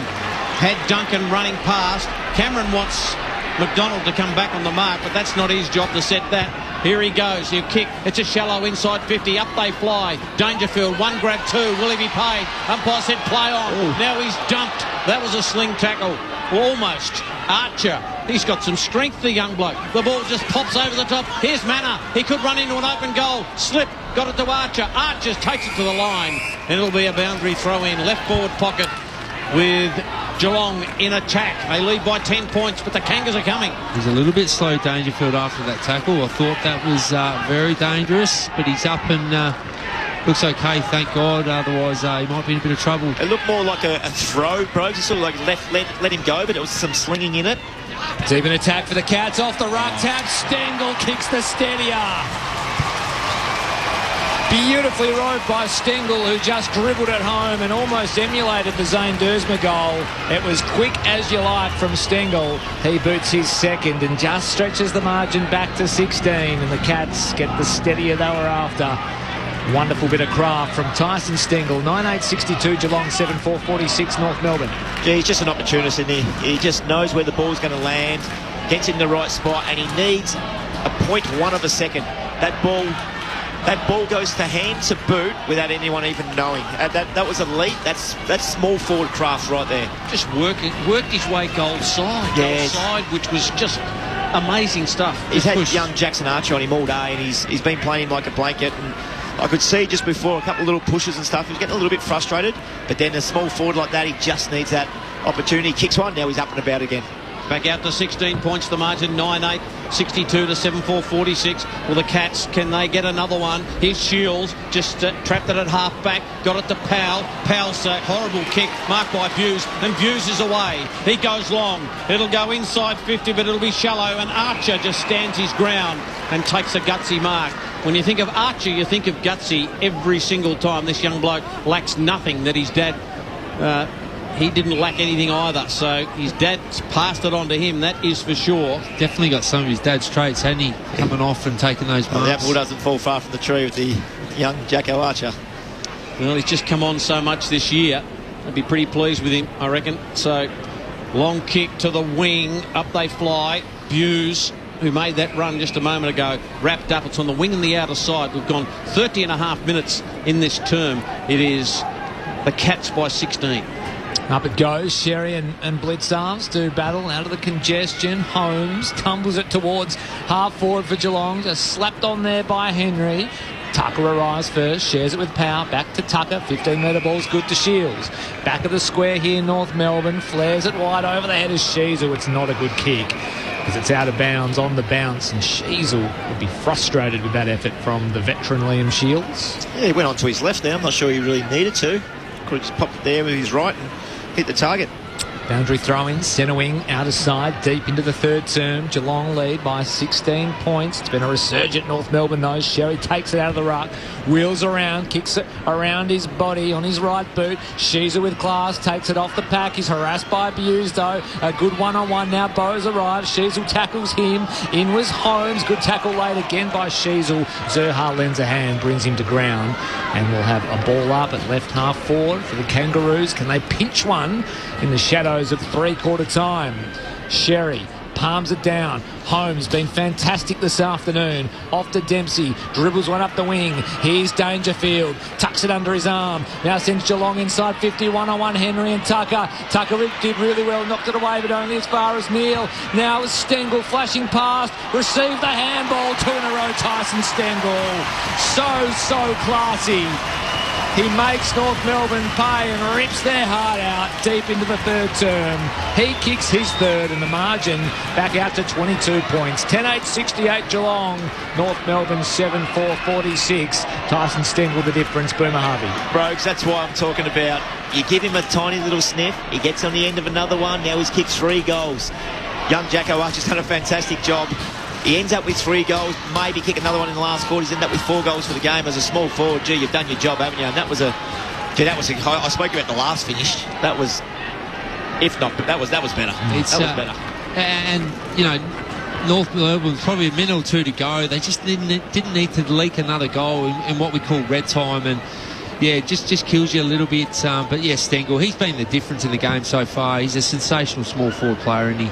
Chubby little fella from Central District that went to Richmond, and no one thought, well, he had a lot of talent, but they didn't think he'd get this far. He is an unbelievable player. Free kick to Bowes in the centre of the ground. He kicks it high. Oh, up they go. Almost to mark, or is it? I think it is. Yes. Right on the siren. Being paid to Dangerfield in the middle of the pack. The siren goes. It was a long quarter. It went 33 minutes because of the Gary Rowan injury. He's concussed. He's okay. Hasn't done a leg or a hamstring, an ACL. He's just concussed. He'll miss next week.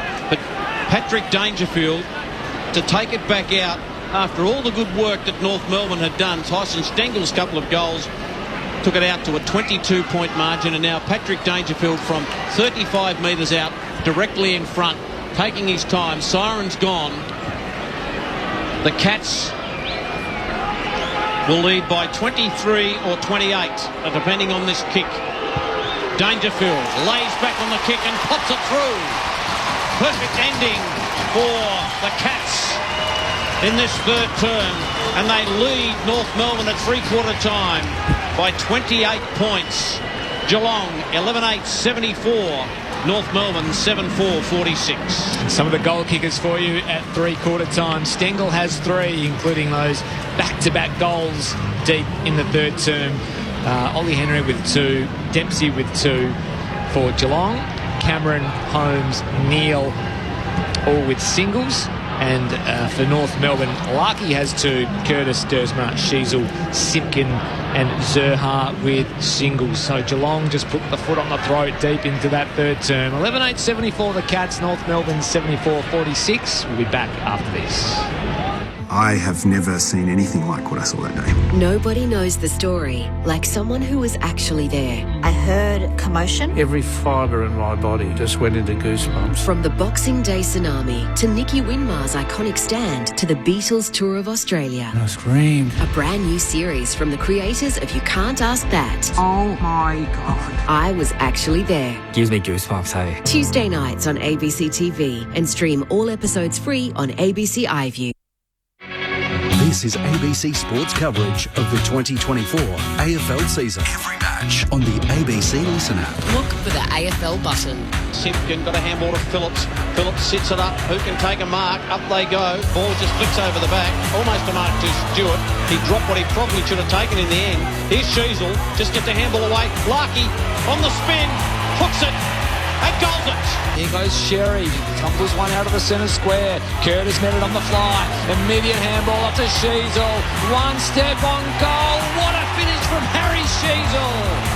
And this young star continues to burn very, very bright for North Melbourne. Back-to-back goals for the Roos. Cameron on the outer side, but his kick was smothered. Now Sheasel with the loose footy. Shields inside 50 for North Melbourne. Curtis couldn't quite drag it in. At ground level with Zerha. Here's the sub, Dersma. He's rolled it home as Dersma. Deep an attack for the Cats off the ruck tap. Stengel kicks the steadier. Beautifully rowed by Stengel, who just dribbled it home. The 2024 AFL Premiership season. On your radio. ABC Sport Digital. And on the ABC Listen app. Yes, North Melbourne got to within 10 points of Geelong in that third term, but the Cats just pulled away late. 11-8-74 Geelong. They lead North Melbourne 74-46. 7-4-46, pardon me, here in Hobart as we turn for home for the fourth and final quarter at Bellerive Oval. Another big game taking place a little later this afternoon. It's between St Kilda and Essendon under the lid at Docklands, and Matt Clinch is standing by to give you the full preview. Clinchy. Chris, it's just as well because it's wet and windy outside in Melbourne. So under the roof, no problems with the conditions. But are the Bombers the most vulnerable side inside the top 8? In 8th position, 10 wins, 7 losses and a draw. Percentage of just 98%, having lost 5 of their last 7. And wins are coming at a premium as the race for September starts to heat up. They bring back in Darcy Parish, who we haven't seen since the early stages of the season, alongside Wright and Heppel. While for St Kilda, a big win over West Coast by 72 points last week, where they piled on 17 goals. And were really able to keep the West Coast Eagles to just 41 points. So can they recreate that against a side who has so much to play for? Can't wait to bring it to you alongside Aaron Bynes, Adam Ramanaskas and Beck Goddard. No late changes with Hugo Garcia and Archie Perkins, the subs. So the Saints and the Bombers to follow you guys. Fascinating game with final spots very much up for grabs in the latter part of the season. A couple of texts in on the text line 0437 774 774. Vicky says, I agree with you about Charlie Comben. I think he's bounced back superbly after the horrible injury he had last year. Not easy to do. Tom says, hi team, listening from a rain-soaked Wyandra in Queensland. Mud has trapped us in our caravan. Do you think Roos have a chance of finals in the next 3 years? I'll get your thoughts on that one shortly, Boomer.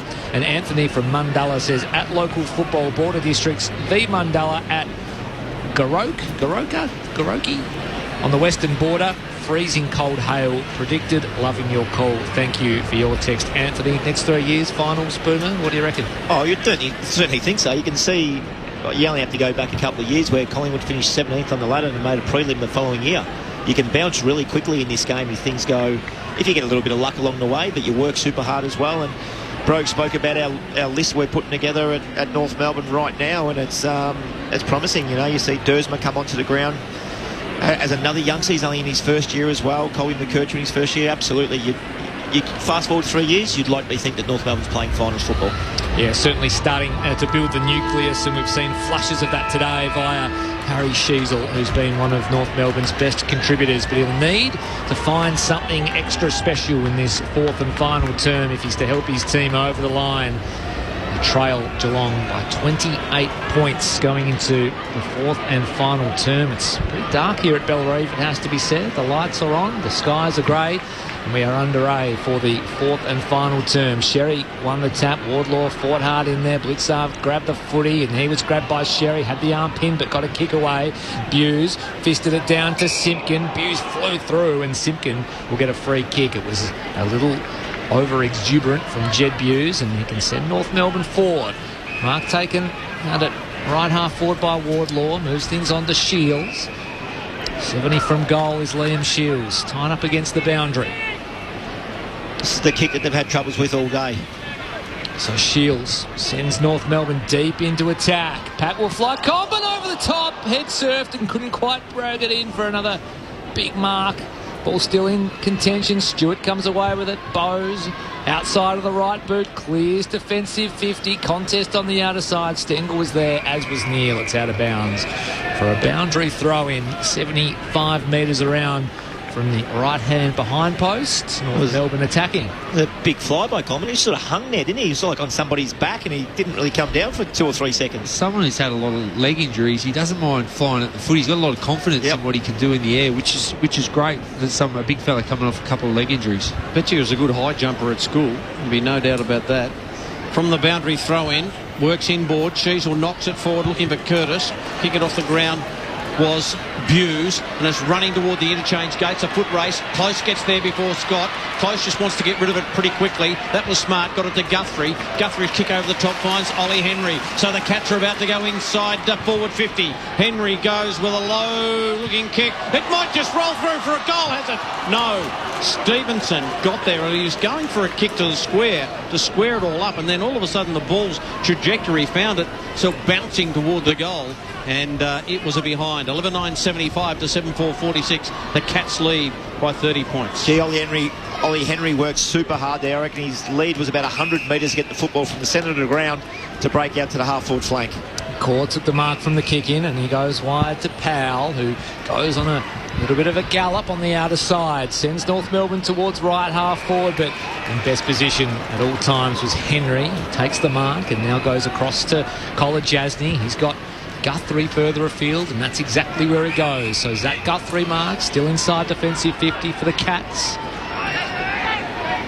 He's got a man breaking on the lead, and it's Jeremy Cameron right in front of our interchange or our broadcast position. So he's at right half back. A long way from home is Jeremy Cameron. He's enjoyed some time on a wing this afternoon. On the left foot, kicks towards half forward. Over the top, big fly from Henry, unable to take it down.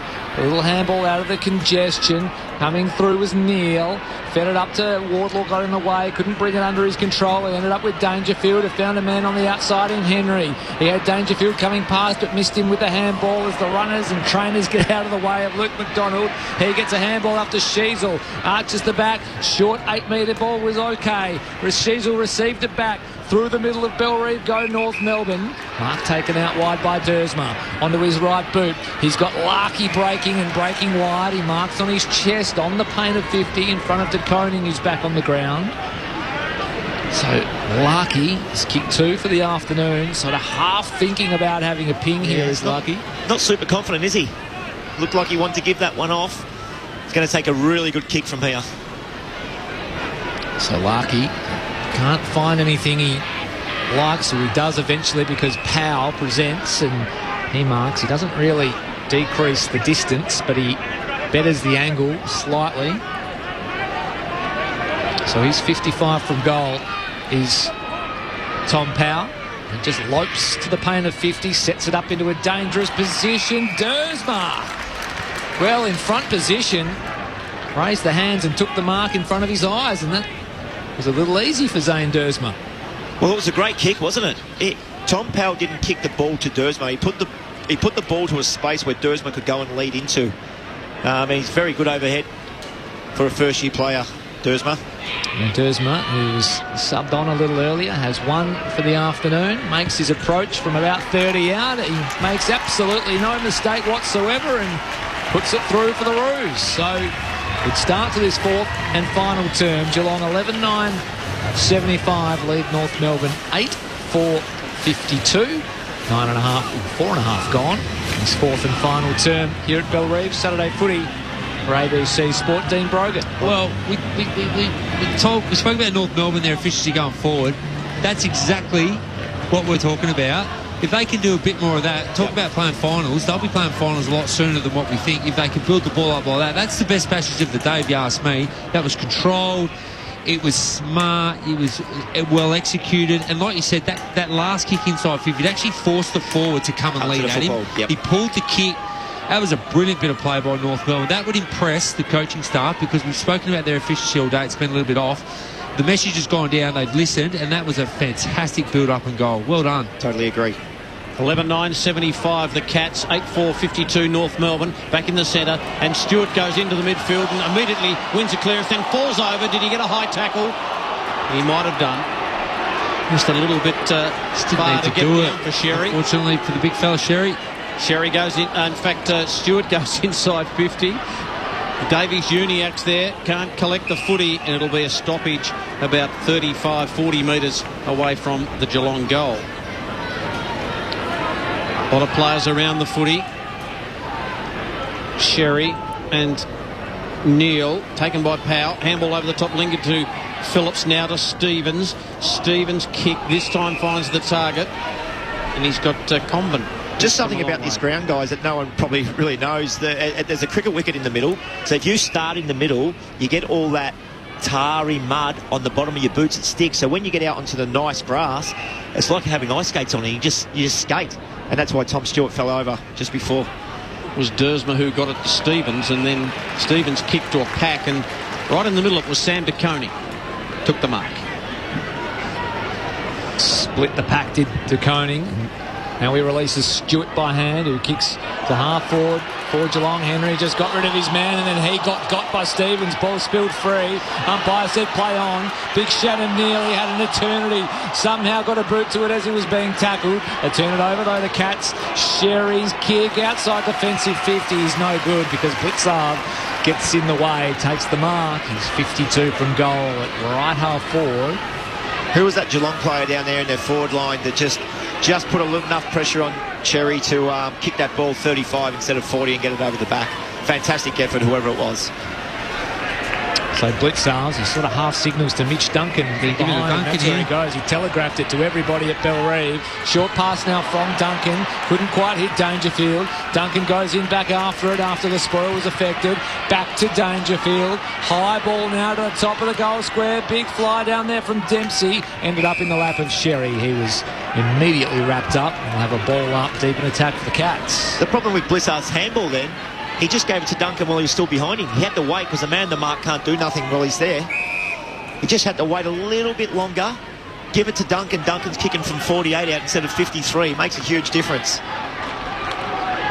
Could have had a bounce too. Had a bit of grass in front of him. So the ball up will just be congested again. We'll get another from umpire Finlay. I've just received a text message from my 12-year-old son saying Dangerfield's mark was not a mark on three-quarter time. Okay, we'll take that. We'll take his word for it. Here's Ollie Henry having a shot and kicking it wide out on the full.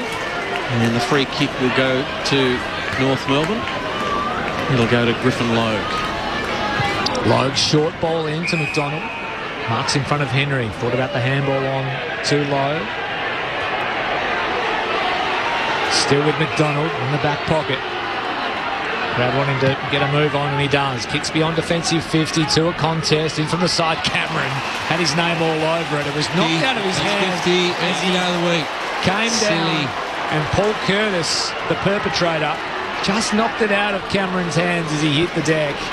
And that will be a 50-metre penalty Jeremy Cameron is going to be marched well and truly within striking distance.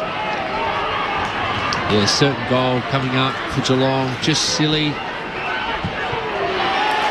So Jeremy Cameron just bangs it through. A little bit of good fortune for Jez and the Cats. His second of the afternoon, and they drag one back to Geelong. 12-9-81. The Cats, North Melbourne 8-4-52. 9.5 gone. Fourth and final term here at Bellerive Saturday Footy on ABC Sport. And gee, sometimes they don't pay those every time. The 50-metre penalty, just the little half knock on the way down, and yeah, it's 50. It's definitely 50. Yeah. Slow motion replay. You can. Yeah, there's just no need to do it from Paul Curtis. But that's the advantage of having Jeremy Cameron on the wing, isn't it? Andrew Cooling's on the boundary. Charlie Comben has just headed down the race for the Kangaroos. He was getting what appeared to be a left quad worked on by the physio for the last 5 minutes. He's got up, grimaced, and walked straight down the race. Well, they need him if they're any chance in this game. Back in the centre, 12-9-81 to 8-4-52. Geelong lead. From the centre, Simpkin got his boot on it, was tackled heavily. Here's Tom Stewart. His handball just into congestion. Well done. Went back in. Taken away by North. Now ends up with Simpkin. Simpkin's handball back to Stewart. He chops it off. He does it again. Tom Stewart. Gee, he's got to be best man in ground, doesn't he? Tom Stewart.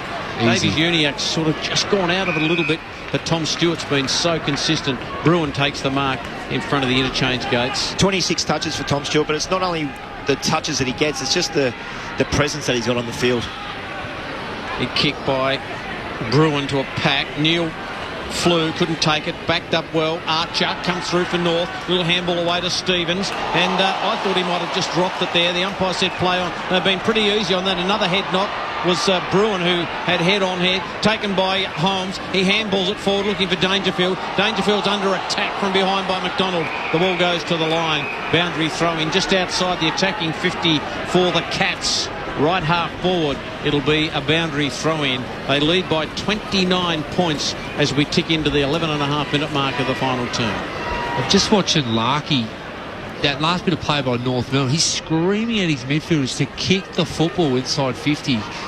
Must be frustrating as a forward sometimes when midfielders are coming out and their shoulders are out and they just want to handball. You can just see him yelling at his players in a constructive way, mind you, just to kick the football. Brian Myers out of the stoppage, kicks inside 50, and the mark's taken by Manor. He just got in front of his opponent, read the drop of the ball and took the mark sort of 48 metres out from goal. You make a good point, Brogues, because as a forward, and in particular a tall forward, when they've got the ball and their shoulders out there open, they've got no pressure on them, you're leading. Now if you get one more handball, you're completely out of...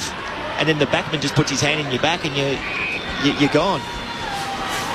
So Sean Manor, 2 goals in 2024. Mature age recruit who has been impactful for the Cats. That is a pretty good-looking kick off the boot. That's a very good-looking kick off the boot. Sean Manor bangs it through from 50. That is a wonderful finish from the mature ager. And this lead stretches out even further now. Geelong 13-9-87. North Melbourne 8-4-52. Andrew Cooling's on the boundary. Better news for Kangaroos fans. Charlie Coleman has just returned and he's going to come on to the ground now. He's still looking very proppy though. So 35 points the margin as Charlie Comben makes his way back out. Gee, just watching him come back out into his position. Oh, does look very, very proppy indeed. Not sure what the benefit is, Dean Brogan, of sending him out. Well, no one else left in the rotation. It's probably just a corky that they're probably happy for him to go back out and push through it. Nothing too serious. Otherwise, they wouldn't be sending him back out, especially because of his history. So it must be just a bad corky. Game high margin, 35 points now for the Cats. Free kick will go to Bruin. That's stiff. Bruin went straight to ground as he was catching that ball. I don't think Sheasel had any other option than to get a hand across the shoulder. Kicks out wide. Cameron flew a little early. He's gone back closer to goal. Myers got a handball away to Cameron. He loves these. He curls the left footer. It's curling back. It won't curl enough. Oh, it's just not through. And the goal has been kicked by Manor. He's kicked a second. Well, they just didn't knock it through on the last line of defence. It fell to Manor, and Manor just scooped it up and popped it through for his second. Well, you're spot on about not knocking it through. I'm not sure who the two Kangaroos players, I think Teagle with the big ruckman was one of them, but they could have raffled it off to mark it on their chest, and they both went for the ball, unfortunately, for the Kangaroos. Dylan Stevens was the other player that they, a bit of a mess. And 14-9-93 Geelong, 8-4-52 the Kangaroos, and now they're out by 41 points. So game high lead here for Geelong. Sean Manor back-to-back goals. It was Calamity Kangaroos in the goal square. And completely missed it and opened the door for Sean Manor to kick goal number 2 in as many minutes. So back in the middle we go. Here's Holmes with some time and space to gather a loose footy. Releases Humphreys off half back, and his little left foot ball out into the path of Bruin is pretty good. Gathers it. His handball's chopped off by Sheeds, who's been really good for North Melbourne. Feeds one back to Powell, but he's taken over the line. We'll have a boundary thrown right in front of the hill. So the Kangas don't want, and it's very clear what I'm about to say, but Brogues, this could be a big win. This could be a 10-goal win if North Melbourne don't shift another gear and kick a couple of goals or stop Geelong scoring again. And you don't want a 10-goal win because it doesn't feel like it's been that type of day to date. And if you're Geelong, because of the ladder positioning and percentage, it's really important that they keep going hard and get that 10, 12-goal win. But, you're right, Boomer. North Melbourne brave all day. And, the last thing they'd want is to blow out to a 10-goal loss, because it leaves a bit of a sour taste in your mouth. And they've been pretty good for most of the day. Such a good point around percentage. It's almost as good as premiership points in a season as close as this one. Out it comes. Here's Humphreys taking a good mark in front of Liam Shields. Just stops and props, then turns and burns and finds a short target in Bowes. Just back of the centre square. He's going to go wide now to Duncan. So Mitch Duncan just marks back of a logo on the outer side. Here's the sub in Clovisy. Takes the mark on the logo, cuts inside and sends Geelong forward. It's all North Melbourne back there, but Stevenson couldn't quite drag the mark in. De Koning feeds a handball over the top. Tucker got in the way. At ground level was Phillips. They shovel it out. Shields, his kick was smothered. Dempsey goes one way then the other. Carves out a path as Ollie Dempsey. And that is a magical finish from the young gun. He zigged, he zagged, he goaled. And that's number 3 on the afternoon for Ollie Dempsey. And the Cats claw their way out to a 47-point advantage now, and percentage becoming a factor. 15-9-99 Geelong. North Melbourne 8-4-52. Boomer Harvey. 4 goals in 7 minutes now for Geelong, and this is just some absolute brilliance from young Dempsey. Sold the candy to the North Melbourne player, and it was a nice finish from a snap from about 37, 38 metres out. It was a brilliant finish. It's just the difference of the competition at the moment with the bottom teams and the good teams. The bottom teams, when they just struggle to stop momentum, don't they, against these good teams? And, it is why North Melbourne are where they are at the moment, and Geelong have always been like this for as long as I can remember. Boom, a solid team. But it's just hard to stop momentum for the bottom teams. It's something that they're going to need to work on if they want to get themselves up the ladder. 47 points the margin now. The Cats go into attack again, thwarted by Stevens, who got it to Sherry by hand, and then Stevens gave it back to Sherry and then just planted this on the boot to McDonald on the outer side to Tucker by hand. He by hand got it back to McDonald, who kicked and found Phillips just outside attacking 50, and you've got Stevens and Sheasel calling for it on this side of the ground, and Sheasel takes the mark right on the paint of 50, and Harry Sheasel with 12 goals this season without a miss will go back and look at a shot from right on 50. Goes to the pocket and finds Stevens, who found some space. Lurking was Zerha. Yeah, always. As a forward, that's what you need to do. You have to lurk. Just casually floating past. Left-footed though, Dylan Stevens, so wrong side for left-footed, but not on a massive angle. This is great viewing from where we are. We're right behind the kicker here. The former Sydney Swan, the boy from Norwood in Adelaide. Here he goes from 45. It's a good-looking kick. Does it hold its line? No. Got a little hook on it right at the end. And he popped it through for one behind. 8-5-53, the Kangas. 15-9-99. Geelong, I think the scoreboard put that behind up to the Geelong side. 46 the margin.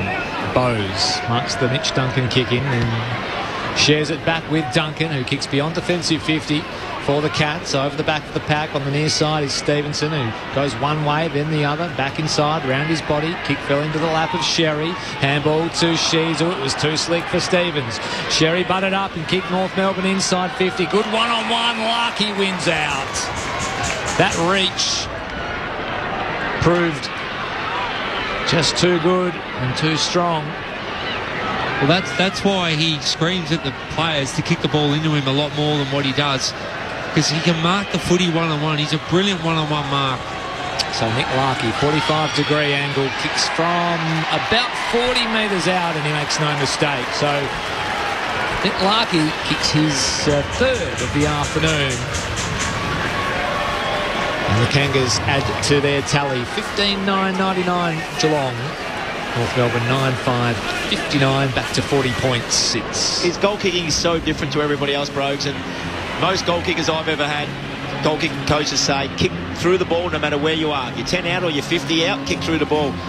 Nick Larkey places the ball pretty much over the goal line. He's very accurate though, so it works for him, and yeah, slightly different to most other guys. But you're spot on again, because he's playing on college Jasny, who's a slightly smaller. He just wants the ball one-on-one. Give the guy an opportunity. You know that he's a leader at what he does. Put it in the air, Nick will do the rest. 15-9-99 Geelong. North Melbourne 9-5-59. Sherry got it down. Davies Uniacke has been unsighted in this last quarter. In goes Wardlaw. Second and third efforts picked up by Stewart of Geelong. Kicks it really high. Up goes Archer. Now falls to Bailey Scott.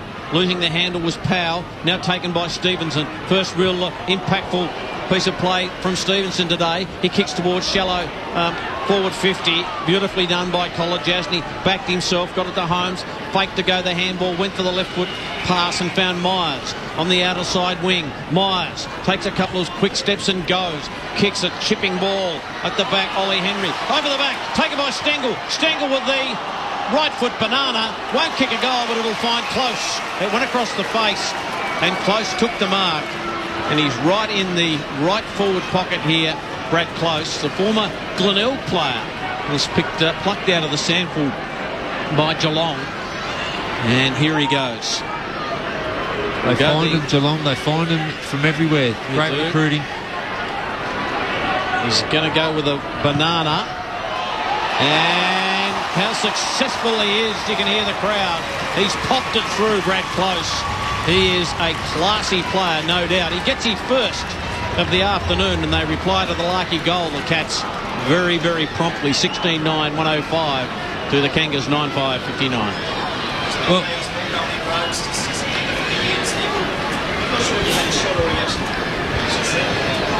sorry, my button wasn't on there, guys. I was just saying, Stengel, I wasn't sure if he had a shot. Well, he would have had a shot. Yeah, I think you're right. He definitely was a he had a shot. And Close, yeah, but you're right. It's that was a good finish. What a finish.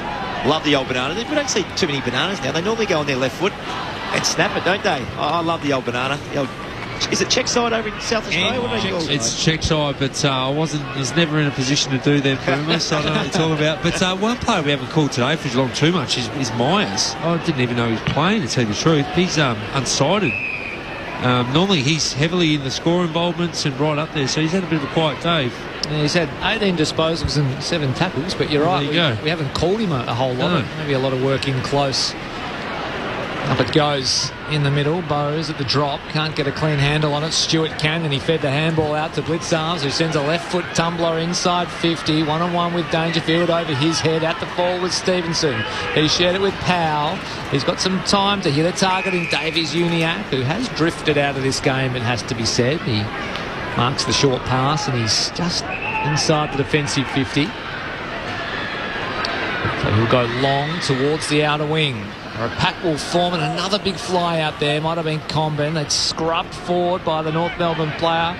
Guthrie met it first for Geelong. Overhands. Here's the serving close. He kick into the middle of the ground. It bounced well for Bruin, but McDonald got him. Coming through now is Guthrie. He's wrenched off the footy by Davies Uniacke. It got fed out the back to Bailey Scott, who kicks out towards the outer wing. Wardlaw and Bowes, and now it's Humphreys, and Sherry came through hard, close with a little toe poke, trying to spark something for a teammate. It was deemed insufficient intent. This is a funny rule, this one. I laugh every week when I watch football about this rule. Yeah, I thought it was pretty clear he was trying to make something happen, but... You're right about Luke Davies-Uniacke, 22 to half-time, 27 now. Close, he picked off the North Melbourne kick in, but the Roos have won it back here.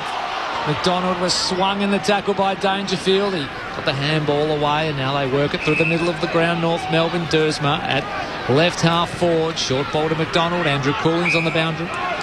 Some concerns for Geelong moving forward. Sam de Koning has got the jacket on. He's done for the day, and a bit of ice being applied to his knee. He did a fitness test in the three-quarter time break and was deemed right to come back out. Played the first 10 minutes of the quarter, but has been off since. He went down to the race midway through the third quarter, so that'll be a watch during the week for Geelong. Could be a crucial bit of injury news. Geelong steam towards another finals campaign. Meanwhile, Simpkins taking a mark inside 50, and he's lining up for goal at left half forward, and if he elects to have a shot, it'll be from about 52 metres. Set sail on goal. It won't quite get the distance. Pat Form's on the line. Sherry got hands to it. It's knocked over for a minus score. 16-9-105 the Cats. North Melbourne 9-6-60. 25 and a half gone. Fourth and final term here in Hobart. Humphreys goes in short. It's okay, and finds Tom Stewart, who just keeps racking them up. Goes laterally to the outer side to Brad Close. Close decides to chip it back toward goal and find Guthrie. Just working a bit of time off the clock here, the Cats. Duncan, short again to Close, who is not too far away from where he was a few seconds ago. Now he's going to go in short just to conserve things, and finds Humphreys. So they've gradually worked their way to just back of the wing. Now Bowes decides, but enough of that. Kick it long. Stengel couldn't take the mark. Neal might have been leg. Got a handball back to Stengel, who got his kick away. Off one step was Scott. Bailey Scott kicks it out wide. Close can't take the mark. And the ball off hands will be thrown back in. 26 and a half gone in the final term. The Kangaroos 9-6-60 trail Geelong 16-9-105. 10 inside 50s for Geelong this quarter for 5 goals, bro. So that's something that North Melbourne coaching staff will not be happy about. And it comes from the boundary throw-in. Sherry front spot.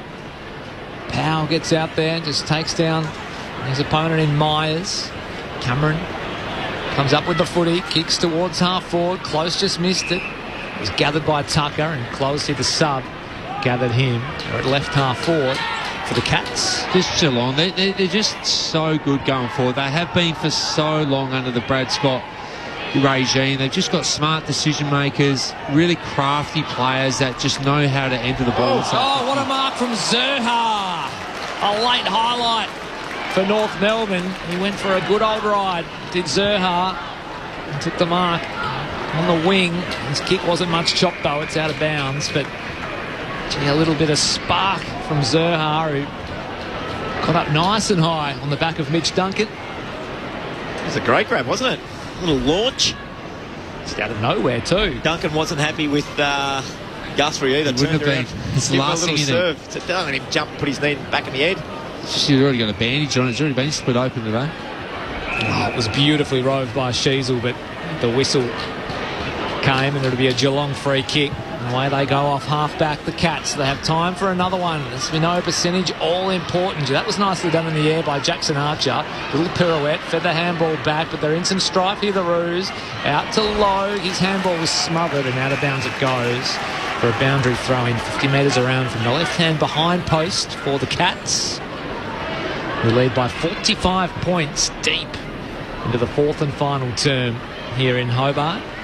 16-9-105, plays 9-6-60, staring down the barrel of their 12th win of the season. The Cats is Sherry with a double palm. Close now, out of the congestion. Snap on goal. Dempsey in best position. Couldn't quite complete the mark.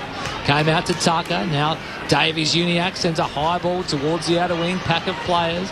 Myers roved it. Cuts the ball inside. Duncan awaits. Takes the mark. Off the Broom. Lost his footing. Wardlaw cannoned into him. Not sure how that wasn't a free kick. Umpire said play on. Spilled out the back to Duncan. Bowes. Now Myers. Can he finish it off for the Cats? He bashes it into the post. A minor score only. Jeez, Wardlaw went hard. Jeez. Bruin, didn't he? Extremely enthusiastic from Wardlaw. He only knows one way. Oh, that's it. He's not going to go half-hearted, is he? Boundary throw in here. 80 metres around from the right-hand behind post for Geelong. And it comes. Neil and Sherry into the path of Bowes and Cameron. Gathered the footy cleanly and then released Bruin via hand. Left foot ball inside 50. Contested footy at ground level. Sheasel clean up to Power. Now Wardlaw pops one over the top to Zerhari. Took on his fellow number 44 in Stewart. Broke the tackle and sent a ball inside 50 for North. Henry got in the way. Couldn't complete the mark. At ground level, Davies Uniacke. Fed a handball out to Simpkin. Now Scott saw something he liked and Curtis found some space deep in attack. Received the mark. He's going to go over the top by hand and it was laced with risk, but Teakle was good enough to receive the handball and finish it off. So a late goal to North Melbourne to cut the margin back to 40. They go to 10-6-66, trailing Geelong 16-10-106. 30 minutes gone in this fourth and final term. Saturday footy on ABC Sport. Dean Brogan. Well, a bit of a junk time goal, but it's still important for North Melbourne to finish the game off under a minute. But yeah, look, they've been really brave today, North Melbourne. It's just a couple of really soft goals that when they had momentum, they just gave Geelong some really soft goals which broke in their back. And you know, the scoreboard says they're getting done by 40 points, 34, 40 points, but it's probably been a 3 or 4 goal day really all day. So unfortunately they're just not quite there yet, but there's some good signs today from North Melbourne.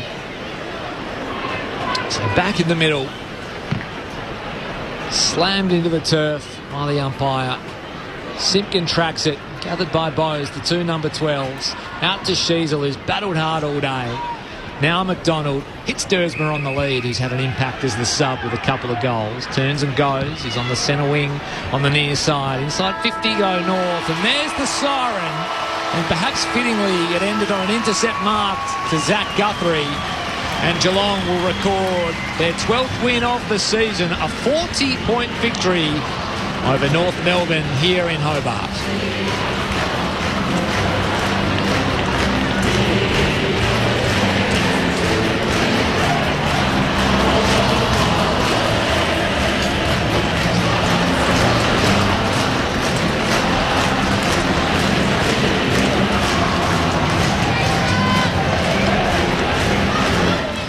(16-10) 106 Geelong defeat North Melbourne 10-6-66. The goal kickers for you this afternoon. For the Cats, it was Tyson Stengel with 3, Ollie Dempsey with 3, 2 apiece to Ollie Henry, Jeremy Cameron and Sean Manor. Singles to Holmes, Shannon Neal, Patrick Dangerfield and Brad Close.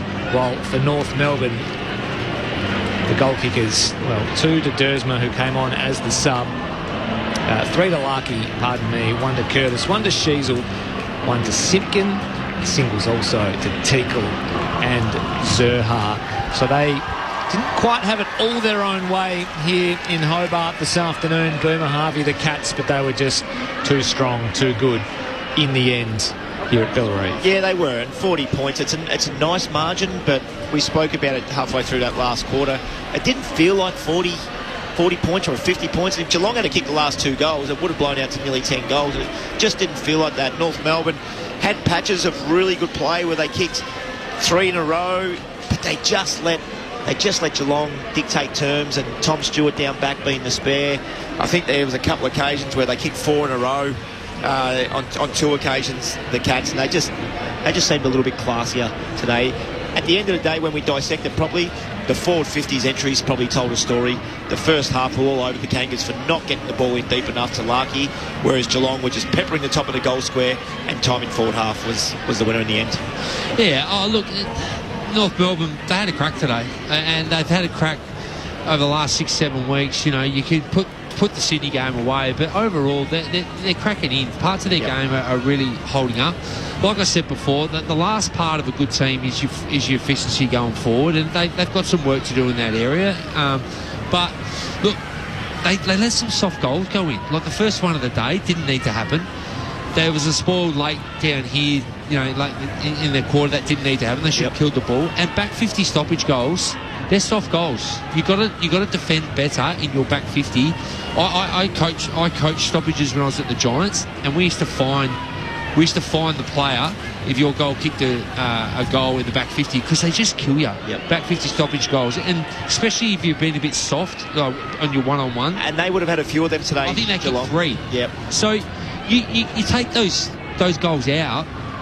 We're talking a 10-point game here, and that's the difference in a very good side. They just nail those moments compared to the teams that are probably in the bottom 4 of the competition. But look, that's the first time I've seen North Melbourne live, and parts of their game are really good. Yeah, they got some winners. They got some really good players. Luke Davies-Uniacke in that first half, 22 touches. I know he only ended up with 28 or something, but he done some Sheasel ends up with 35 and a goal.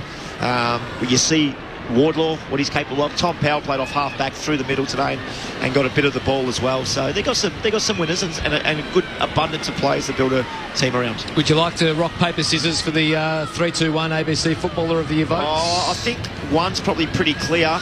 Tom Stewart. Yeah, no arguments there. No arguments there, Boomer. Yep. I thought Luke Davies-Uniacke was exceptional in the first half, but did really drop away.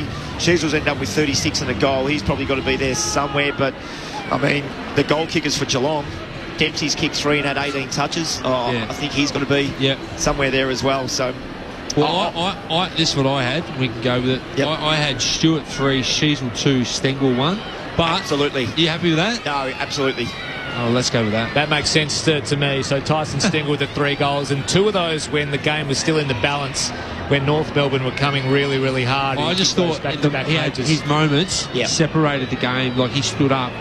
When the game was in the balance for Geelong, they needed someone. He stood up and kicked 3 massive goals. Yeah, he was very, very good. So Sheasel had 36 disposals and a goal. He was North Melbourne's best pretty clearly. And Tom Stewart, as you mentioned, 32 disposals, 9 marks and a tackle. So it's funny, and we give him the 3 votes, and well done, Tom Stewart. But how do you continue to let this guy do what he's done for so long? The reason why he's moved into the midfield is because he was getting tagged at half back. Don't give him what he wants. They've just got so many weapons, Geelong, and you know the time is now for them to get going. And you know you saw today when they needed to go, and North Melbourne forced them to get the best out of themselves today. But they've just got different gears, Geelong, and they're going to be a dangerous side come September, as they are most years. So it was a finals hardened team that flexed their muscle here in Hobart and withstood something of a challenge from a resurgent North Melbourne. It got to within 10 points in that third term, but as you mentioned, Dean Brogan, those Tyson Stengel goals broke the back of North Melbourne, and they ended up skipping out to what was a reasonably comfortable 40-point margin in the end. Just a reminder, we've got more football coming at you all the way through this afternoon. There's the Q-Clash happening in Queensland between Brisbane and Gold Coast. We've got Melbourne and GWS a little later tonight, Fremantle and the West Coast Eagles as well. Brent Boomer Harvey, a big thank you to you. Love all your insights this afternoon. Dean Brogan, a big thanks to you all the way from Adelaide. Andrew Cooling on the boundary. Luke Purse and Yarn pressing the buttons for us in the background. A wonderful job as per usual. That's all from us from here at Bellerive, though, where Geelong run out 40-point winners over North Melbourne. If you're in the ACT, you're off to the NRL, the Broncos and the Bulldogs. Everybody else, it's St Kilda and Essendon under the lid at Docklands.